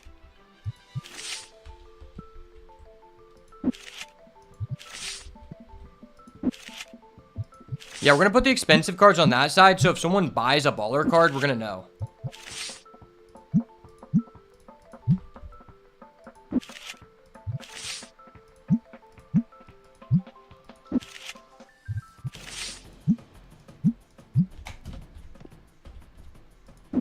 I feel like we're ready to, like, buy the second store. Like, we just need to get the bankroll to do it, but I think we should be Gucci. Like, I don't need to buy anything today. I just need to garnish my employees' wages.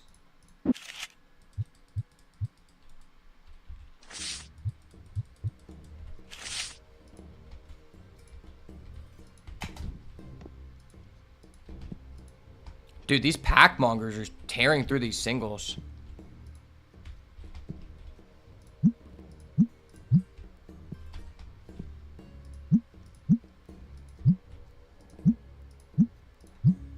We're only going to sell legendaries. If it's not a legendary, it's not for me.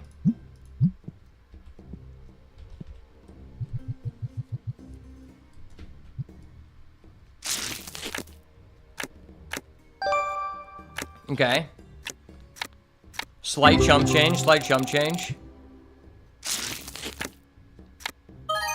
Okay. Flambrawly.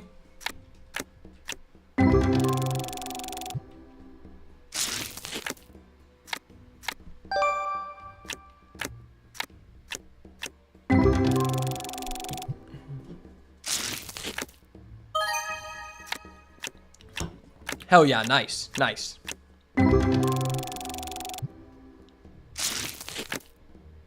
I feel like there's like a glitch with like the checkout system, because it seems like you would think that the customers should line up evenly between the checkouts, but that's not what's happening. Bro, get the fuck out of here with your whack-ass hairline. I'm opening legendary packs. You can't even afford to look at these, bro. Just stop. Like literally, just quit, bro. Nice. Kingstar, okay. More like Keemstar. Ha ha ha. Okay, that's a good one. I've never seen that guy, but his art was goated. Blazebore? Okay, cool. Dude, these people eat singles for lunch and dinner. Not breakfast, because I don't have the store open during breakfast. But for lunch and dinner, they be eating these singles. Like, in the time that I opened 6 packs, they've already bought in 10 singles, which is ridiculous.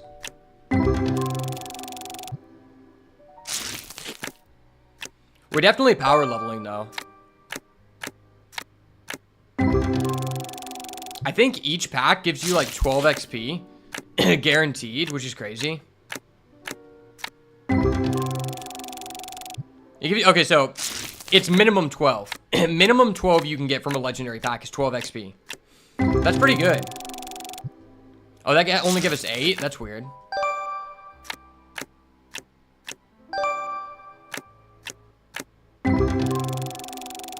I don't think I'm even selling anything on the floor that's under $5. That's crazy. Nice. Yeah, these people are fucking pack mongers, for real, single mongers.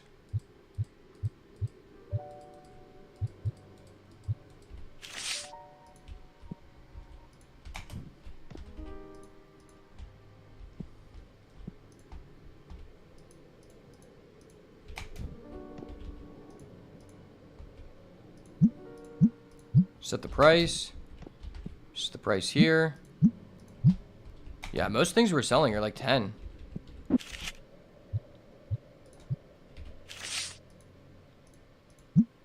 Like, the average price of a card on our floor is like 6 or 7, which is huge. Okay, that one was 350. That one's 25, though.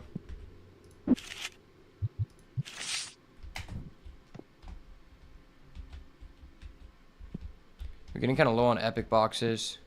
Fuck, I don't want to stock the epic boxes. Those cost me money.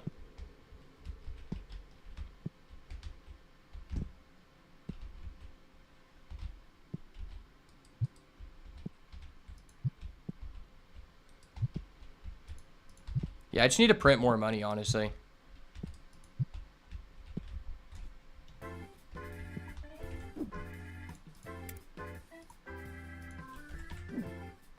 We need epic boxes. The rare boxes just aren't really selling.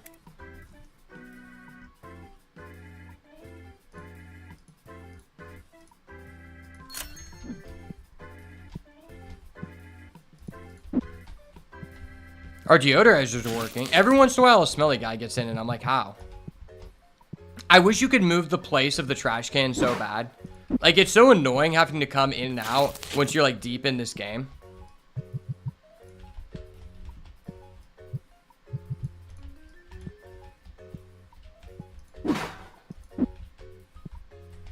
There's honestly a lot less smelly people coming in. I think it's because I'm mainly attracting high rollers. At least that's my conclusion.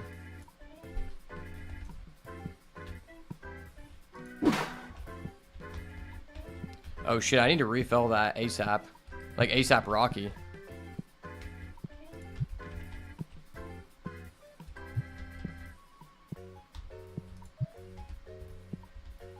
Bro, why is no one standing in front of this guy's register? Like, can you put this guy to fucking work, please? He's costing me $500 a day, and no one is purchasing anything from him. Like, what the hell is going on?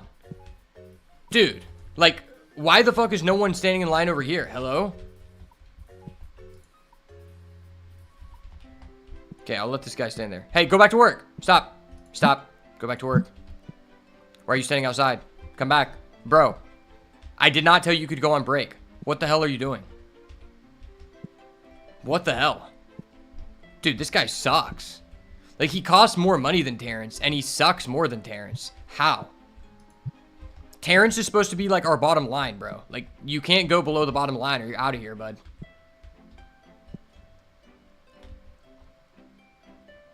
We still have quite a few green decks. Green decks are kind of what's hip, for real, for real. Like, the green decks are just powerful. Green is just a good color in this game, man. It is what it is.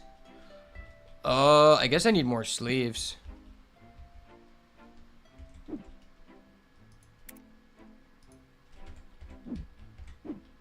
Specifically the plebeian sleeves.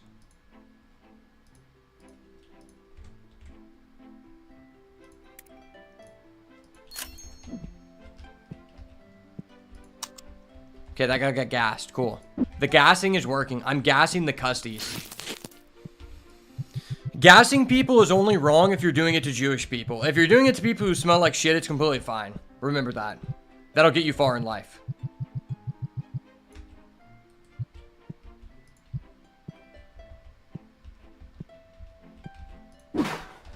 Okay, we're up to 3K. You're on a budget? Dude, get the fuck out of here if you're on a budget. I don't service people who are on a budget.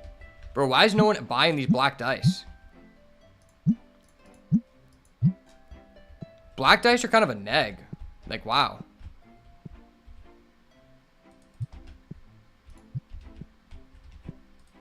These things are money machines, though. Can I buy the next box? I have to be level 26? Gross. Oh, I have to be level 23 for that legendary box. What is the best way to farm XP? Like, is it literally opening packs? I feel like it's not anymore.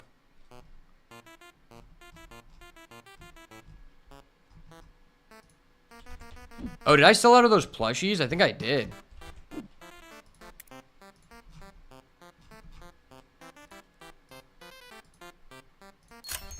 I guess I sold out of those a while ago and I forgot because, like, plushies are kind of gay. But I guess you gotta, like, it's a modern world, so you have to appeal to, like, gay people, I guess. Like, apparently that's the target demographic.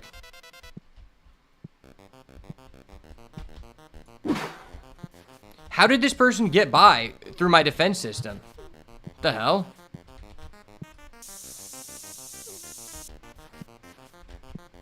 That's weird. Yeah, like, my defense system is on. How does, like, a weirdo get through every once in a while? Do you really smell that bad that you're able to pass by 4 cans of deodorant and not get sprayed? That's weird.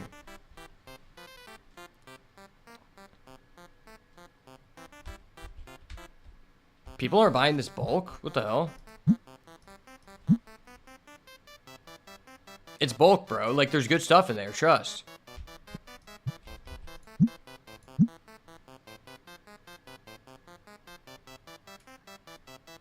Why does it take so long to bundle? Like, that is such an unnecessary feature to have. Like, this is just a loading screen that, like, is not helping the experience. It's just making the game less fun. Like, why is that? The fuck?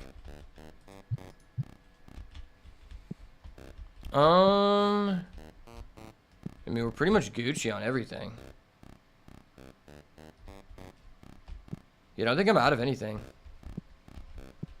Yeah, that day was just all profit. I told you, we're going to get $3,000 profit this day.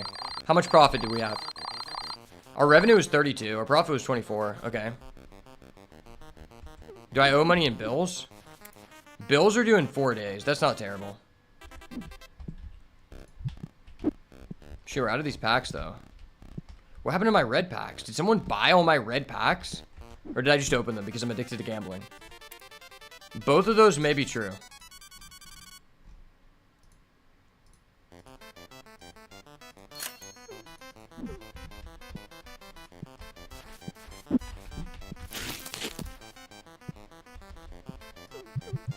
Bro, why are you buying stuff off my restock shelf? Hello? You should be able to put different prices for different locations of product. I know that sounds kind of messed up, but I'm not a good person. Like, because this shelf, I just want people to not buy shit. I just want to have it so I can open packs and have easy access to perpetrators who try to steal shit.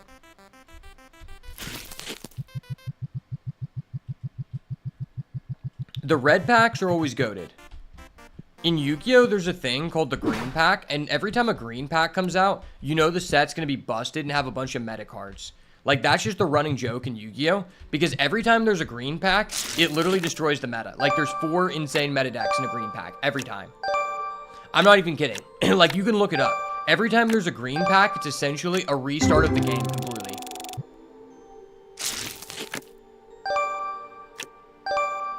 Fist drunk, okay. Not like I've seen that guy 1,000 times. That's totally not true. Oh, we just got plus $1,000. Someone must have bought the big baller card. Hell yeah. I think we're going to be able to afford to expand the shop soon. We're going to get the second lot. That's like my next purchase. Oh. Wow, that was a goated pack. I can't lie. That was a goated pack indeed. And another one? Another one.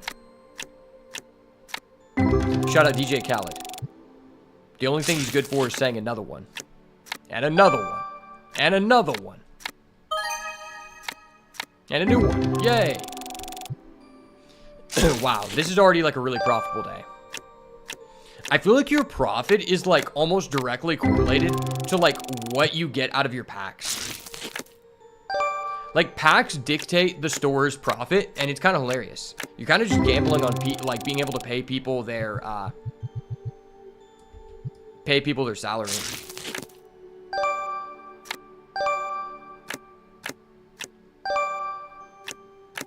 Nice.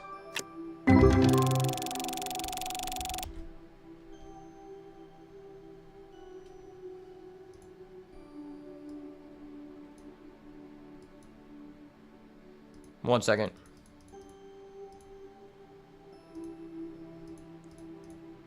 There we go. Yeah, we're pulling some heat for real, for real. I told you I only pull heat, brother. Don't stop me now. Don't hold me back. I'm about to unlock the second lot. My life will be complete. Honestly, I think like unlocking a second shop is probably like the only thing better in life than getting pussy. Like, would you rather have 2 shops or pussy? I think the answer is clear. Like, because, like, having 2 shops, like, drastically increases the amount of pussy you can get. Let's be real. It also increases the massive amount of high-quality flattened papyrus squares you can acquire, which is something I'm all about. Oh, shit. Oh, shit. I'm off that drink again, boys. We the one they talk about. Let's go. We the one they talk about. They talk about my pack opening skills. They talk about my gambling addiction in my AA meetings. They talk about my alcohol addiction and how every time I get drunk, I open as many packs as my bank account will allow me to before I take out a second mortgage on my house. These are the things they say about me. This is how I will be remembered. Think about how you want to be remembered. Do you want to be remembered for being a loser who worked a high-paying job for the rest of your life? Fuck no. You want to be remembered for a guy who pulled a first edition Hydro. Silver edition, actually. Like, that's what I want them to say about me. I was the first guy to pull the One Ring, you know? Legends never die. They're written down in history.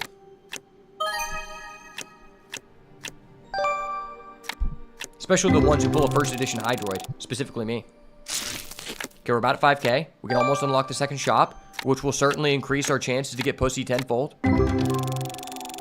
Nice. Nice. I'm balling, boys. I'm balling on an unrestricted budget based off my employees' income and their ability to bring in sales to the store. Let's go. I'm above 5K. Welcome to the 5K club. Call up Dragon Ball Z. It's over 9,000, brother. It's over 9,000. I'm on the way. My pack leveling skills are over 9K. Let's go. Okay. We just need to pull another high roller card here. I'm interested to see if after I open all these packs, if every card that we're going to be selling on the singles floor is going to be over $15. That would be crazy. Like, I was thinking maybe it's better to just open common packs because of the price you're paying per unit. But now I'm thinking there's no reason not to just open the highest rarity pack you can.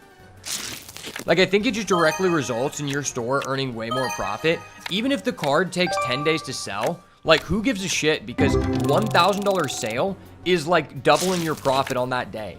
Which, like, over a day of a span of 5 days, like, that's just, like, hitting a huge, like, increase in your crypto profits and pulling out. I've actually been thinking about dropping some more money into ETH. I invested a decent amount of money in ETH, like, almost 2 years ago. And the price is, it's been up and down, but it's almost back to the original price I paid for it. It had been, like, hella up. And that makes me think I should maybe buy some more. It's kind of gambling, though, because I'm basically betting on Trump getting elected. Because, like, a lot of people are very, like, high on crypto right now and saying positive stuff. But let's be real. If Kamala gets elected, what's going to happen is everyone is going to be very scared about their assets being protected, and they're just going to remove them from the market, which will inevitably, like, drop the value of stable coins, like, drastically for whatever period of time. You know, that maybe go up, but, like, if you're trying to, like, collect money or stake, you're probably betting on Trump winning. And that's not even a political thing. Like, that's just how the crypto market is going to unravel. But I think there's a pretty good, I think, like, I mean, I just think that Trump is, like, most likely going to win. Because, like, if he wasn't going to win, why would God save his life when it was a 1 in a million shot that he should, like, die under all other circumstances? The chart was on the side of him that it's never happened, and I don't know if you would call these people scientists, but, like, analysts have dissected that if his head was in any other position in that second, he would be dead. And I think that God kept him alive for a reason, which makes me think it is a good reason to invest in Ethereum. I'm not advising other people to invest in Ethereum. I am just talking about this because I like to bring up random shit on my stream and let people know what I'm doing with my finances. And hopefully they won't follow me and sue me because I am not a financial expert. But I just feel like if I was making a stable amount of money, I would have been putting like $50 in every single week that I've had a job over the past, like, year, because I just feel like it's good to diversify, you know? Like, I feel like it's in your best interest to not put all of your money in one place. And that's what I think is good about crypto, because you can diversify your money in, like, a portfolio of places without having to go to a bunch of different destinations, right? You want to go get gold, you have to go to a different place. You want to get bonds, you have to different place. You want to get stocks. Like, crypto is, like, all kind of in one place. And it's just good to have money everywhere. You know, invest in assets, invest in different things. One thing I think is really good, if I had a lot of money, I would probably invest in a Bitcoin exchange machine. A Bitcoin exchange machine is basically kind of like the same premise of an ATM. It's a machine that people will place within, like, let's say hypothetically you place it inside of a gas station, you pay to lease the spot, you own the machine. What people can do is they can go up to it and they can pay like a fee of like $30 or $50 to like instantly transfer crypto to someone else. And I think those are just like a really good investment if you have a lot of money to buy a machine. I think you can buy a machine for like 15K or something, but depending on where you place that is going to determine your profit. But the reason I think those are like really a good like investment right now is because like for a long time, you know, there's a lot of people who live in America who have family that live back in Mexico. And a lot of people come here from Mexico to be able to send money back to their family because the conversion rate is like way better to help their family. And if you have a Bitcoin exchange machine, most of the people who send money back to Mexico, they use Bitcoin exchange machines now instead of TransUnion for a number of reasons. Number one, if you want to send over like, I think it's like $2,000 or something, they have to put like a hold on your wire transfer. It may take 3 weeks for your family to receive the funds. Whereas if you use a Bitcoin exchange machine, and you could do other currencies on the exchange machine, it's just called a Bitcoin exchange machine. But basically you can send it instantly to your family. And also if you use TransUnion or some place like that to send money back not using crypto, you are taxed on it by sending it to them, and then they have to pay taxes on it when they get it there. So you're essentially being subject to double taxes and a lot of fees. So although sending money to someone and paying $30 to $50 one time from this type of machine sounds expensive, people who send money back are consistently spending hundreds of dollars to do that. So it's actually like well more worth it for them, and then they get the money instantly for their family.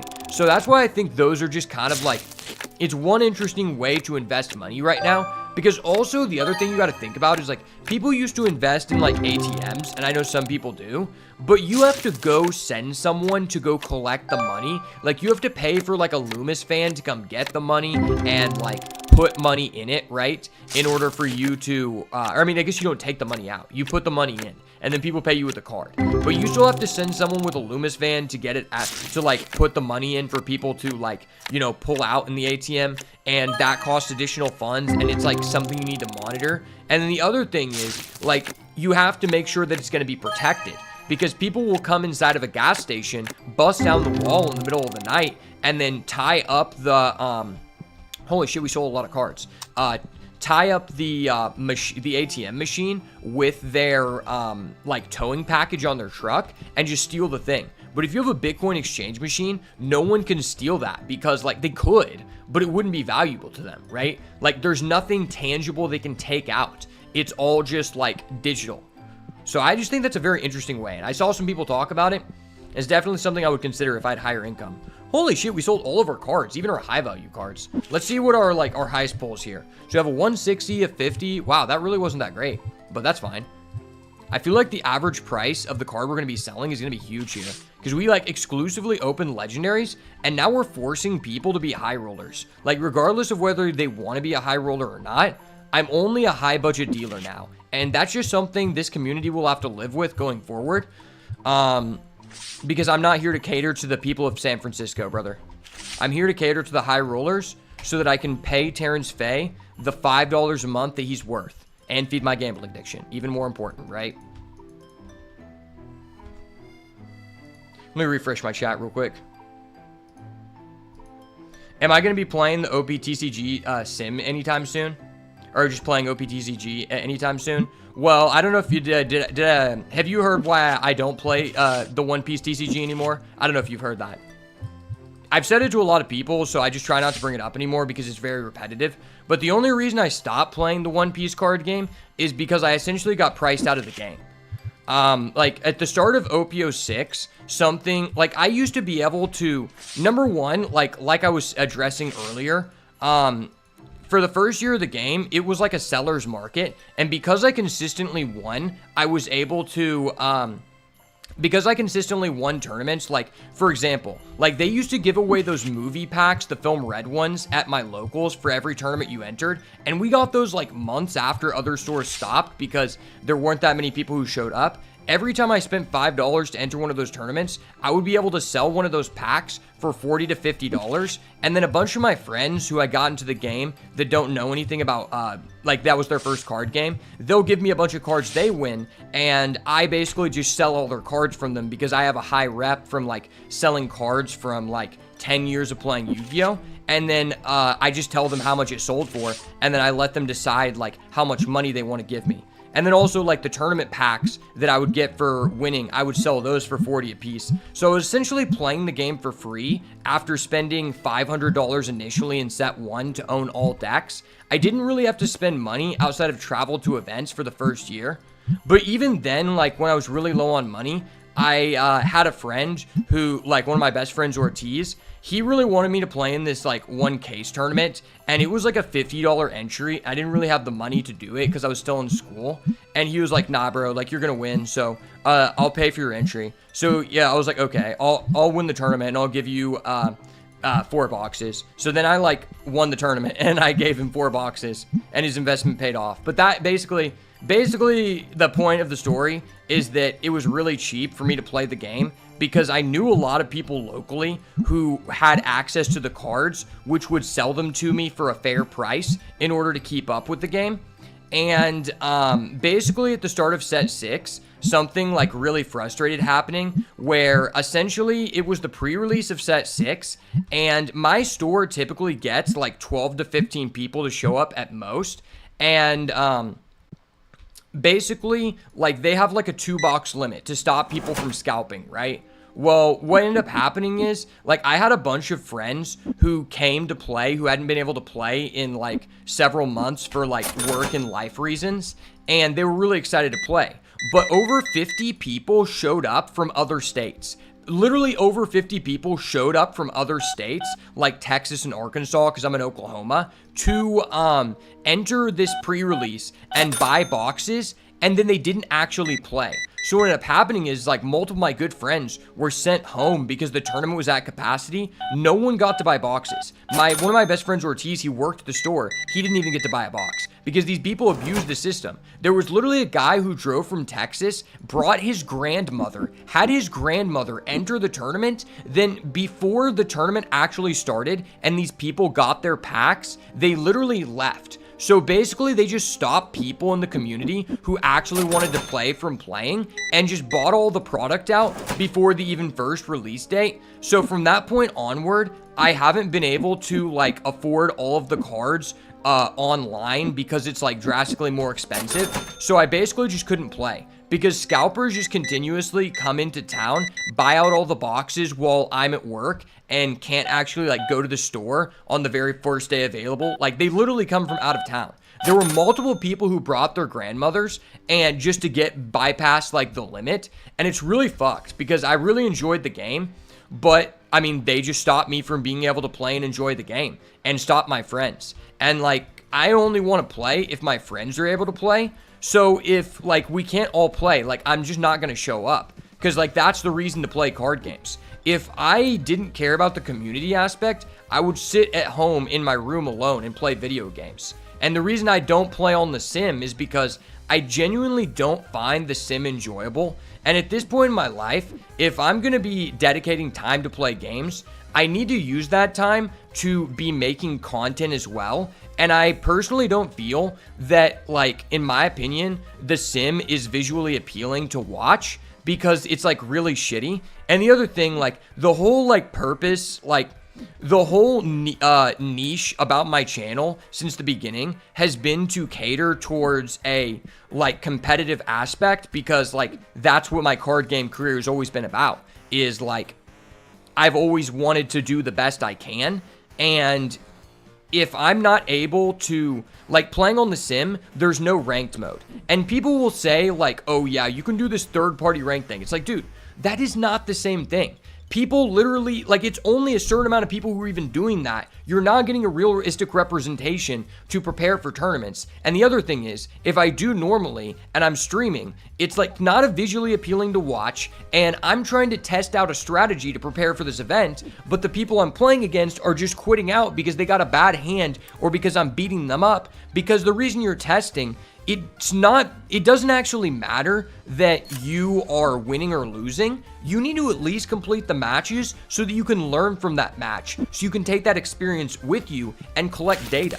But that's not what you can do because you don't even know, there's no confidence level in the fact that the people you're playing against even care whether they win or lose. And most of the people are just casuals and just trying something else. So you can't really use it to prepare competitively. And then the final reason why I can't play the game is because they've basically, like, one of the biggest issues with the game since its inception has been the gatekeeping to get into tournaments. if I want to go play Yu-Gi-Oh, I can literally look up right now where a Yu-Gi-Oh regional is, and I will be able to go to that regional, find a regional within a 4-hour distance of me this weekend and every week. In the One Piece card game, they're just not even holding events within an 8-hour radius of me. In the past year, there has been one event that was actually close enough in a reasonable distance for me to go.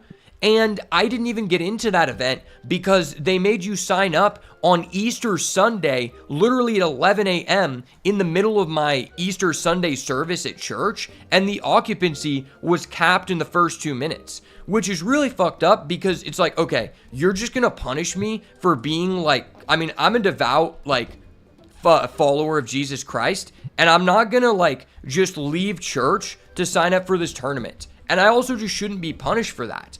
No other game does that. And it was understandable in the first 6 months of the game.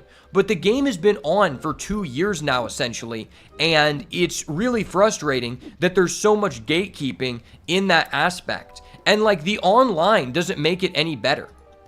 I'm going to be honest with you. Online is, you cannot say that online is a representation of, a competitive nature. Because there are so many people who are cheating consistently, and that's another reason that it's difficult for me to be competitive in the game, because there's so many people I can call out for cheating. I actually stopped playing online events, which online events were driving me to play the game because the lack of competitive opportunities within a reasonable distance of me were not there. I would play the online events and I would do fairly well. But after multiple people had cheated me 3 or 4 times per match, and there's just so many people cheating, and just the overall demeanor of the people who are playing are just okay, I'm willing to do anything to beat you. I'm dude, I'm not gonna invest my time in that shit. If you're gonna either be a scumbag or cheat, just let me know before the match. I won't report you. I'm just gonna leave, go touch grass, interact with some females, do some cool guy shit, and you can go back to being a basement dweller. I would respect you so much more for these people wasting time. I can tell you right now, a lot of people don't want to call people out for this, but the reality is, if you're a person who is, in the first year, had, 10 serial Luffys, and you're topping every single event, you are either cheating or being a rule shark and overall lowering the fun level for every other person. And I can tell you that because I've played card games competitively for 10 years, and in a game that has naturally higher variance than any other TCG created, it is not statistically possible for you to consistently get first in these online events. But people don't want to call these people out. Just because you're not being caught does not mean you're being cheated. I can give you a prime example. There was a guy, I don't remember his name because he's a loser, he's a cheater, it is what it is. But there was a guy who, essentially, there was a ban list for this deck called the Whitebeard deck, and it basically limited all the cards to 1 copy per deck. And this guy, he, pretty much it was agreed upon that was no longer the best deck in the game because all of the good cards were limited to 1. And, in the One Piece card game, there's no hard way to search things. If you play Yu-Gi-Oh, you activate a spell card that says, okay, add a specific card from your deck to your hand. One Piece is not like that. That's why there's a lot of variance, because there wasn't a lot of hard searching in the game at this time. And all of the cards are limited to 1, which made the deck less powerful. This guy goes 10-0, and his deck plays 15 unique one-of cards. And it's okay, dude, it's very obvious. Okay, yeah, if you just stack your deck, which is very easy to do in online with the way that they don't enforce webcam setups, and you draw all of the one-ofs every single game, obviously the deck is still going to be fucking insane, right? But if you're, because that's the thing, that's why the deck was no longer good, because it has all these cards limited to 1 copy per deck instead of 4, so you're not going to consistently see the cards that make the deck good.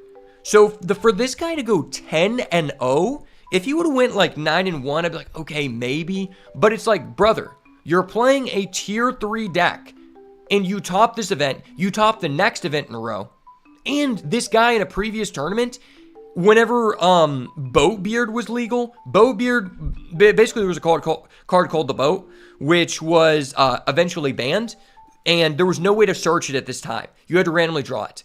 I saw this guy in a 9-round tournament draw his boat every single game except for one, 8 out of 9 games. And this guy was not even playing 4 boats. He played 1 boat. Dude, do you understand how low a probability it is to draw a 1 of in your deck 8 out of 9 matchups? Especially when drawing a second copy of that card is really bad for you because you can only control 1? That is ridiculous. And you know what happened? The guy got into Top Cut where you're on camera and he didn't draw his boat and he lost. It's like so obvious that these people are fucking cheating. And it just makes the game like so unenjoyable because I'm not the kind of person that's gonna like try to cheat people. Like the only reason I want to compete in a card game is not because of the money. There's a lot of these brokies who are like pissed at life because they have a shitty job and they probably like get no pussy and they want to take it out on other people and feel like they can win in something because they're a fat basement dweller and they have nothing better going on in their life. So they basically will cheat and do anything they can to win because they can't win at life. They have to win in an actual like game that's supposed to be for entertainment and lower the fun level of other people. But it's just ridiculous how many of these people are cheating. If you compare the consistency of some of these people who are topping every online event to, even if they haven't been caught cheating, to the consistency of the best people in Yu-Gi-Oh!, Magic the Gathering, the pre-established card games that lasted 30 years, these people are not doing that. Like, in Yu-Gi-Oh!, for example, the best guy in the game, I would say Jesse Cotton, he hasn't even topped Nationals the past 2 years. He just won Worlds in like the digital version of the game, but he has the most YCS tops in history. There are people who have like just consistently went like first place, top 4, first place in a row without ever getting anything worse than top 8, which is where you get $10,000 in prizing. And these people are acting like they're like legends of the game. And it's like, dude, no, it's a variance-based game. I don't give a shit how good you are. I know because I'm playing card games for 10 years. I've been playing with a lot of high-level people, some of the best people in the world, in Yu-Gi-Oh!, in One Piece, and no one can be that consistent. You are either cheating or you are rule sharking people to win those. Like, you have to eventually not get top 8. But for some reason, these people are still able to just fucking have the community suck them off, make them think they're good, sell articles on Patreon for $20 a piece, make $5,000 a month doing nothing. And it's like, bro, it's so blatantly obvious that you suck at the game. Some of these people I've actually played in person, and every time I played them, I 2-0'd them. But for some reason, you know, like, they're topping every single event. And, like, I'm not. Like, that's kind of weird, man. You know? Because at the time, I was putting in way more time than other people. There are several decks in the game that I made up based off of using actual math on a hypergeometric calculator. And then you compare the consistency of my deck that no one else has created when everyone is just net decking and no one thought of my idea to a person who gets first place with a deck that plays 15 unique one-ofs in a non-searchable card game? It's kind of weird that you're like, you know, winning multiple tournaments like that, bud. Like, you might need to get your eyes checked. Can I spend the $6,000 on the store upgrade? That's what we're going to do. I just wanted to go off about cheaters. I need to smoke a cigar so I can just name call people out. Like, there are some people who, there's this one guy. I don't even remember his name, but he was I think it was a Korean guy or some shit.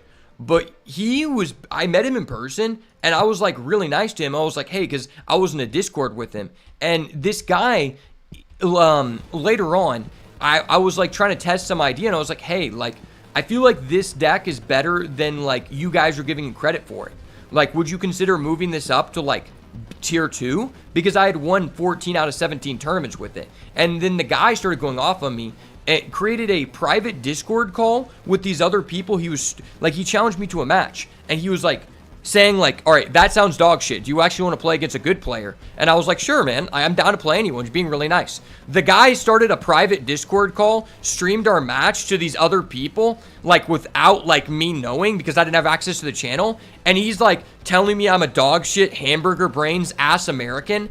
And I'm just being completely respectful of the guy. Not to mention, I queued up with him.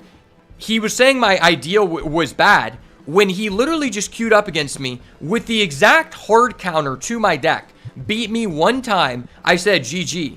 And then he started to go off on me, basically cursing me out and telling me that I was a dog shit hamburger brains American. When I met this guy in person and he was being nice and I'd been nothing but respectful to him. And then I'm just like, okay, dude, like, you want to talk about that in person? Like, dude, I've been training mixed martial arts for a long time.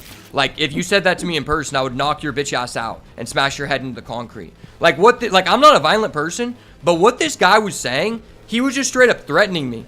And I was paying for, the Patreon to be in the Discord. I was a paying customer to these people. And this guy just straight up disrespected me for no reason, even though he met me in person. And like, I was just like blasphemy by that. Because there's all these people who want to act like they're a savage until you actually have to do savage shit. You know, Mike Tyson said it best. Everybody's a savage until you get punched in the face. And that's a lot of these people who are cheating, who are acting like they're badasses in the game. It's like, dude, your life fucking sucks. And you have to top 8 this tournament, or else your wife is going to leave you, or you're not going to be able to pay rent. That's just a terrible mentality to have. But yeah, we should upgrade the store. I think I need to buy something else here, though, right? All right, I'm done being mad. I'm done being mad. I'm good.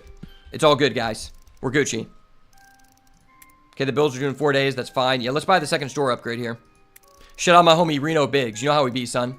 Shout out Reno Biggs, bitch. Let's go. The second store upgrade is here. Let's go, baby. I took out my rage on these troglodytes by opening another store. Fun fact, by opening another store, it's going to drastically increase our ability to get pussy tenfold. That's something a lot of people overlook when speedrunning this game, but it's just facts. On Jaw said, brother. All right, what is this? Okay, so we need some more of those. We need some more brokey boxes. Yeah, we got to refill the brokey boxes, brother. Put this on the overstock shelf. Throw this in the trash. I'm min-maxing here. I'm literally speed running. Johnny the Jit does it again. The card store aficionado. I'm back at it with another banger, baby. Bum, bum, bum. I'm min-maxing. Okay, what do we want to put in this other store? Maybe we should just have like a sex dungeon in the back for like the really attractive customers. You come back here, you get like a 20% discount. As long as you take your top off. This will be what this area is for. Okay, I could buy some more deck boxes. Those aren't really selling. I do need dice. And then I also want some more of those. I mean, I have 8. That's fine. Hopefully we can afford to pay rent.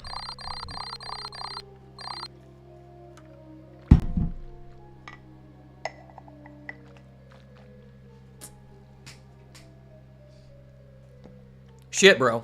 We literally just got $4,400 revenue. That was the best day we've ever had. Like, on Jaw said, brother, that shit went crazy. All right, let me refresh the chat real quick. Man, there's just something special about going off and calling out people who are kind of bitch-ass little boys to me.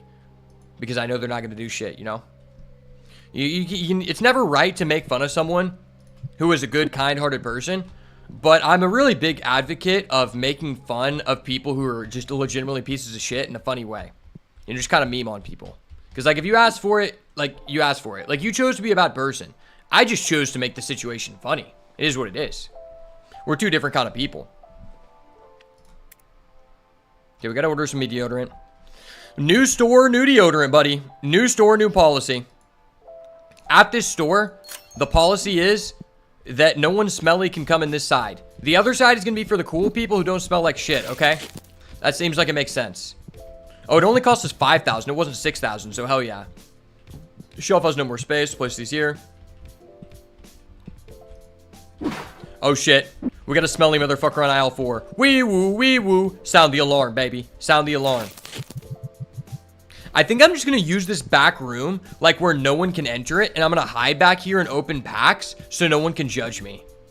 It seems like a base thing to do. Oh, wait, this store has easier access to the trash can. Wait, why are you coming in here, bro? Bro, this is employees only. Buddy, don't make me get the deodorant. I'm going to have to get the deodorant. Wait, I have items in this?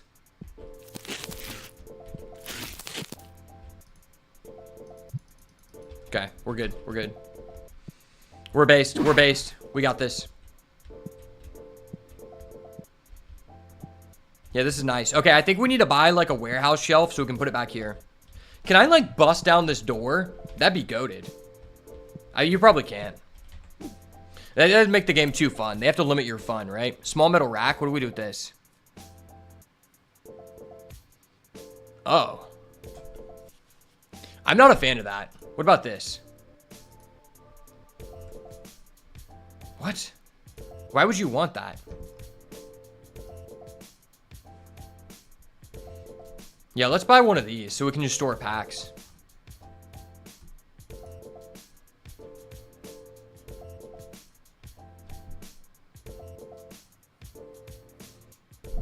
What if you can, like, move this? It might have wheels. That'd be goated. Oh, we just made a lot of money. I'm gonna go the cheap route. I'm gonna buy this. Buy this and just chill in the back here. I'm gonna be in the back room opening packs so no one can look at us while we're opening our packs. Let's stay right here so I can stay in the command post.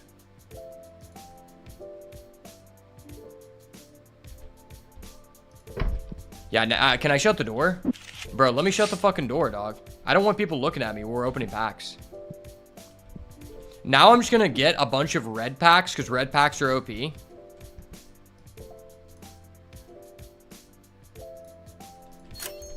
Damn, we're balling.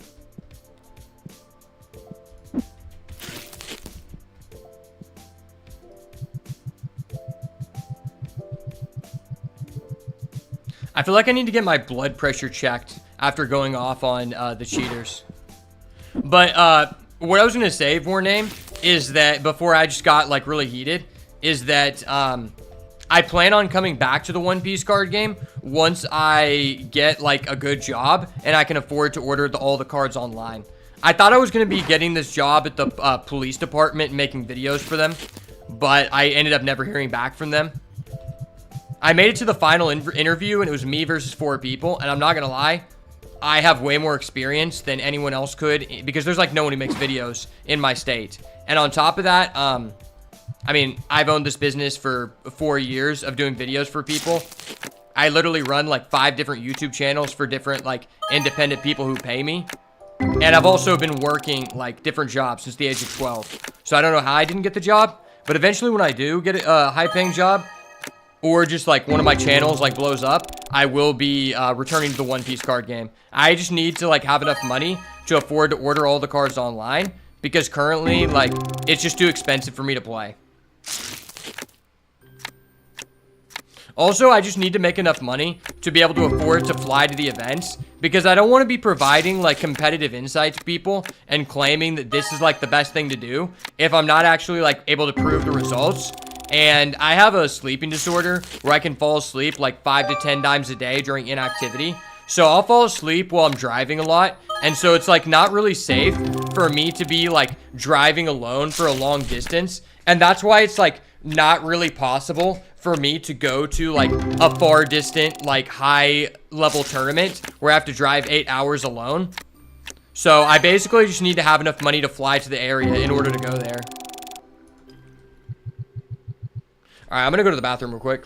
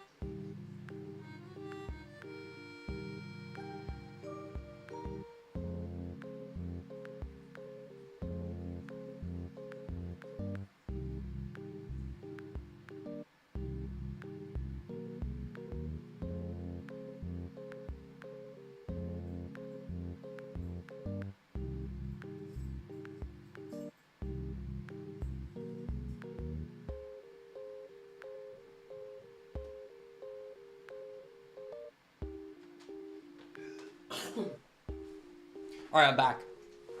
The Pack Lord is back. Johnny, the Pack Lord Jit, is here.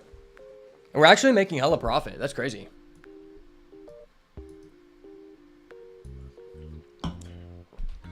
Yeah, I actually really like that I have a personal office.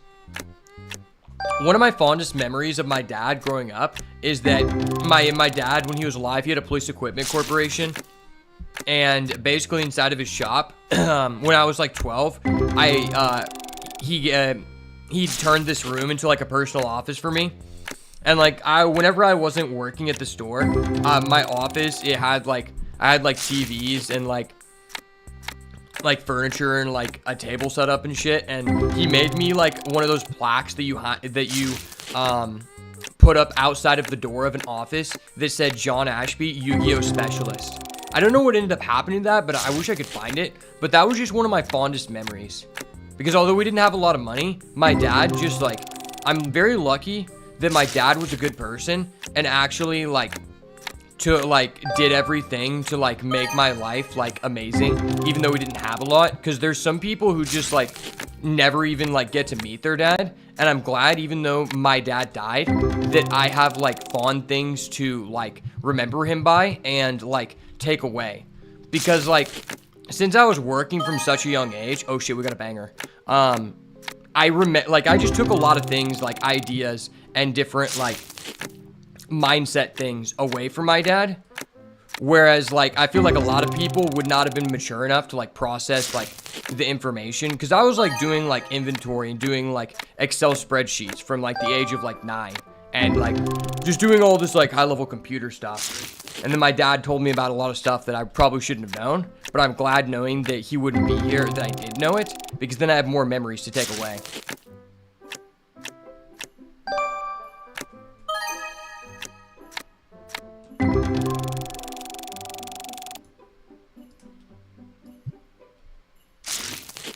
Okay, I wonder if we go back in the other, when we go back in the other store, if every card we put out is just going to be like insanely huge profits. Because I feel like our display shelves have to be barren by now. And we've opened like a lot of packs.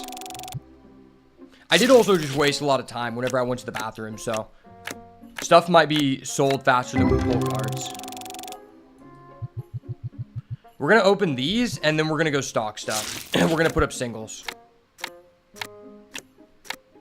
I wish, you know what would be really cool, and something the developers should add to this game, is if you could press M and open a map. And that way you could set up a map of your display cases and where you wanted each product to be stocked and market. And then that way, if you have an employee dedicated to stocking the shelves, he would only stock certain items in the areas that you have mapped. I know that's a really weird thing to bring up, but I used to be the inventory manager at Best Buy, and I used to do that. So, like, it just makes sense to me. I know a lot of people don't give a shit about that, but I think it would be really cool. A lot of people are sitting here listening to this. They're like, dude, I want to simulate the fun parts of opening a TCG shop. I'm like, I want to simulate the parts that make my brain do math.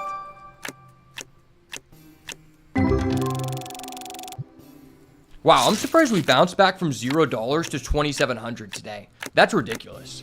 And we didn't even have like a $1,000 card that gave us a boost. All right, let's see how many. How did these smelly fuckers get in? Is this deodorant off? Okay, that one's out. I gotta fill that up. I gotta spray this person so people don't leave. Oh my, how are these people getting through?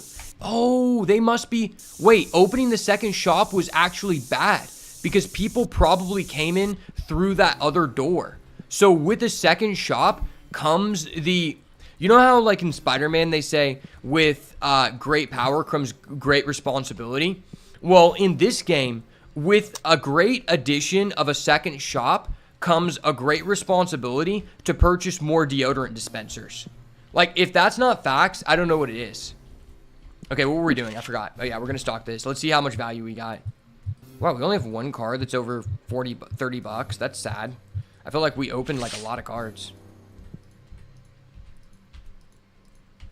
We have a lot of like $10 cards though, I think.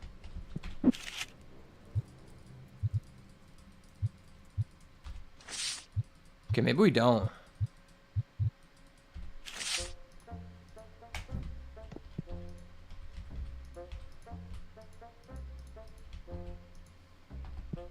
I'm actually so excited to go check the mail because I might be receiving some Yu-Gi-Oh cards. I ordered a bunch of, there's this thing that came out called Rarity Collection 2, which is basically a bunch of reprints of old cards that, like, I can use in my 2012 through 2015 decks that I'll play with my friends, but they released them at, like, high rarities at a really low price. So, like, in Yu-Gi-Oh, the highest rarity is Secret Rare, outside of, like, some exceptions, and they made a bunch of these old Secret Rares that no one wants because, in the modern iteration of the game, they're basically useless. But because I exclusively play old school Yu-Gi-Oh, I like really want them because like the alternatives are extremely expensive, and these ones are $1 and the highest rarity possible. So I spent like $50 ordering like 56 secret rares from the set, and then I also ended up last night, me and my friend were gonna play Hat format, which if you never play Yu-Gi-Oh, it's 2014.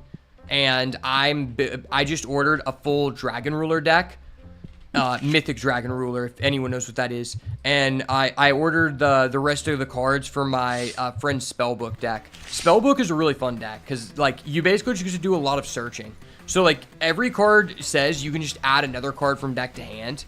And that's honestly one of my, I think that's why people like Yu-Gi-Oh so much compared to other games. People think it's like just because you can do like broken shit, but it's because you have that guaranteed utility. I think in essence, Yu-Gi-Oh might just be the lowest variance, like popular TCG, because like you have so many cards that you can run 3 copies of that say look through your deck, add this type of card from your deck to your hand. Whereas like in One Piece, it's like look at the top 5 cards of your deck. If you have this card, you get it. If you don't, you just go -1 in card advantage and cry. Or in Magic, it's like, there are cards that let you search your deck for anything, but they have such a high mana cost associated with them that you're either playing it in one of the, like, Vintage or Legacy, which is where you can use any card legal and you can use broken cards, or it just costs too much mana because you're not playing Vintage or Legacy and you don't play those cards. Shit, we got a lot of fucking custies. Why do our employees just leave so fucking early? Shit, we're already up to 4K? We were at $0 at the beginning of this day. How? How is the progression just ramped up so much? I just spent $6,000 on an extra store and like added no value to it, and somehow we're just like back up to like almost the amount we paid. That's ridiculous. Yeah, I got a power level here through. Oh, that person's buying my good packs? Those are for me, buddy. Buddy, those are for me. Oh, he paid with a Benji? Respect, respect.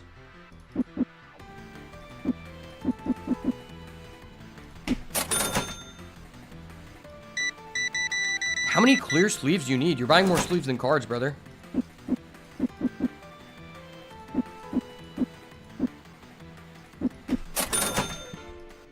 One can of deodorant, you brokey. I mean, you have purple hair. You probably need that. I'll allow it. I won't make fun of you. My God, guys. My bad. Don't make fun of people with purple hair if they spend a lot of money. If they don't spend much money, you can make fun of them all day. It's your right as an American.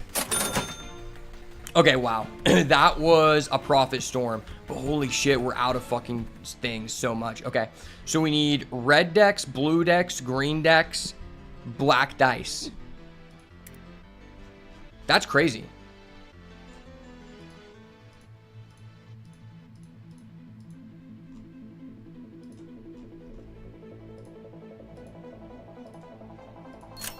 That's $1,300. The hell? You know, you might be onto something. You might be onto something, Vor. Like, maybe you just don't really want to have that many diverse products. I think it might be important, though, because it might just, like, increase the overall satisfaction that your customers have, which might be important.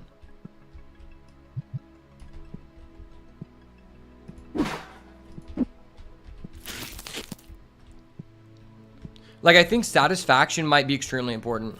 Hold up. I'm going to rearrange this stuff.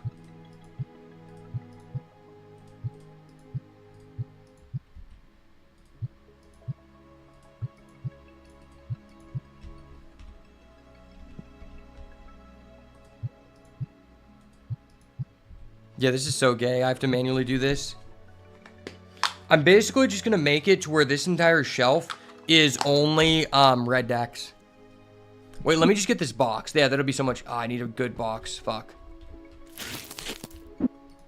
Yeah, I just need another box. This has dice. I can get rid of this box fast.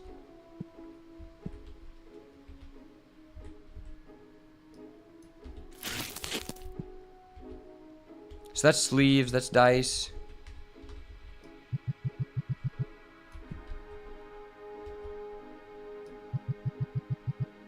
There we go. And now we can use this box to pick up the items. So we don't have to spend hours doing that. Okay. Put all these in the box. Yeah, you always want to keep a box on you on deck. I think that's like impactful as fuck.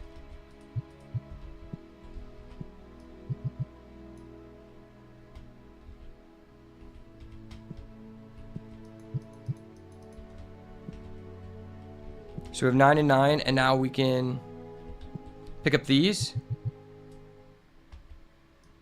Put these up here. Close the box. Oh my gosh, my OCD is safe again. Once again. There we go. Now we just need to go get the blue ones. Wow, this is amazing. This is looking so beast. Wow. I'm actually, that's like, this is the happiest thing I've ever done in this game. There we go. We're doing some high-level sorting. High-level sorting things, boys. What about this box? Does it have anything in it? No, I got rid of it. These are deck boxes.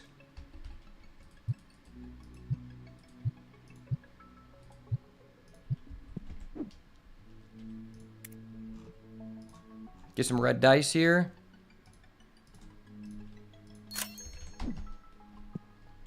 I'm speedrunning. We're doing some organization optimization. If I organize everything correctly, I'll probably be able to put an employee on stalking duty, and he probably, like, won't mess this shit up.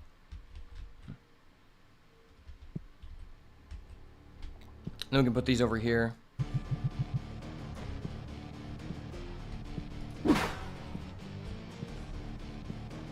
Yeah, so this is going to be dice.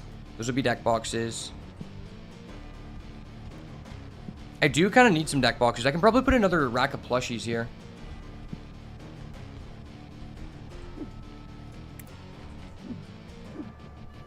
Blue and red, okay.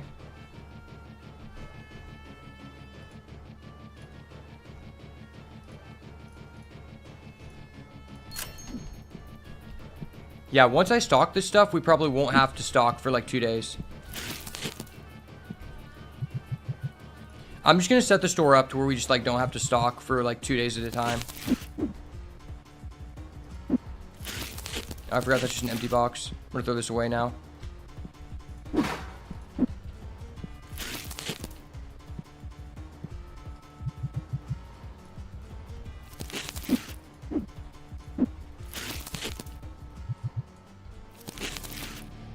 I'm actually just going to leave these in the corner. Oh, that box is bigger? That's funny. I didn't even know that. So regarding the One Piece discussion, I'm not planning to come back to OPTCG. I explained that I do plan on coming back.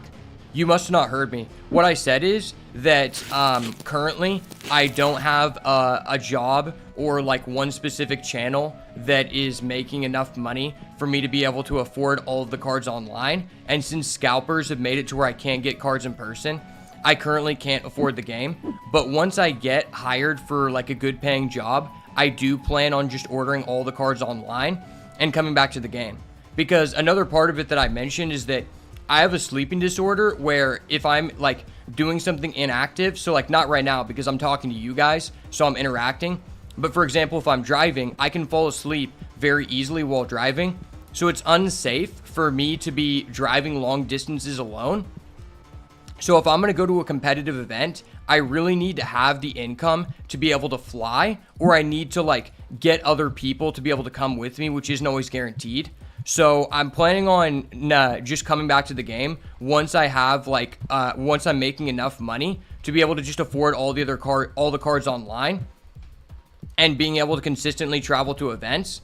because a big part of like the edge on my channel is to provide competitive content to people. And I can sit here and say like this is the best deck and stuff, but I'm kind of a person who likes to prove things by results. So I want to make sure that I'm able to consistently travel to these events to perform so that I can actually like prove that the information I'm giving people is actually true. Because if there's one thing I hate more than anything on the internet, it's people pretending to be fake experts. Like, that is a really big issue nowadays. Not just in card games, but just in general. Okay, we need some more Brokey boxes.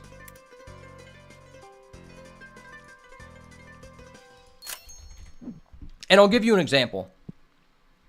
So, one of my other channels, I do MMA videos with my coach, and we have a podcast, and that podcast has sponsors associated with it. So it's probably like a lot more of a long-term, like this channel is just for fun, but that channel has sponsors and is a lot more lucrative. And my coach is also a barber, so I'll go in to get he'll cut my hair for free. And probably like 6 months ago when I went and got my hair cut from him, there was a guy in the barber shop who was explaining to me that essentially like this, his friend started making golf videos. He started essentially selling a paid course to people where he teaches people how to do like golf exercises and like meal plans and shit. And I was like, oh, and this guy was like older. He was like in his like late 40s or something. And I was like, oh, is your friend like an ex-professional golfer? Did he play in college? And he's like, no, he just learned. And this guy's making, he said this guy's making like $10,000 a week doing these like videos and doing, I think he said it was on some like paid service. So let's just assume he was doing it on Patreon. And that really pissed me off because he was telling me the guy works like 2 hours per week, like just uploading these videos on these techniques and exercises. And he doesn't even know how to play golf. He's literally learning. And he was telling me that his friend like looks up like on ChatGPT like what exercises are good, and then basically just reciprocates the information to the people paying. And I think that's just complete scamming. So that's something that I don't ever want to do. That's why I don't want to like go back to making competitive content for One Piece when I'm not able to afford to consistently travel to these events since they're not like populating near me, because I find that to be, I just find people who are pretending to be a fake expert about a subject they know nothing about to be really scummy. And more important than money, like I could be making a lot of videos on my other channels talking about things that I'm not really an expert about. Like I'm 23. I still have a lot of things in life to learn. And I'm not going to sit here and pretend that I should be recommending people financial advice. Like that is just fucked up. But there's a lot of people who are willing to do that. There's all these crypto kids who are like 5 millionaire. And they're like, this is how you get rich. This is how you invest your money. You're making $5,000 a week selling these paid courses. And the reality is a large portion of their income comes not actually from making money off crypto, but from you paying for their courses. And I think that is really fucked up. Like it's an integrity thing. And it's kind of sad because like that's one of the main ways to make money as a content creator. But to me, I make videos and and stream because I actually enjoy it. And to me, it's not about the money. It's about how do you want to be remembered by. Every single video that I make, I don't rush the video. I take as long as the video needs because I see that video as if I died, would this video be the best video that I ever did? I want people to remember that video as like a high quality video. Whereas some people really care about uploading one video per day and their quality sinks because they really care about money. While I would love to like have money to be able to facilitate continuously providing value to people, I'm never going to sell my soul to be a fake expert because at the end of the day, you can't take money with you into the next life. And I'm already on God's team, so I have nothing to worry about. I could be homeless and it really wouldn't change anything in my life. It would suck, but it really wouldn't like change my outlook on life. But if I was just pretending to be a fake expert, I would have too much guilt on that. Like pretending that I know something I don't. I just think that's really fucked up. I honestly just feel like if you are making money off of something, I said this earlier, but kind of elaborate on this. If you're making money off of something that provides zero value to people, you're not actually fulfilling a job. You don't have a career. You are making money. If I sell a $100,000 Yu-Gi-Oh card, that is not a job. Although that could pay for me to live on for the next 3 years without working, that is not a job. That is a way that I made money. And there are some people who are like, yeah, you know, like I'm an expert on politics. I make these shorts about doing this. And it's like, okay, but you like have no experience in politics. You don't know anything about that. You can make videos for fun, but you profiting off of it doesn't mean that it's a job. If you don't actually know what the fuck you're talking about. If you're an expert, then okay, yeah, that is a job. Because you're actually confirmed, like, providing value to people. And, like, a really fucked thing nowadays is, like, people who, let me think about how I want to say this.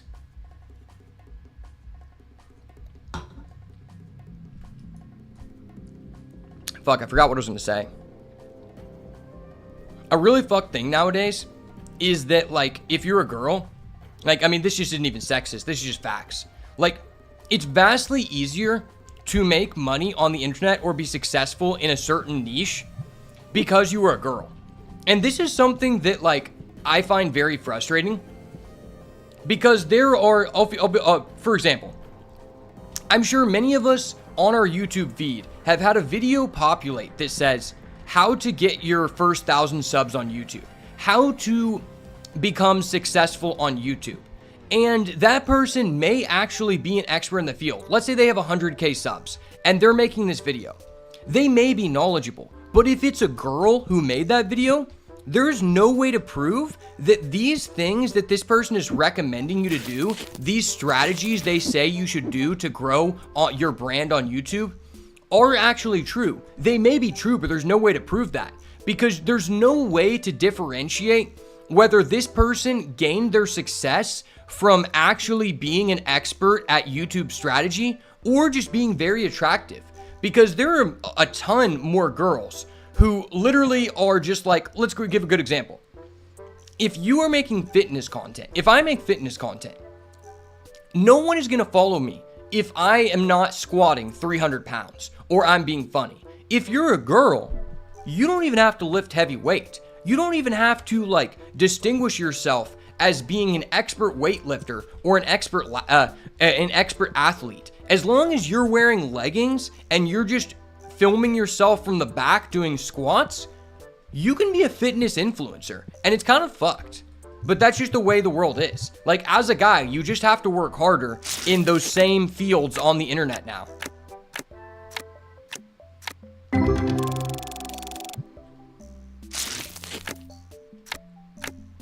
And I mean, I want to say that it's like, I don't have anything against those people. Like, good for you.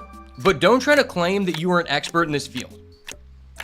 Like, if we pull up a girl's Instagram and she has 100K followers and she's a fitness influencer and she's squatting 300 pounds, okay, I will believe that people are watching this person at least a decent amount because they're actually providing good training programs and they actually know what they're talking about. But if the person is just lifting low-ass weight, has like almost no distinguishable muscle mass on their body, and they're claiming to be an expert, but every single video is just showing their ass, you're not a fucking expert.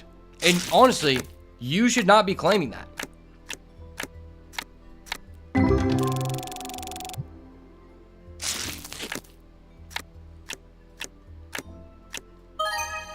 Holy shit, wait, that might be the coolest card we've ever pulled. Holy shit. Gold edition Voltrex, that's fucking goated. Like, it's actually crazy that honestly, if I was like a hot blonde girl performing the same actions I'm doing right now and like 20x less funny and 20x less informative, I would probably have 50x the amount of people watching live right now. And that's just facts. It's not necessarily good or bad, but that's just the real world. That's just how it is nowadays. Like, a perfect example of this is the Hawk Chua girl. She provides no value All she did in an interview was say Hawk Tua, which apparently in her definition means that she spits on guys' dicks. And now she has a podcast and is getting $30,000 per appearance fee. If I said that, if I said that in an interview, I would not get famous for that reason. I would get famous for being a pedophile or being a pervert. Like, that would just be really weird, right?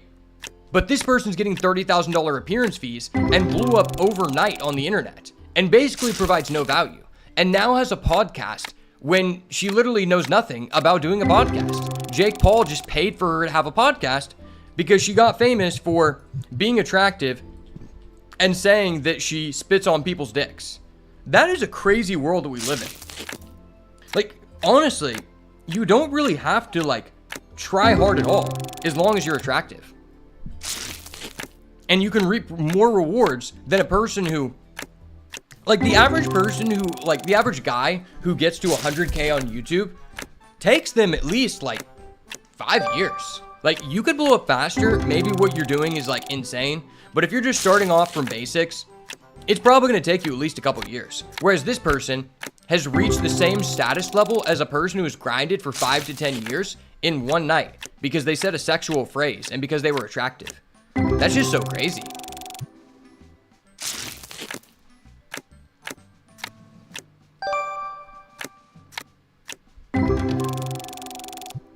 And it's honestly very interesting to look at from a perspective of, like, you know, people who have been attractive have always received certain benefits, you know? And it's like, there's nothing wrong with that. Like, I don't really care. But when you compare that to, like, 10 years ago, the main way that you could make money by being attractive was by becoming a model. But you couldn't even just be like an averagely attractive girl to get with a model agency, right? You have to be extremely attractive, you have to be a certain height, and you have to be a certain weight. Well, now you can basically make more money than models made 10 years ago, and you don't even have to be that attractive. You can just be mid and provide no value, which is just crazy.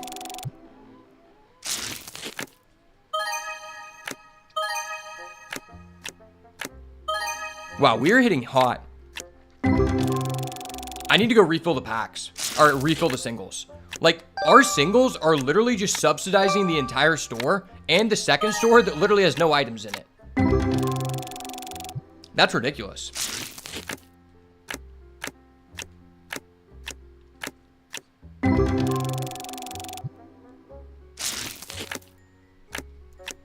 Oh, but back to the One Piece thing. The other thing is, when I come back to One Piece, I'm not going to be making the same level of consistency of the content that I was doing, just because at this point, I need to be focused on, like, increasing my career so that I can be able to support my family, and I would like to earn a lot of money so that I can use that money to spread the word of God. And there's really just no long-term value proposition within the card game niche at all. Like, I was one of the first people to be making videos in the One Piece card game niche because I got right on it when the game came out. And I also have $30,000 in video equipment from my business, which really, like, separates myself from other people. And I was only at, you know, like 1,500 followers. And the thing is, it's not just like my quality of content. I'm already providing like a higher quality than 99% of other people in that niche. It's just that the market cap in that niche is really shitty. Like, I think even today, if you wanted to like upload a One Piece video every day, the maximum potential you could meet, even by being better than other people, is probably 10K subscribers on YouTube, which I do not think is enough to be able to sustain yourself, right? Whereas, like, on my martial arts channel, where I do a podcast with my coach, I could easily have the potential of getting over 1 million subscribers and changing my life, right? Like, that's just not possible in the card game niche. And also, this is another thing that I think a lot of people miss with card game content, is that the other reason why there is a cap at like turning it into a career, and why even the top people really aren't making that much money in whatever game it is, whether it's Yu-Gi-Oh, Magic, or Pokemon, is that the entire reason why YouTube is a valuable way to create a career in versus other platforms is that a piece of content that you make has an infinite shelf life. And what I mean by that is, for example, let's use Mr. Beast, who, let's just forget that he's kind of a creepy sex offender. Let's forget that happened. Essentially, if Mr. Beast makes one of his videos that's doing a challenge or something, and it's a high quality video, that video will probably get, a couple million views immediately, maybe more. I don't really know what his stats are. But the thing is, people who join his channel later for years to come still might go back to his video that he posted 2 years ago, and he will continue to gain views from that video for several years and gain additional money every time someone goes back and watches that content because it has an infinite shelf life. The reason why card game content is different than any other type of content in that way and does not provide that innate advantage that you're using YouTube for is because, let's say I make a video about a deck that's currently popping off. We'll say I make a blue Doflamingo deck video, which was one of the first decks in set 1, right? And it got some more support. Well, even if that video gets 10k views or 100k views immediately, it does not have an infinite shelf life because the game will change. They'll come out with a new card set. And at a certain point, that deck will no longer be a viable option in the meta. And so people who are coming to my channel or join my channel later are very unlikely to go back and look in my blue Doflamingo deck profile from 1 year ago because that's no longer a good deck. So why would anyone go back and watch it? Which really narrows your ability to make a sustainable income to continue making those kind of videos. And that's something that I just kind of learned.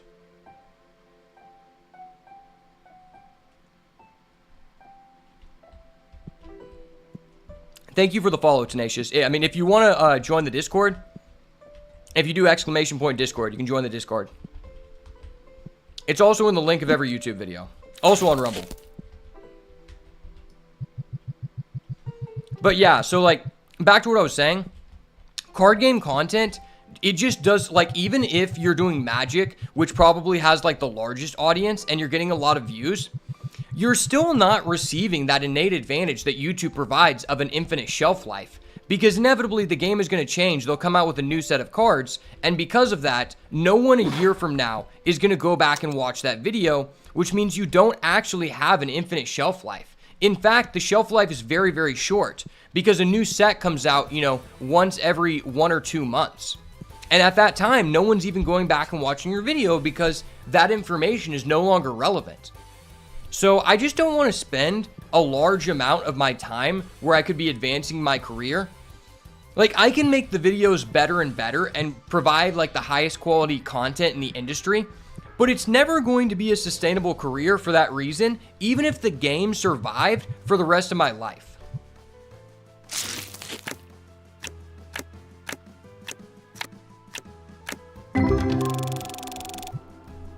And I think a lot of people overlook that when they try to get into making content for different games.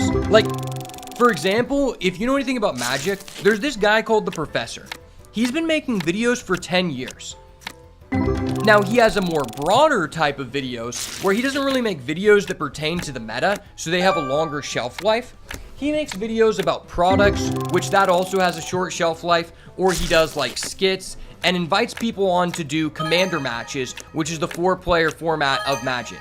This guy has been grinding consistently for 10 years, maybe even more. He just reached 1 million subs and has been providing high quality content that's worthy of 1 million subs for several years. He's had people hired on, professional editors and producers for several years, but he just now recently reached 1 million subs. And it's because your content as a card game content creator does not have a very long shelf life compared to someone who's doing a podcast or making Mr. Beast style videos. So I don't really want to spend all my time continuously trying to make that kind of content better when it doesn't have a long-term value proposition that could allow me to support my family and spread the word of God.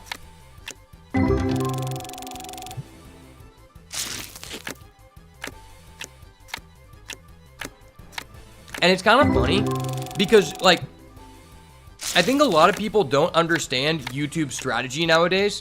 And a lot of people think that, like, this is one thing that really pisses me off more than anything, is that people are always trying to say, like, for example, you know, I've been trying to get some marketing jobs because I have a bachelor's degree in marketing. Well, a lot of these companies think that why would I pay you to do this when I could do what you're doing off of my cell phone, off of my iPhone. The iPhone camera is great. It's like, dude, that is not possible anymore. People think that you can just make YouTube content off of your phone and hit 1 million subs. You're literally lying to yourself.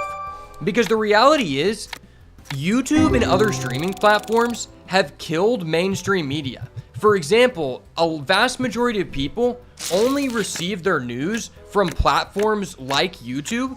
And so what this does is it makes it to where, yes, 10 years ago, you could have a successful YouTube channel with a $300 camcorder or just using your phone. But nowadays, because some people, a large majority of people in fact, only receive their information about the world from platforms like YouTube, every viewer is expecting a news station level of quality. And if you can't provide that, oh my gosh, that was fucking gangster.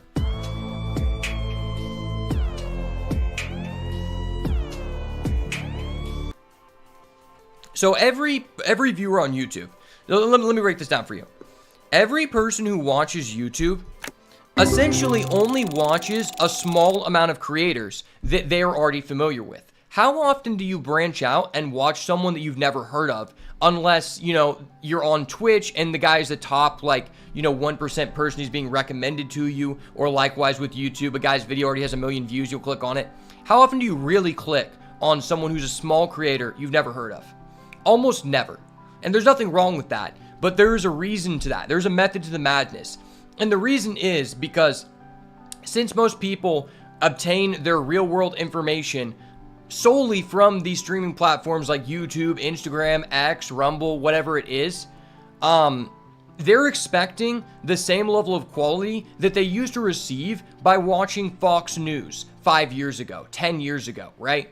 So if I'm doing the same kind of content right now and the camera I'm using to stream wasn't a $5,000 cinema level camera, there is probably a person in this saturated market who is providing a similar level of value that I am to the community, but does have a $5,000 camera, does have $20,000 in lighting. You see what I'm saying? So it's like, people say, I can start YouTube and do what you're doing. I don't need to hire you for a marketing job because I can do it on my iPhone. But that is just not true. 10 years ago, that may have been true. But nowadays, that's no longer true because the average person is expecting so much, especially a person that is not already following you or knows about you.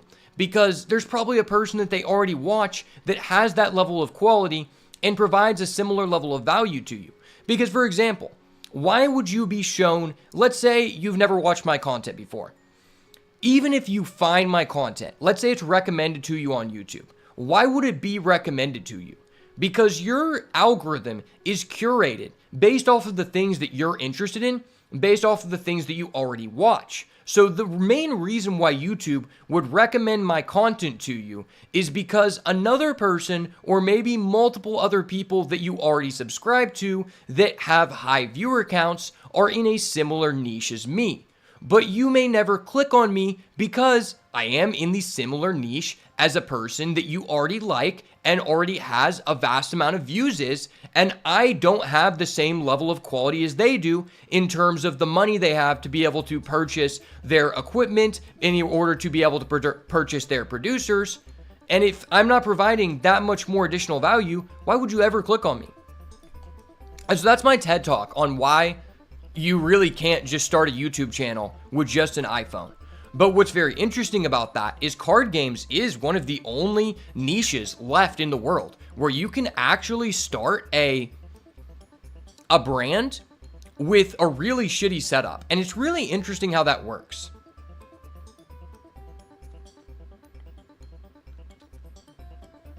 Personally, I believe that is because no matter whether you have a $5,000 camera or you have an iPhone, cards are just cards. Like, a $5,000 camera or a $10,000 camera may make the cards look slightly better, but at the end of the day, there is a very low ceiling to how good those cards can look. So there's not like a huge difference between the person who doesn't have as much money invested into the YouTube venture as the person who does. It's pretty much based solely off of their personality and what information they're providing, which isn't really true for 99% of other niches where, you know, you think about like why the Hawk Tuah girl has been able to start a podcast off of saying a sexual remark and providing zero value. Number one, it's because she's hot, but also because Jake Paul subsidized her podcast and gave her a $100,000 studio. The reality is most people who want to start doing a brand or start doing a podcast don't have $100,000 to go into the venture, and so it becomes very difficult for them to climb.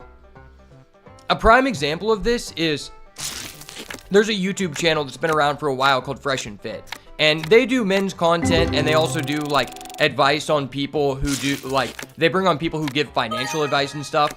You know, it's not for everyone, but the reason I bring them up is because they were able to hit 1 million subs in the first year of their YouTube channel, and they were shadow banned during that time because they're talking about controversial things. Controversial, I said controversial. They're talking about girls, and you know, the woke leftists don't like that. But the reason they were able to hit 1 mil while also being shadow banned in 1 year, which is literally ridiculous. The chances of that happening to you are almost nothing. The reason they were able to do that is because they went into the venture with over $100,000 set up and were able to immediately start the venture by the money that they had saved up to get a $100,000 studio. Which means, well, although they are starting from 0 subs when they made that brand, they are starting with an innate advantage over other people who have been established in that niche for a very long time because their quality of production is already so much higher than those people, so they don't really have to provide more value than the already established people to blow up. And that's something that's often very overlooked in YouTube.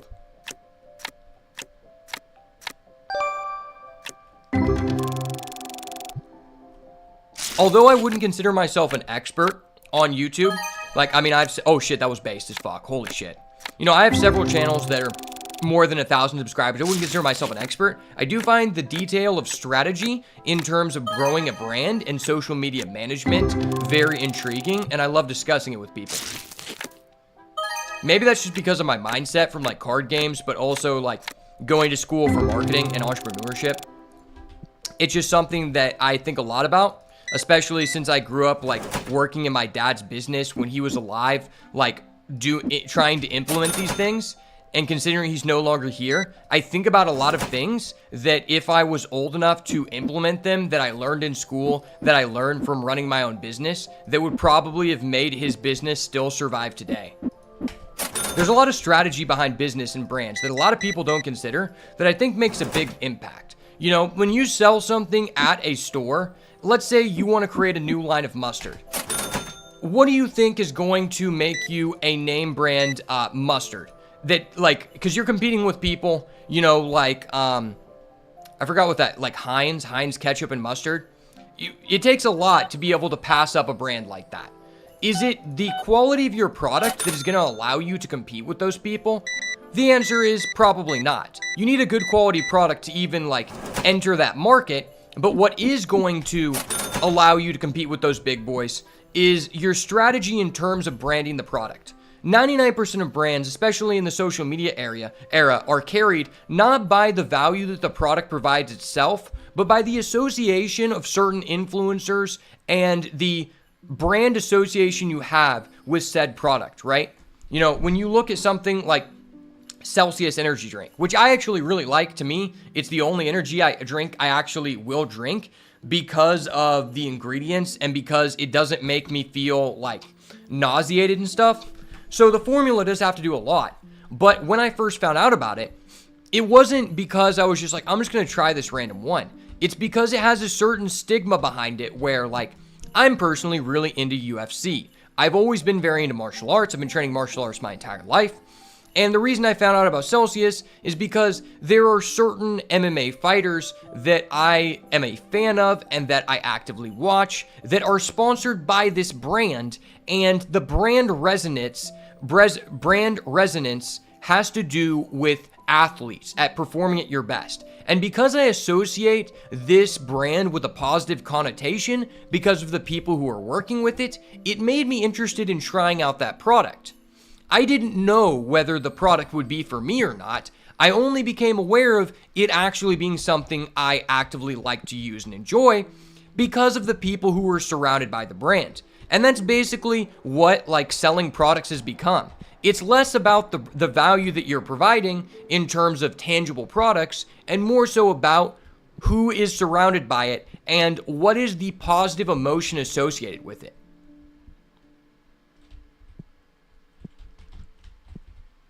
Okay, we need to order a lot of stuff.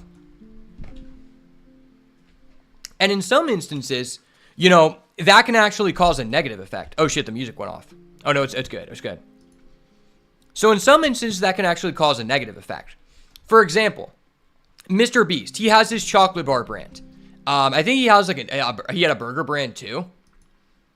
Yeah, I think he had a burger brand too. I don't know if it is. But Mr. Beast, you know, if you've been living under a rock, he has like sexual, like, he's been doing weird shit with minors and a person that was a part of his group. I guarantee you that has destroyed his chocolate bar brand and his burger brand. The quality of his products might be shit. I don't know. It might be good. But that has nothing to do with the success of his brand. His brand image is what allowed his product to succeed, and now his brand image is what is killing his products. And that's really crazy to think, that you don't buy this energy drink because it's actually healthy for you. You buy this energy drink because people you like also drink that energy drink. You don't buy that TV because it's the best TV. You bought that TV because you like the NBA and Shaquille O'Neal sells that TV.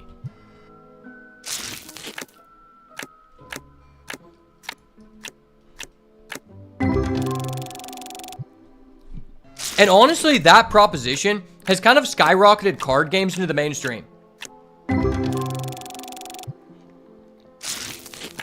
For example, the One Piece card game in itself is an innovative idea, and I do think the game, generally speaking, is fun, but I don't think that you can really argue the game is more fun or intriguing than Yu-Gi-Oh! Or Magic the Gathering.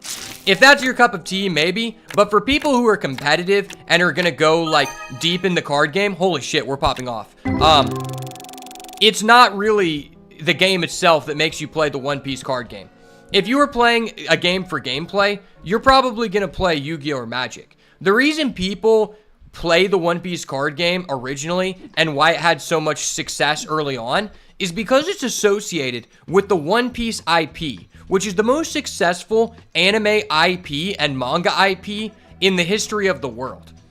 If this was not called the One Piece card game, and they didn't actually use characters from the IP, they were just random images of pirates, and the game was called Pirate Throwdown, the game would fucking suck. No one would play the game.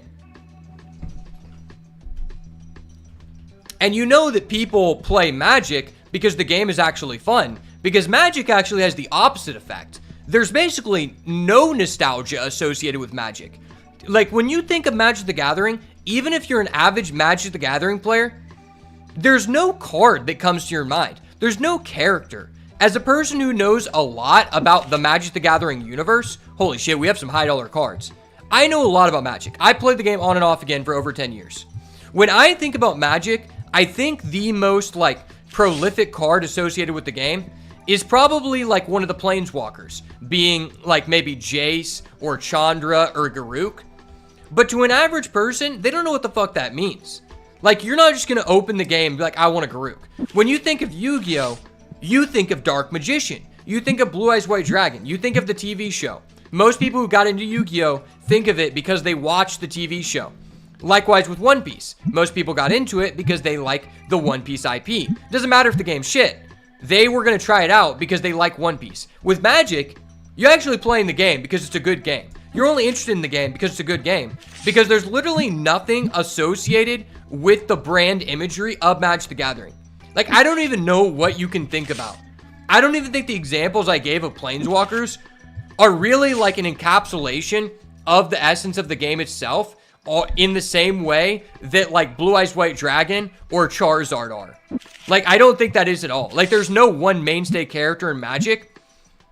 And that's why you've seen Magic in the past few years completely switch up their strategy to where now what they do is they try to buy IP licenses from other brands that people do have a positive brand association with. For example, in 2023, the highest selling Magic set of all time was called Universes Beyond Lord of the Rings. A lot of people who already played Magic bought the set because it was a new Magic set. But the reason it became the #1 all-time selling set is because a lot of people like Lord of the Rings, and very few products have access to the license to use Lord of the Rings. This being one of the first uses of the license outside of the brand itself, got an immense amount of people to buy it. And that's kind of what Magic's strategy is, and it works well for them. It's also kind of negative, but it works well for them because there's already no, like, brand association with anything positive in Magic. You're not like, oh my gosh, he has the fucking Jace Belrin. That's fucking insane. No. It's not like the Blue Eyes White Dragon. It's not like the Charizard. There's nothing like that in Magic. You play the game because it's a fun game. You play the game because someone else said it's a fun game. You play the One Piece card game because it's like, bro, hey, I played the One Piece card game. Do you want to play the One Piece card game? Now, I don't know. I've never played card games. But I really love One Piece, so I'll play anyway.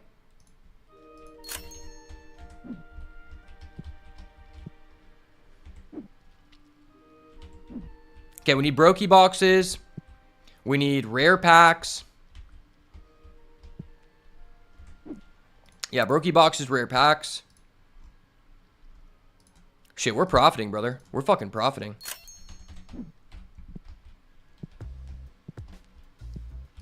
Yeah, we've gotten a lot done today. This was a really productive stream in terms of our shop. In my real life, it was not productive at all.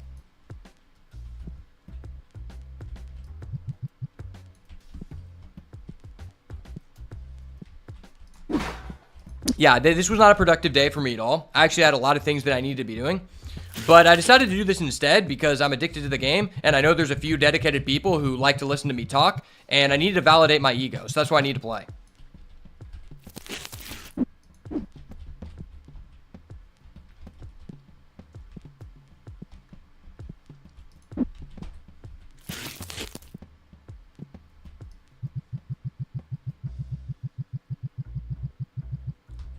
Holy shit, I love the restocking of packs this time of year. Yeah, this is nice. No more shelf space, okay.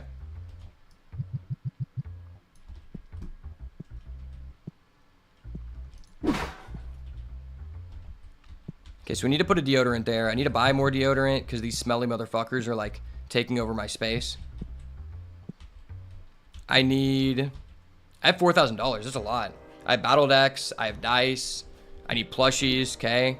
Go to the shop, order the plushie, do the thing, you know how we be, son. Go off on a tangent so people actually like listening to me. It's kind of the rhythm and movement. What I like about this game is I can just go off on a tangent and talk about random BS that no one wants to hear about except me. And then come back and it's like, oh shit, I just progressed. That's why people like playing RuneScape.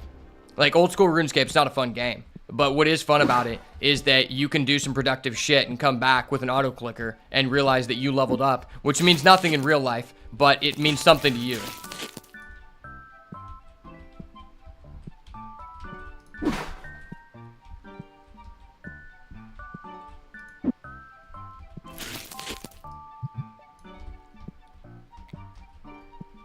Yeah, we've got a lot of profit. I can probably start setting up in the second store.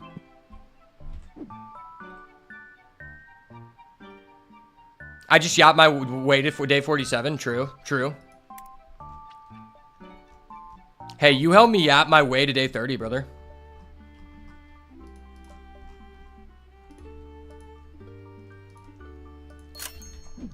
I need to yap my way to success, even though it actually yields me no long-term rewards, because I have a small dedicated fan base, and that fan base helps me validate my ego, because I have nothing else going on in life. It's a sad life, but it's my life, and I take pride in it.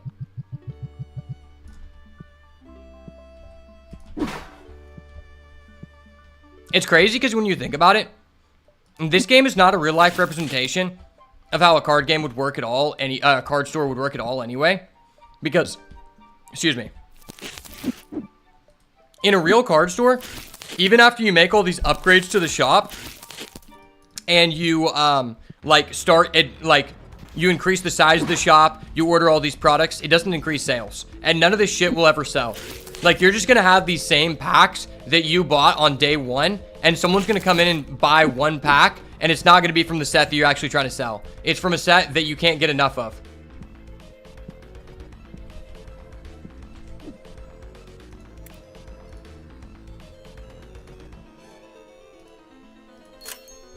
I'm not gonna lie, going deep in on conversation allowed me to just like bypass the minigame of how monotonous opening packs of cards where you're pulling the same card over and over again is. Like, I just came back after like going into the hyperbolic time chamber by like Goku, and I just had like 5 $200 cards. Like, that shit was ridiculous.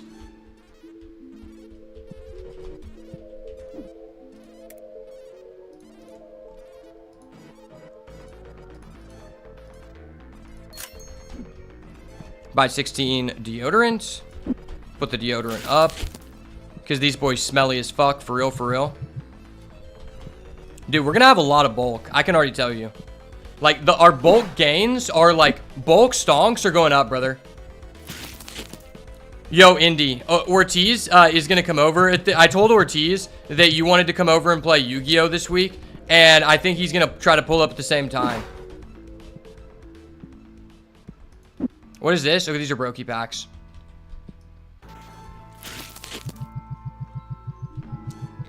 Yo, thank you for the follow.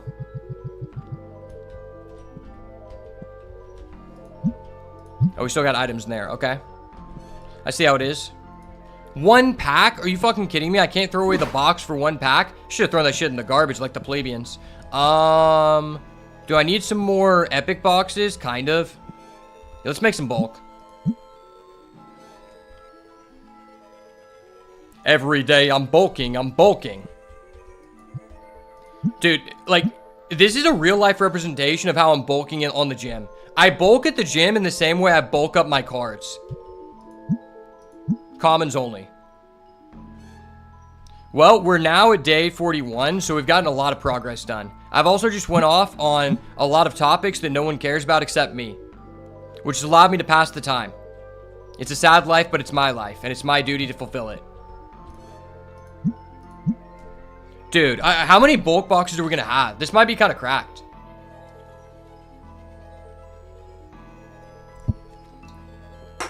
Earlier, I made some deer meat, and I'm not gonna lie, that just gave me like such an insane amount of energy without being bloated. I can't even comprehend. Am I a composer? Yeah, I am. I'm a composer for the Oklahoma Orchestra.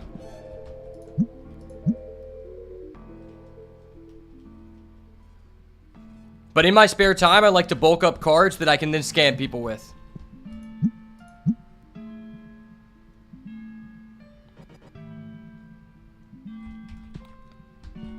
Yeah, if you want to look up my music, just look up at Little Indigo on SoundCloud.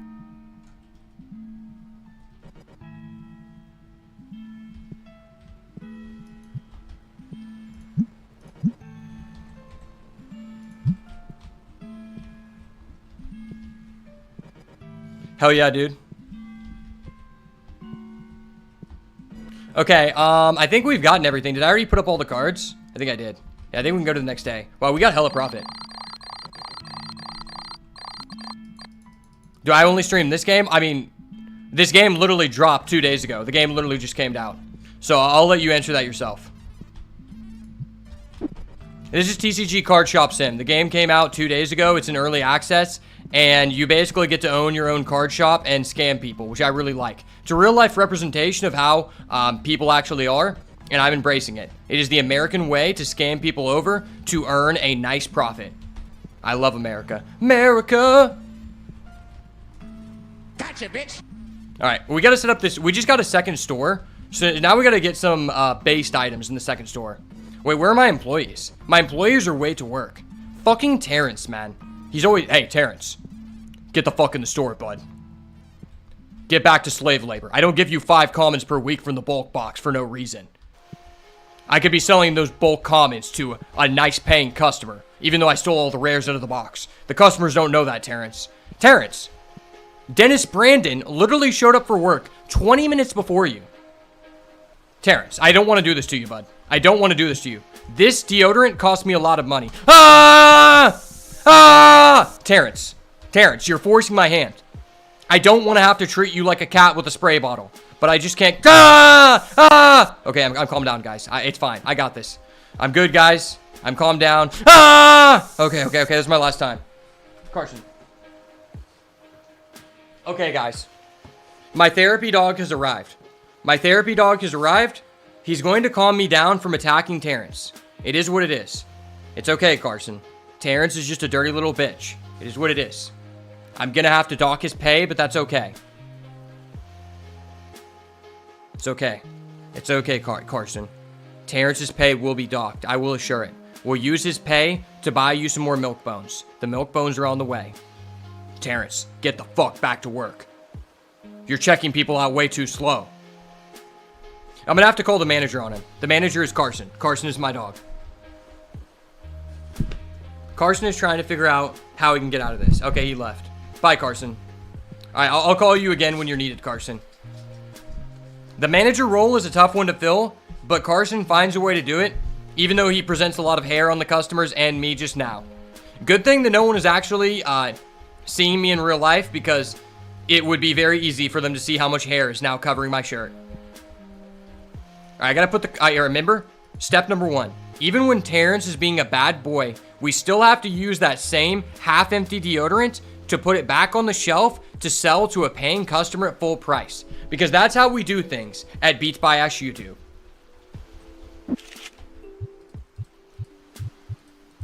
Dude, we're gonna make a lot of money here.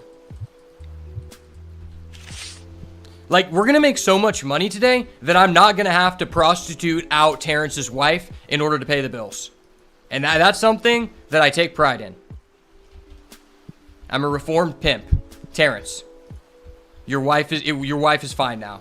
She's going back to personal use. It's fine. Okay, so the market price. The market is kind of nice. Yeah, this game is not a real-life representation of an actual card game store in any way, because the market is really shit right now, and you wouldn't be able to sell any of these cards. Assuming that you're going to sell 5 cards per day in a real-life card store is literally assuming so much. Like, so many things would have to go right for you. There would have to be a regional ongoing for anyone to even come in your shop.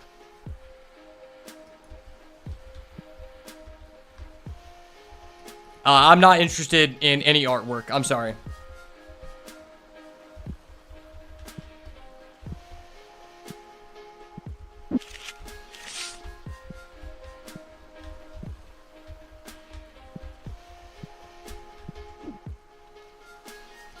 Okay, I can actually afford to pay the bills. Holy shit, the bills are so expensive. To pay the rent or to pay Terrence's salary? These are the questions we must ask. Did I buy more packs? I don't know if I did. No, I didn't. Fuck. Yeah, I gotta buy more packs.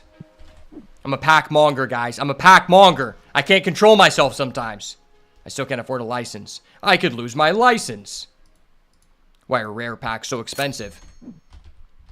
Terrence, stop what you're doing and start unstocking the packs. I'm gonna be in my office, subsidizing my gambling addiction. You take care of the Neanderthals. Kick anyone out who spends less than $20.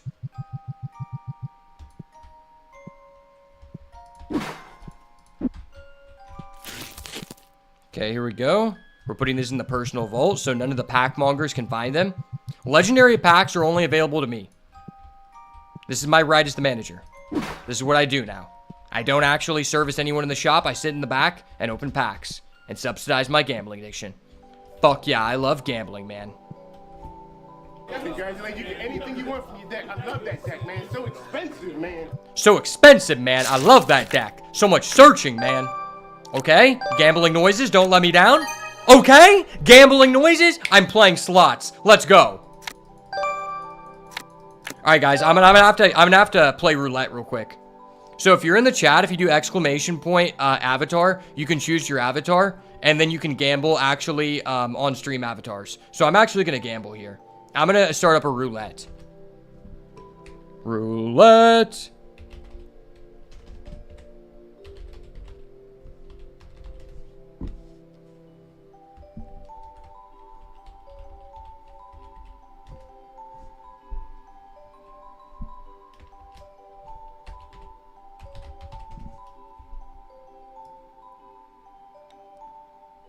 Okay, that should work.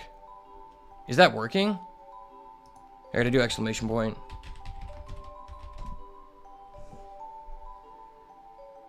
Yeah, I gotta look at the command for gambling. I need to be gambling. Like, gambling 2 times at once is, like, very necessary. It is what it is. I don't make the rules. I just enforce them.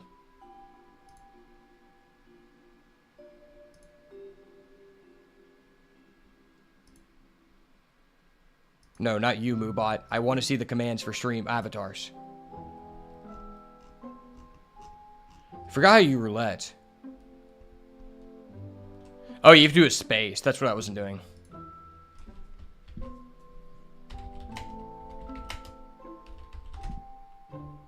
That should work.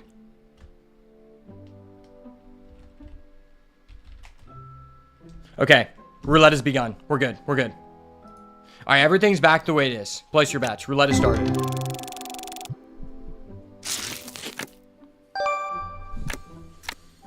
Okay. I'm fine. I'm fine. Everything's good. Yes. Yes. Please be red. Please be red. Is it red? Fuck, it's black. Okay, we get a $100 card. It's fine. It's fine. We're good. I lost 100 channel points, but I just pulled a $100 card and a $26 card. We're Gucci. One thing I hate about the roulette is it just tells everyone else that I lost money. 1 Twitch Prime stub drastically increases my ability to subsidize my currently infesting gambling addiction tenfold. Remember that. Remember that whenever you gain access to your mom's Twitch Prime. Because I need to subsidize my gambling addiction some way or another. Wait, did we just pull 2 of the same card? Or those guys just look similar? Oh, they just looked really similar. Wow, I'm back to $37.50 when I just spent $2,000 on rent? That's ridiculous. I gotta take some more Kratom. This gambling is giving me anxiety.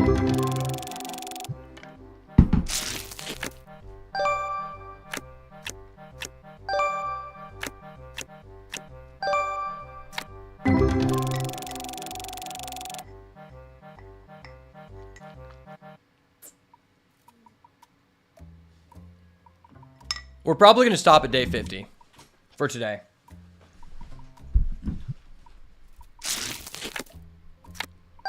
I probably need to go walk my dog soon. He wants walkies. His life as the store manager is really difficult. Okay. I can be happy with that. I can be happy with that. I'm trying to think about what I should put in this other room.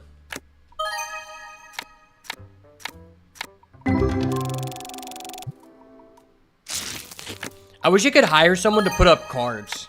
Like, I think you can't give it, I don't think you can give an employee a task to put up singles. If you could, that'd be nice. Because then I could just be only opening packs.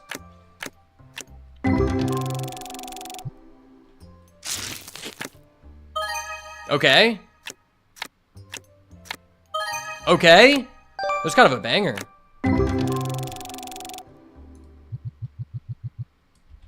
I like just sitting in my office and opening packs, because when I come back to actually, like, collect my money from the grunts at the end of the day, I usually, like, just have a lot of high-value cards to put up. Like, this is kind of a pro strat. Wait, lady, what the fuck are you doing? You're not allowed to come back here. This is a restricted area. This is a restricted area. Please. Please. If you're going to come back here, at least hide under my desk so the paying customers can't see you. Not for any other reason. That was a weak-ass pack. Oh, no, that was goated. Okay. Okay. I had to turn the fan on. It's getting hot in here. When I gamble, I get really hot. I might have to take my shirt off.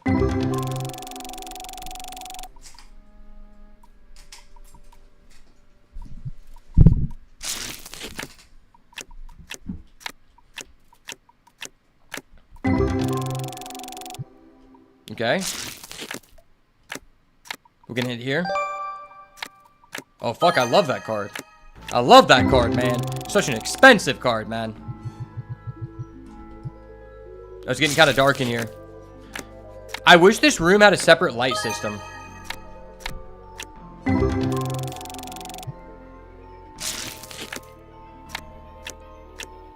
Okay. Wow, this fan is making such a big difference. It's been like 100 degrees out for so many days in a row. I'm hoping it's gonna get a little bit cooler because I'm gonna like replace my fence in the backyard. Holy shit, that was nice. Do some real hard work, you know? If you're ever depressed, just do some hard work and just stop being a bitch. Okay? Damn, we put a lot of that guy. That guy might be like our most commonly pulled guy.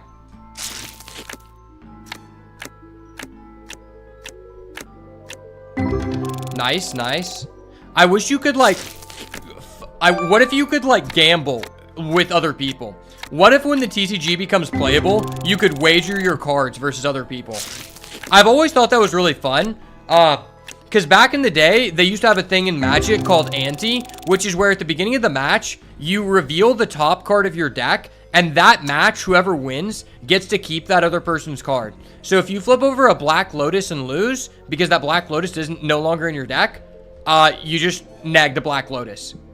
Which I think is really funny, but I never got to play like that, because that's like an old head kind of mechanic, and it's no longer in Magic. But I'm a young gunner, so I never got to play with Ante. But Ante just seems hella cool. Back in the Yu-Gi-Oh days, I used to play people for cards all the time. That was very common. You play people for cards, you play them for playmats, for money. I was more so a fan of playing people for cards than money, like just high value cards.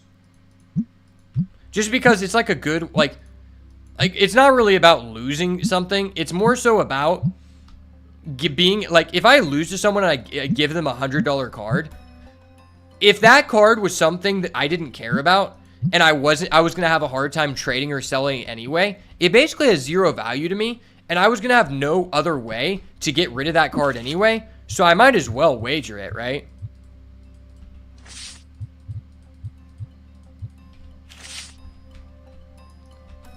Yeah, our singles are getting high dollar as fuck, dude. The singles market is just popping off, dog. I don't think we have a single card that's less than $7.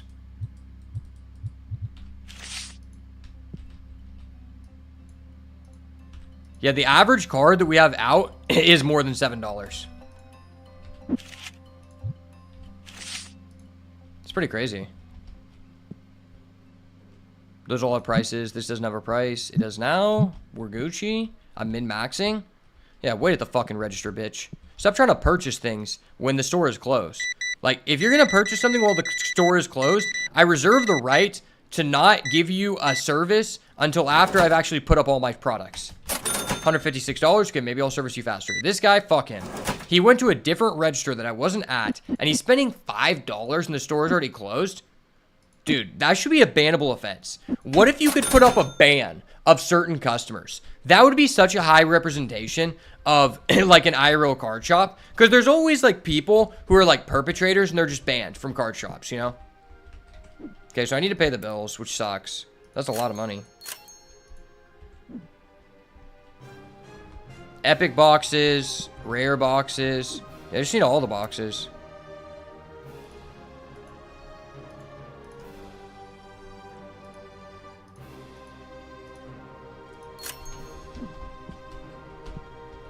I probably just need to make another shelf so we can hold more of these boxes and don't have to keep restocking them. Because these sell out so fast.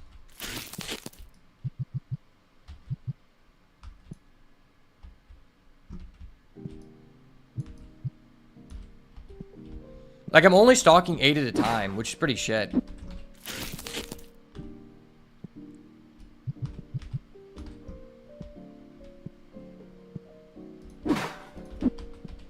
If I was able to stock, like, double, I feel like we wouldn't have to restock, like, every 3 days. Oh, I still have an item? Are you fucking kidding me? I don't want to have an item still in there. Those dice. Yeah, we don't care about the dice. Dice, honestly, might not even be worth it.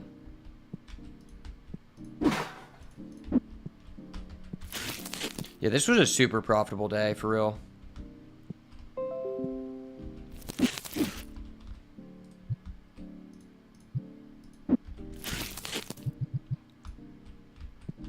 This would be gooch. That's gooch. That's gooch as fuck, dog. We have all the cards stocked. Cool. I want to buy some more rare packs for the back.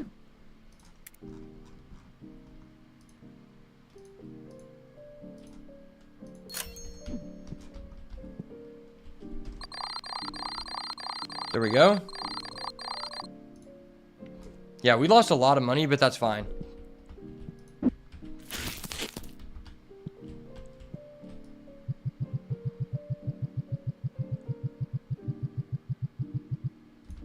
I should probably just build like another table.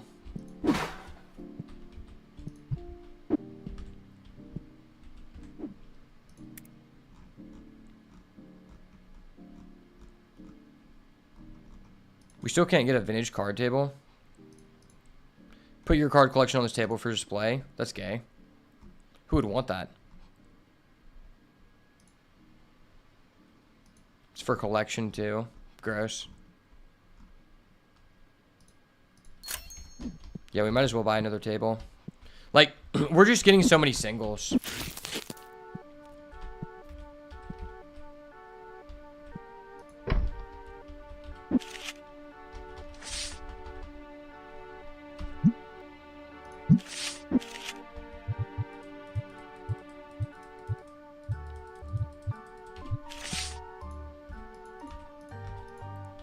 Hey, Shoddy, you want to buy a single?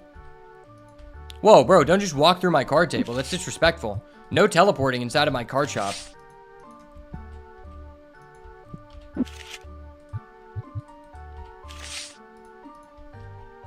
Alright, boys, I'll leave it to you. I'm going to be in the back opening packs. And you know what they say. If you need anything, don't call me. This is my personal stash. No one can mess with my personal stash.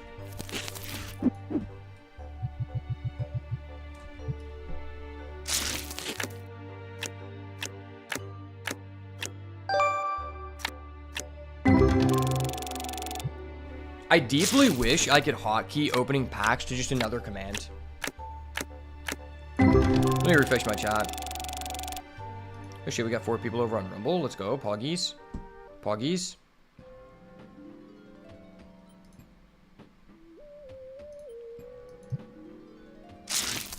Yeah, we're getting some profits, man. The profits are hitting, man. It is what it is.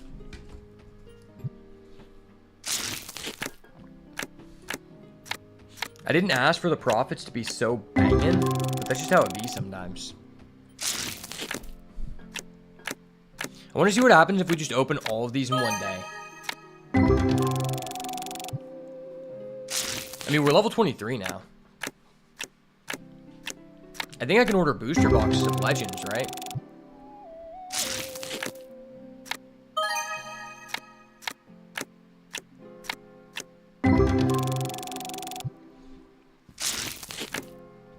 Okay.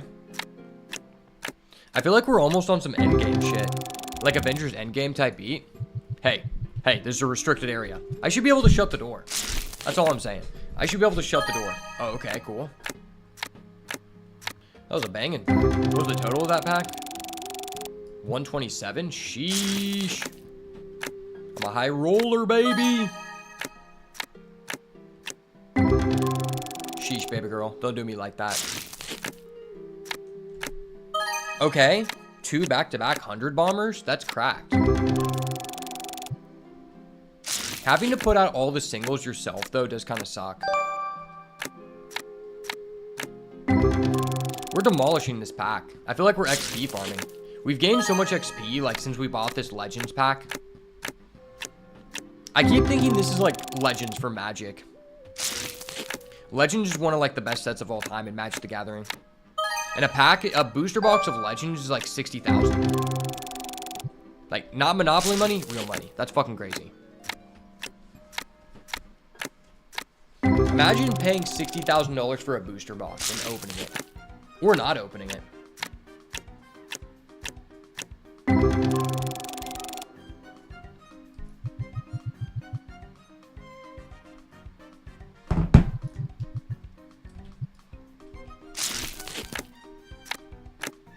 Okay. High elo gains. We're almost done with this entire case for the day. I feel like this is going to be like $1,000 profit from opening all these packs. I'm also wondering, since the average price of our single that is offered in our shop is drastically increasing, if like people are going to be more willing to quickly purchase our cards that are like 1,000.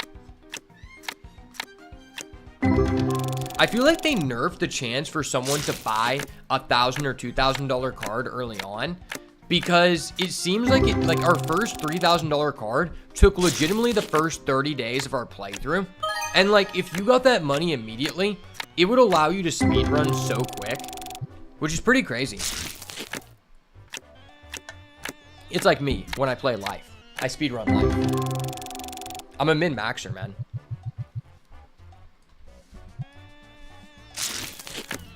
All right, I'm almost completely through this case, and it's not even 2. We're about to... I actually want to know how many packs you can open in just one shop day. I feel like a speedrun for this game would be so monotonous, because you would probably just put stuff out, then just insta, like, open singles constantly. Part of me also wonders, what if you just only sell singles? What if you legitimately only sell singles? And you just, like, your entire store is tables, and you just, like, restock them every day? How much would you make? How fast, like, would it just, like, do you just never want to buy a product?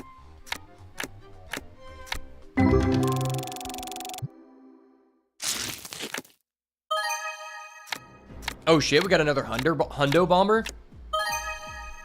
Hundo Bomber and a 30 Bomber in the same pack? Ridiculous. 8, 11.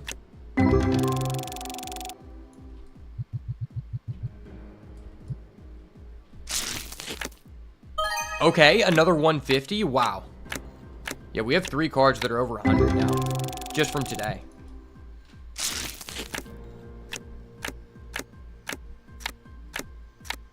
We might be able to just, like, set up a high roller table.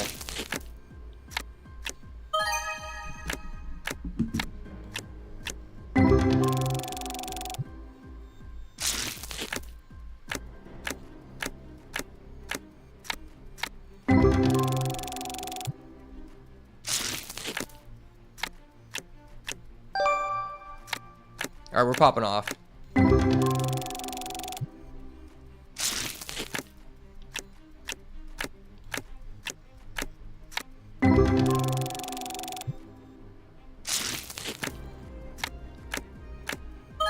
Okay, a 35er? 5er, race car driver on my crap shit.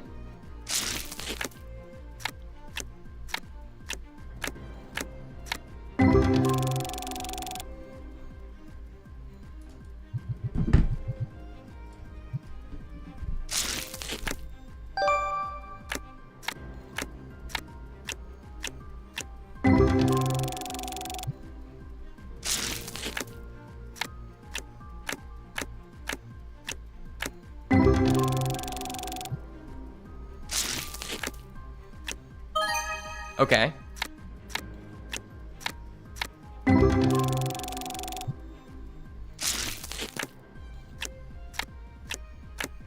Okay, that was a dud pack. That was a huge dud. 1 second, I'm texting someone.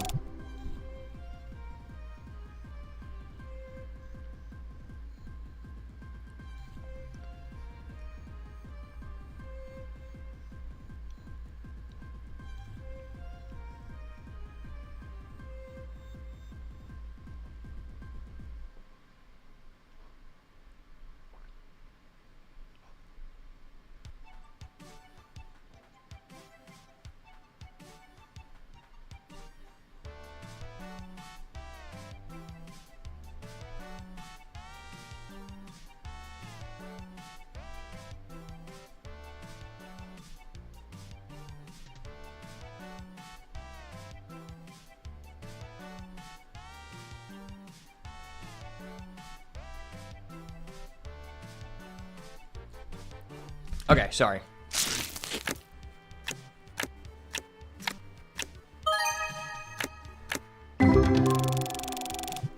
$12, kind of nice.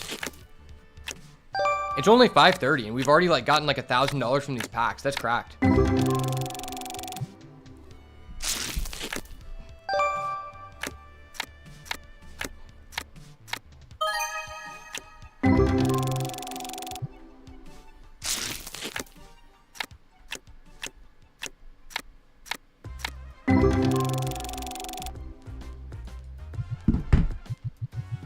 Okay, we're almost all the way out of our packs.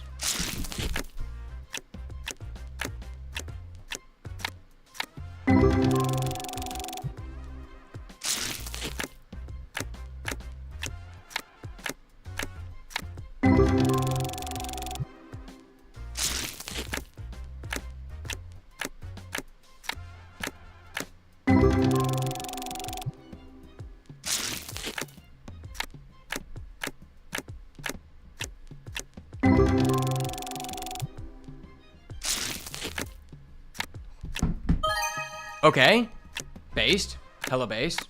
We're up to 3,500. The profit margins are popping off here. Wow, a 30 and a 40 in the same pack. That's nice. And a 10. That was like a $70 pack. At this point, anything under 30 bucks, honestly, just doesn't like make my dopamine levels increase at all. Oh my gosh, that was insane.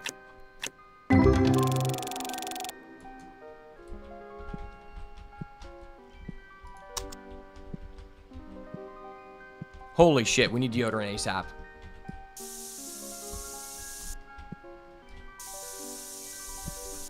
How did these smelly fuckers get in here?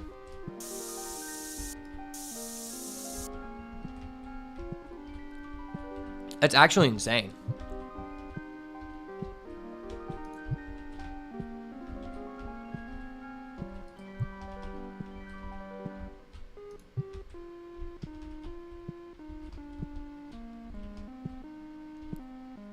All right, Dennis, you deal with the Neanderthals. I'm opening packs.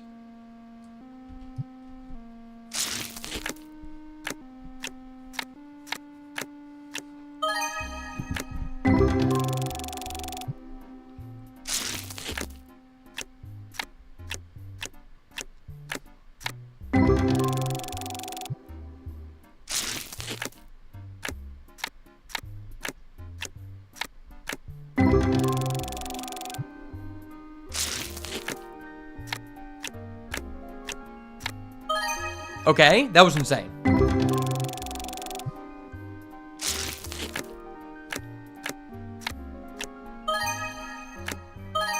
Okay, what the fuck?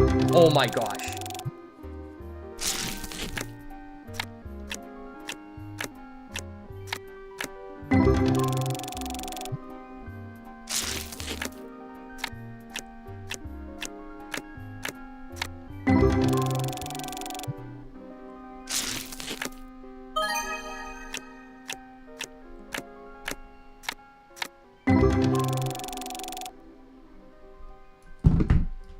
The last pack from this batch.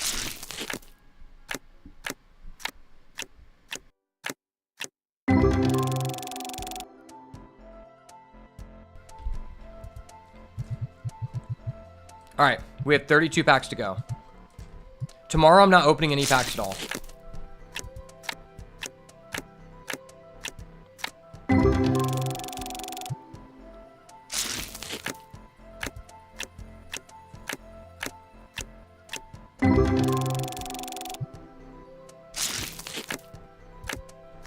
All right, tomorrow we're just gonna restock.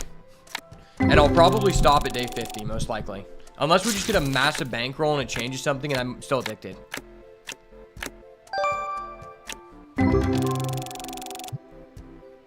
We still haven't pulled a $1,000 card in like 5 days or 10 days. Which is crazy. I don't think we pulled like a $1,000 card or a full art in general from this legend set. Like a premium full art.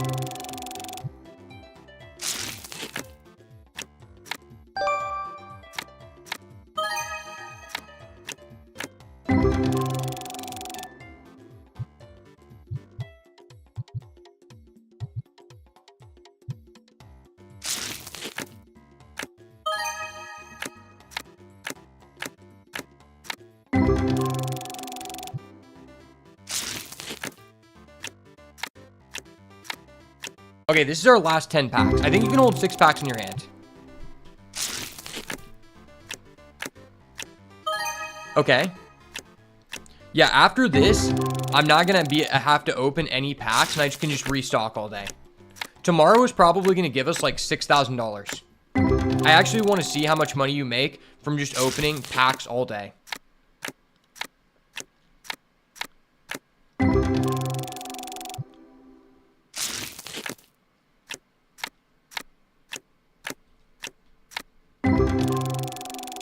Like, we might just need to upgrade the space and put in more tables.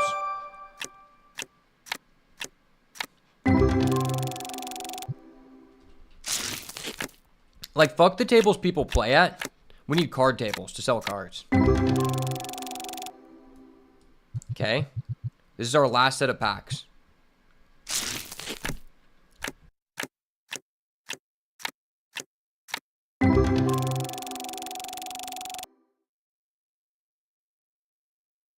This is literally our last 6 packs. Let's pull a banger. We've opened 124 packs today, and we didn't pull a $1,000 card. That's so unlucky.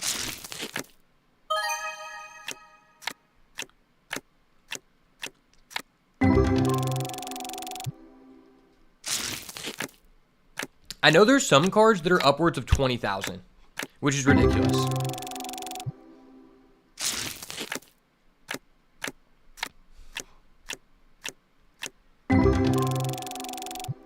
What if the average price of a card on the floor is $20 or more?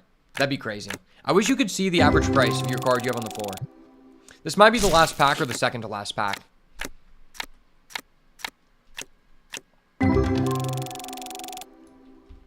that was the last pack. Oh shit, these people stayed here the whole time I was opening packs? Well, that tells me that people don't leave even if you're serving them slowly. Bulk box, good choice. I need to get rid of those fuckers. I don't provide any value in those. Bro, you stayed an hour while I opened packs after the store was closed, and you're literally spending $6? The hell?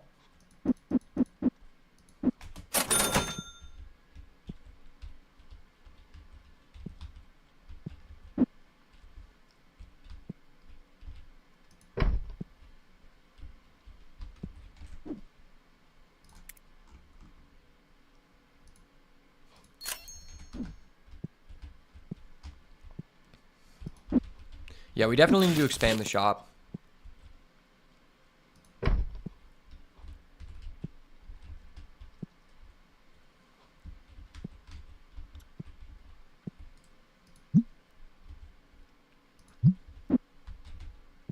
I'm going to put this in the other room so we actually have space.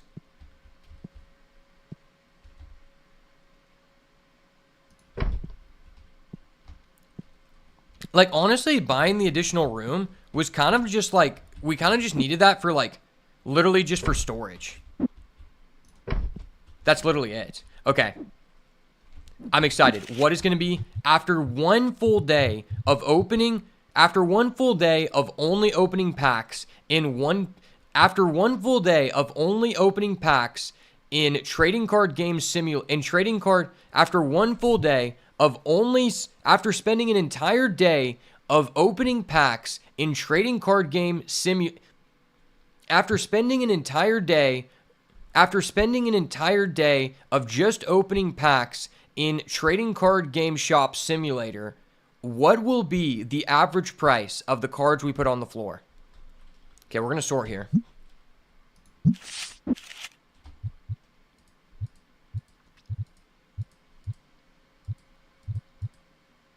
Holy shit. We have 6 cards over $100. That's crazy. I'm just going to put all of the full arts on this side so everybody knows that rich chiggas stand to the right. All my broke boys stand to the left. I'm going to knock these card prices out like fight night.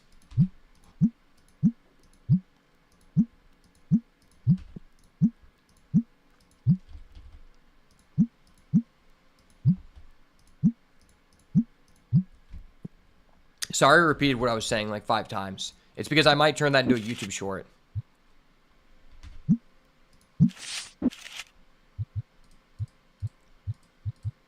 Five, 6, 7. So that's 7 cards over 30 bucks. That's pretty good. I feel like we have a lot of 30 bombers.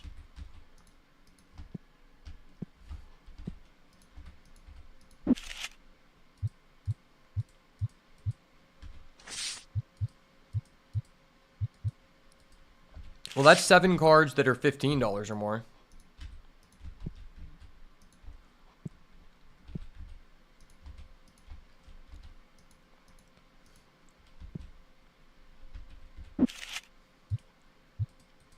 Yeah, we have a lot of duplicates. Holy crap.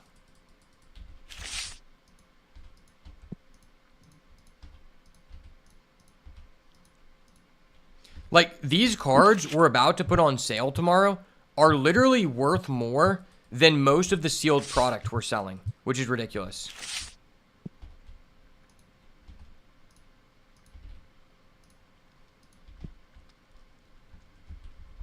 Good thing Terrence and Brandon are the ones going to be dealing with these Neanderthals, because I'm not haggling over a $15 card. Dude, I didn't mean to do that. There should be a reset button. Okay.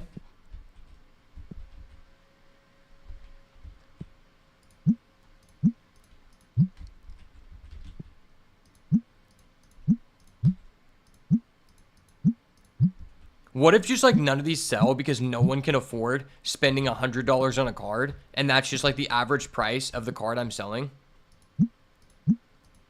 That would be hilarious.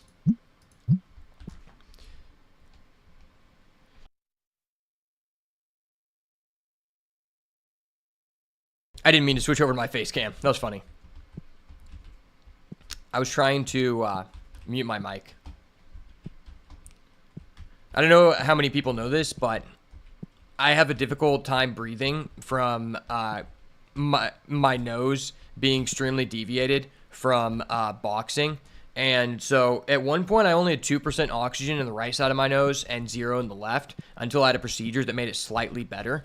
But overall, I basically have to like clear my throat constantly through the day, and it's like difficult for me to breathe. That's why like during COVID, I really couldn't take a risk, because I got COVID one time and it made it like almost impossible for me to breathe, and I basically was like bedridden for almost a week. So I had to be very careful. And that's why like during college, I essentially moved back home and finished like remotely with an accommodation, because people at the business school, like, I don't care if you're vaxxed or not. I don't care. I'm personally not vaxxed because there is a potential chance that I could die from the vaccine, because the vaccine literally induces you with a small amount of the virus, and the virus is deadly given my medical breathing condition.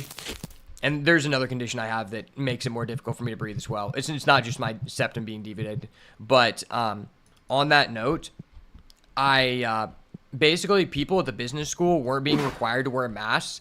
And like at the university, there were literally multiple cases, like 5 to 10 per week, of people getting COVID at this time. And this was like way after the peak of COVID. It's just people were not like giving a fuck. And it was like making it to where it was really risky for me to actually like stay there. So unfortunately, I didn't really get to have a college experience, because I had to leave like essentially after, in the middle of the second year, and finish online with accommodation for risk of my health.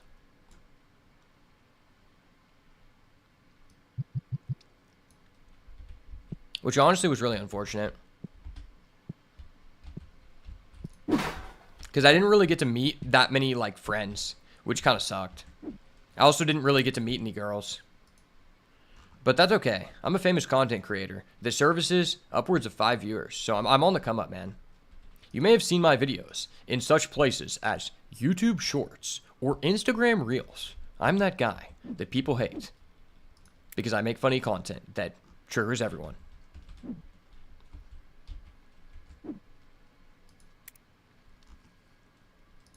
And occasionally montages of me fighting MMA. Forget what we need. We need blue deck boxes, red deck boxes.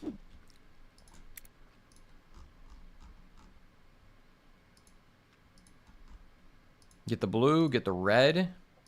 Nice. Mix the blue with the red. Make a purple. You know what I'm saying, son?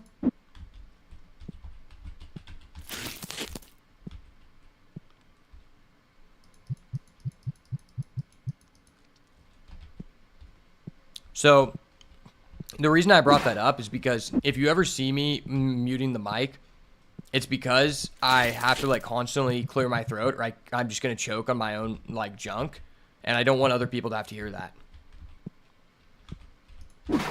Wow, yeah, this is probably going to be the most profitable day we've ever had. I'm really interested to see what happens here. People aren't really buying packs that much. That's interesting.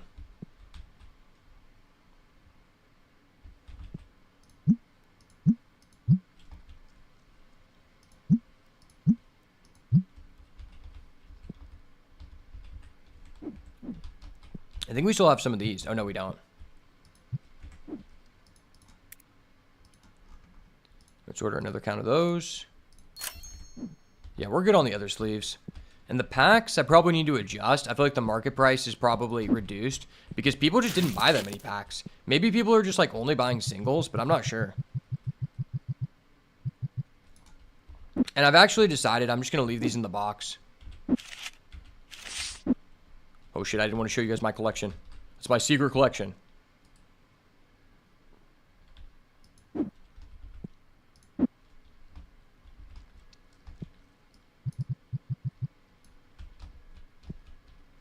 Okay, we can get rid of that box. I'm doing some recycling. I'm actually a big advocate of recycling. I recycle, like, quite a bit. It's just something that I like, which is very interesting because I'm a very right-wing person. Recycling, I feel like, is a very, like, liberal thing. But I just feel like recycling, like, is very important because eventually, someday, you're not going to be on this earth and other people will. And I would rather them to be living a better life by me making a small change and an impact. And enough people do that, the world's just going to be a better place because people aren't going to have to deal with a cataclysmic, excessive burning of garbage issue sooner than they need to. Like, that's inevitably going to happen. That's probably one of the things that will kill the earth before, like, the sun burns out or an asteroid hits or something.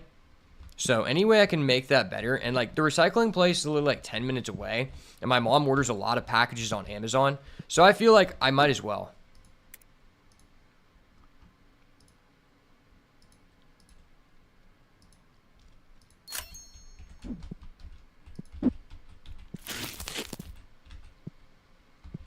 I feel like on average, girls order so much more from Amazon than guys. I don't know if I'm just coping on that, but I feel like that's just a thing. Like, pretty much every girl I know has an Amazon, like, Prime account. And, like, I mean, I have an Amazon Prime account, but, like, a lot of guys don't. Like, I think guys are less likely to do that for whatever reason. Okay, so we're about to see what happens on this day. This is going to be a huge day. Day number 50, probably where we're going to end it there. But I want to see how much money this singles bring in today.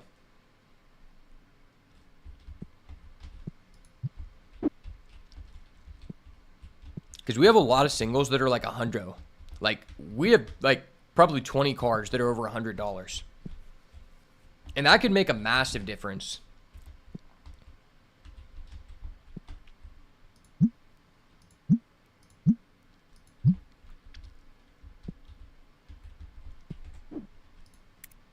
I guess I can buy some more epic booster packs. And some more rare. Just so we don't have to, like, place the orders. Bro, how the fuck did you get back past my my deodorant system? What the hell?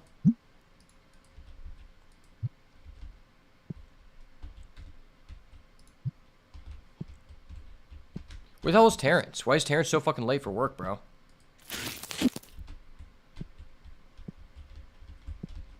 Terrence, you dirty fuck. Wait, how did this guy get past the deodorant system? I have 2 deodorants going at once. That's 4 cans of deodorant. And this guy got past it? Like, how? Is this thing on? They're both on. I don't know how this guy got past it. Well, he's leaving now, so crisis averted.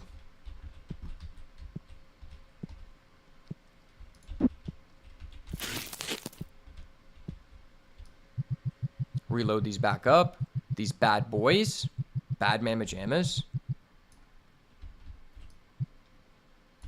There was one pack left. Okay. See, like, that guy got completely deodorized. Why did the other guy not? Like, is he that smelly that he bypassed his 4 cans deodorant? No Namite plushie? Of course I don't have a fucking Namite plushie. The fuck you think this is? A card store, not a plushie store, bitch. Oh shit, a license for the legendary box is 3K? Is that even worth it? I don't even know if that's worth it.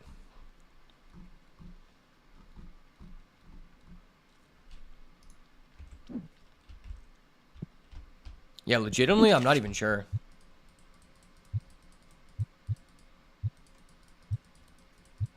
I think literally every card we have on display is over 10 bucks.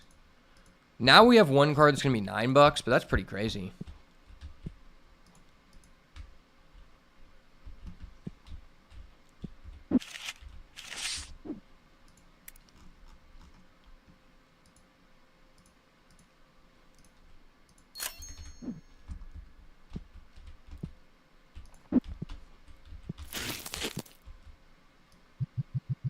Oh yeah, I better open some bulk.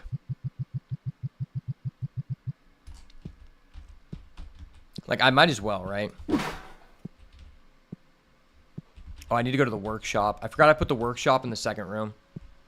This second room is actually so nice because it allows us to store things like the workbench that, like, there's no reason for it to be on the other side. Like, we don't make money from it. Oh yeah, let me get a box.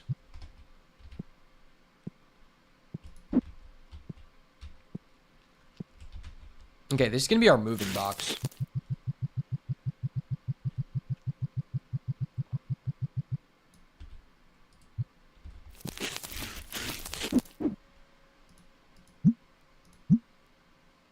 Okay. How many bulk boxes do you think we can make? I think we're going to be able to make 6. That's our second one. Leave your predictions in the chat. Third.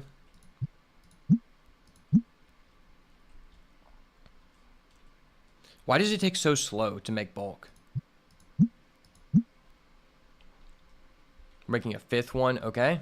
I mean, oh, box, you can't hold more than... What the fuck? That's weird. Okay.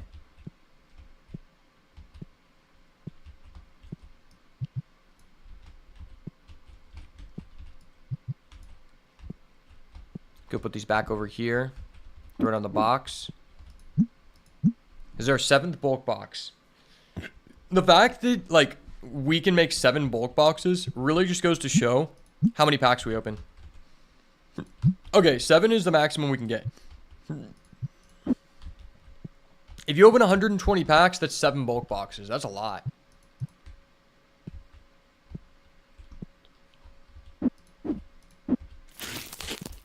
It's just an empty box.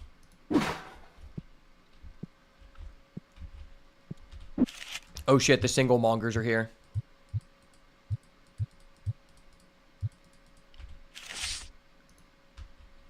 Hey bud, you're getting in the way of me putting out the singles. Stop. Whoa, that was gross. That was scary. The fuck was that guy? He looked like Chainsaw Man. 1, 2. Alright, we're getting into the poverty cards here. Anything under $7 is against my taste. Realistically, anything under 10. But I do have to cater to some of the pauper players. Not everybody can afford to play vintage, and that's okay. Not everyone is a really cool person.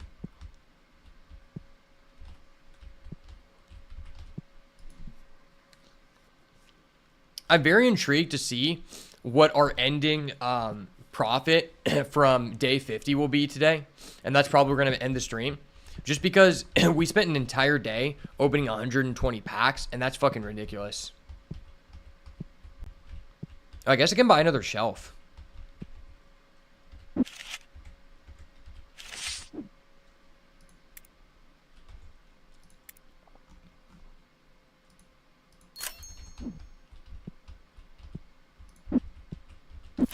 Yeah, this shit's gonna be crazy.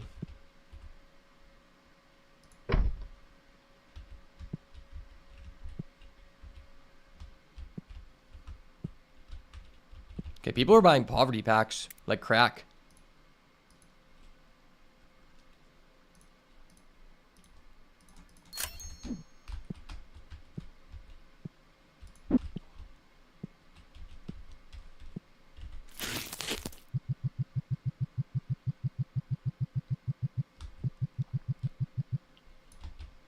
Okay, we can throw that away. That bitch got deodorized. We are litty. So litty. Shout out to my partners at... What is this called? Storm. Shout out my partners at Storm for the deodorant. For deodorizing these fucks. They're so fucking dirty, man. So dirty.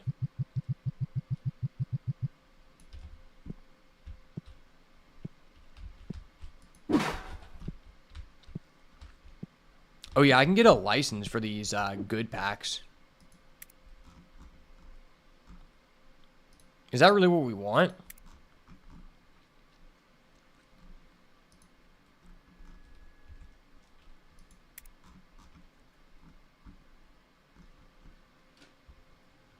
Legendary box license is that much? Or we could buy a wind battle deck. Let's go with the legendary box license.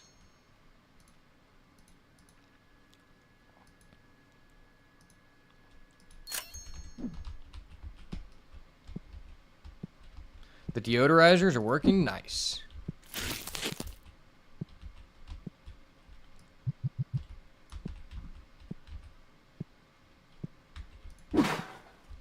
Get this shit out of there.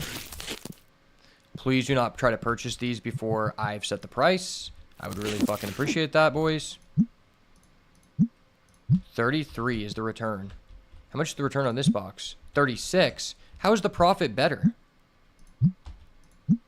What the hell? That's terrible. I legitimately think selling these big boxes is like way more profitable for you than selling packs.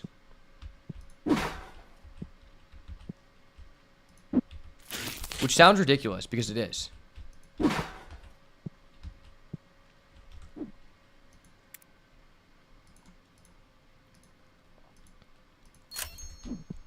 I spent $3,000 on a license that has a $33 profit margin if I sell market value. That's terrible.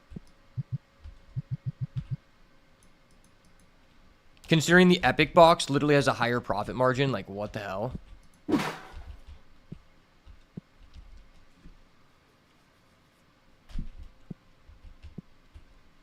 Maybe I should buy another plushie. Is there any accessory we want? Oh yeah, are we out of binders? Did someone actually buy the binders? Oh, they did.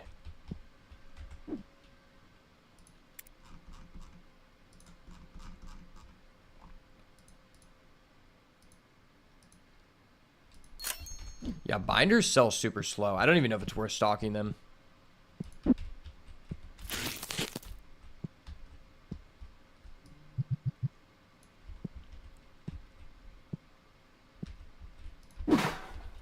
How's the deodorizer looking? That one is out. We need to fill it up, but we need to sack this guy real quick. Get sacked, fuck. Don't put your cars out when you smell like shit. Not in my store, Papa.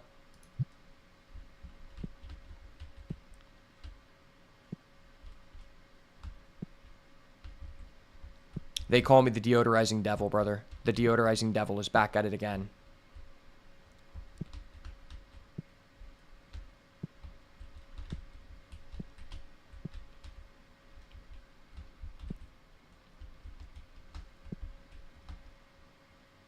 Shit, we're already low on these epic boxes? The hell?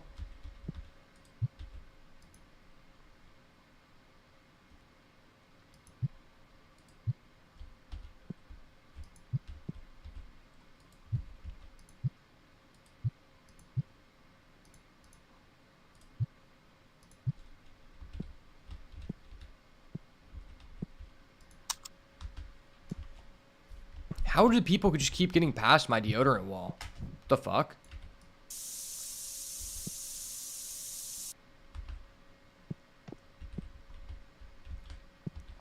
Do I really need to have another deodorizer? Like, that's ridiculous. They're costing me so much money in deodorant just to upkeep the store. The fuck? And these big boxes just keep selling like crack.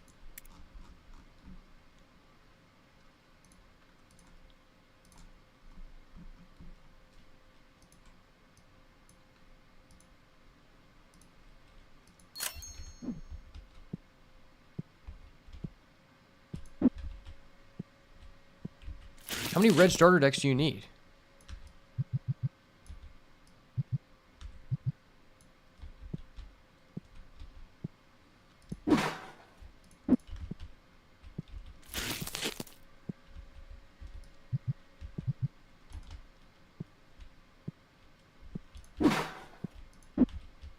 Yeah, I don't even know if we made a profit. I just spent so much money on licenses. I literally opened 120 packs. Are you going to tell me that that was not profitable? I bought a $3,000 license for something I probably just shouldn't have.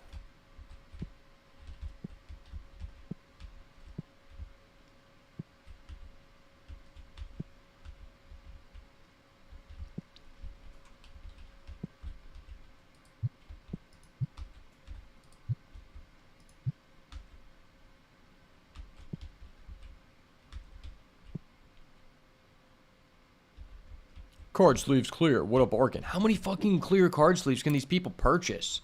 Dude, clear card sleeves are not good. Buy the higher value ones. They'll last longer. You'll spend less money. Maybe it's actually better because like these are really cheap and people just keep buying them.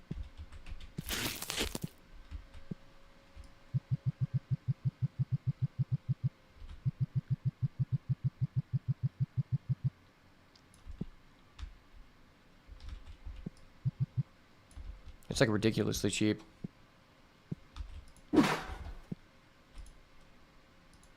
How much is this? $20. Okay. Holy shit, dude. How many clear sleeves do you need? He bought 11 and it's only $25? I almost need to increase the price on those because people buy them like hotcakes.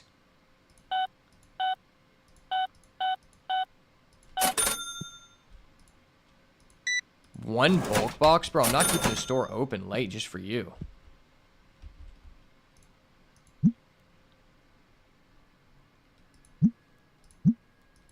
Yeah, I'm increasing those to $2. People are coming and just buying 11. I have a lot of high dollar cards and these people just won't fucking buy them. Like, come on, bud. Well, I think this backside is like all expensive, right? No, they bought some expensive cards. They had to have. Those are 100, 200. All right, it's time to see what our final total is. What was our revenue for today? Only 3,600? That's not even that higher from normal. Holy shit, 80 people came in. 46 checked out.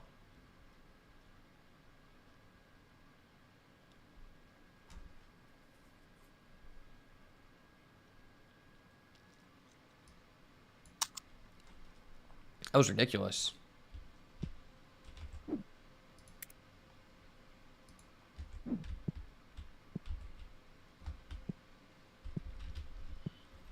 Maybe I should just open more tables in here. But if I open more tables, I'm going to need to like put deodorizers.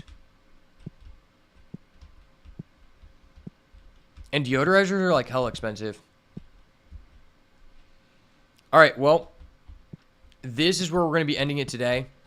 Pretty good. Our shop looks absolutely insane. I don't know if I'm going to hop back on tomorrow and stream, but we definitely got some really cool cards in sale. I'm just going to put everything out for when we come back here.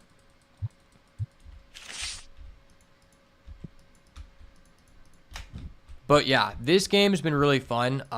The progression is kind of like stunted at this point, which makes it less fun because I feel like I'm spending so much time opening packs. But the game itself is really fun. I think it's a lot of... Oh, I should have 6 of those. Are you kidding me? The game itself is really fun for like how much the game actually costs. I mean, this is a $12 game, and we have gotten more than enough of our value from it, for sure.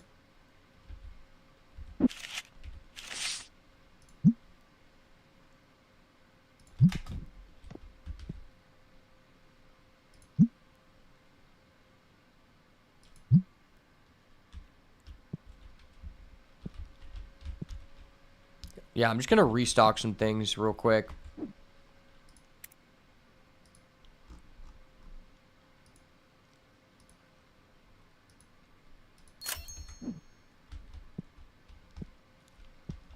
Order some red dice. Oh, the clock doesn't move now. That's nice.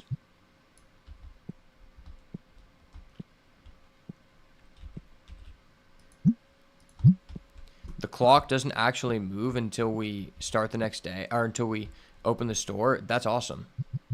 I didn't know it worked like that. I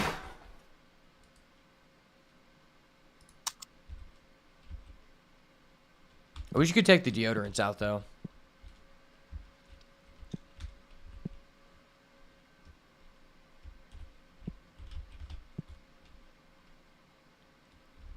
I don't even know if we sold any of these.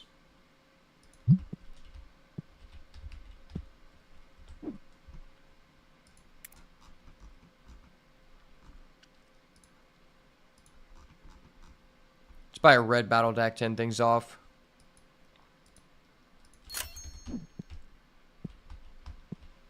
The $5 delivery fee is like such a nuisance. Like, why is that even in the game? I don't think it's enough to like make you lose money, but it is just like kind of an inconvenience. All right, well, we did a pretty good job here. I'm honestly very happy what we were able to get done today. The game is hella fun, and I definitely recommend you check it out. If you have not seen this game yet, it's currently on sale on Steam for like about $11.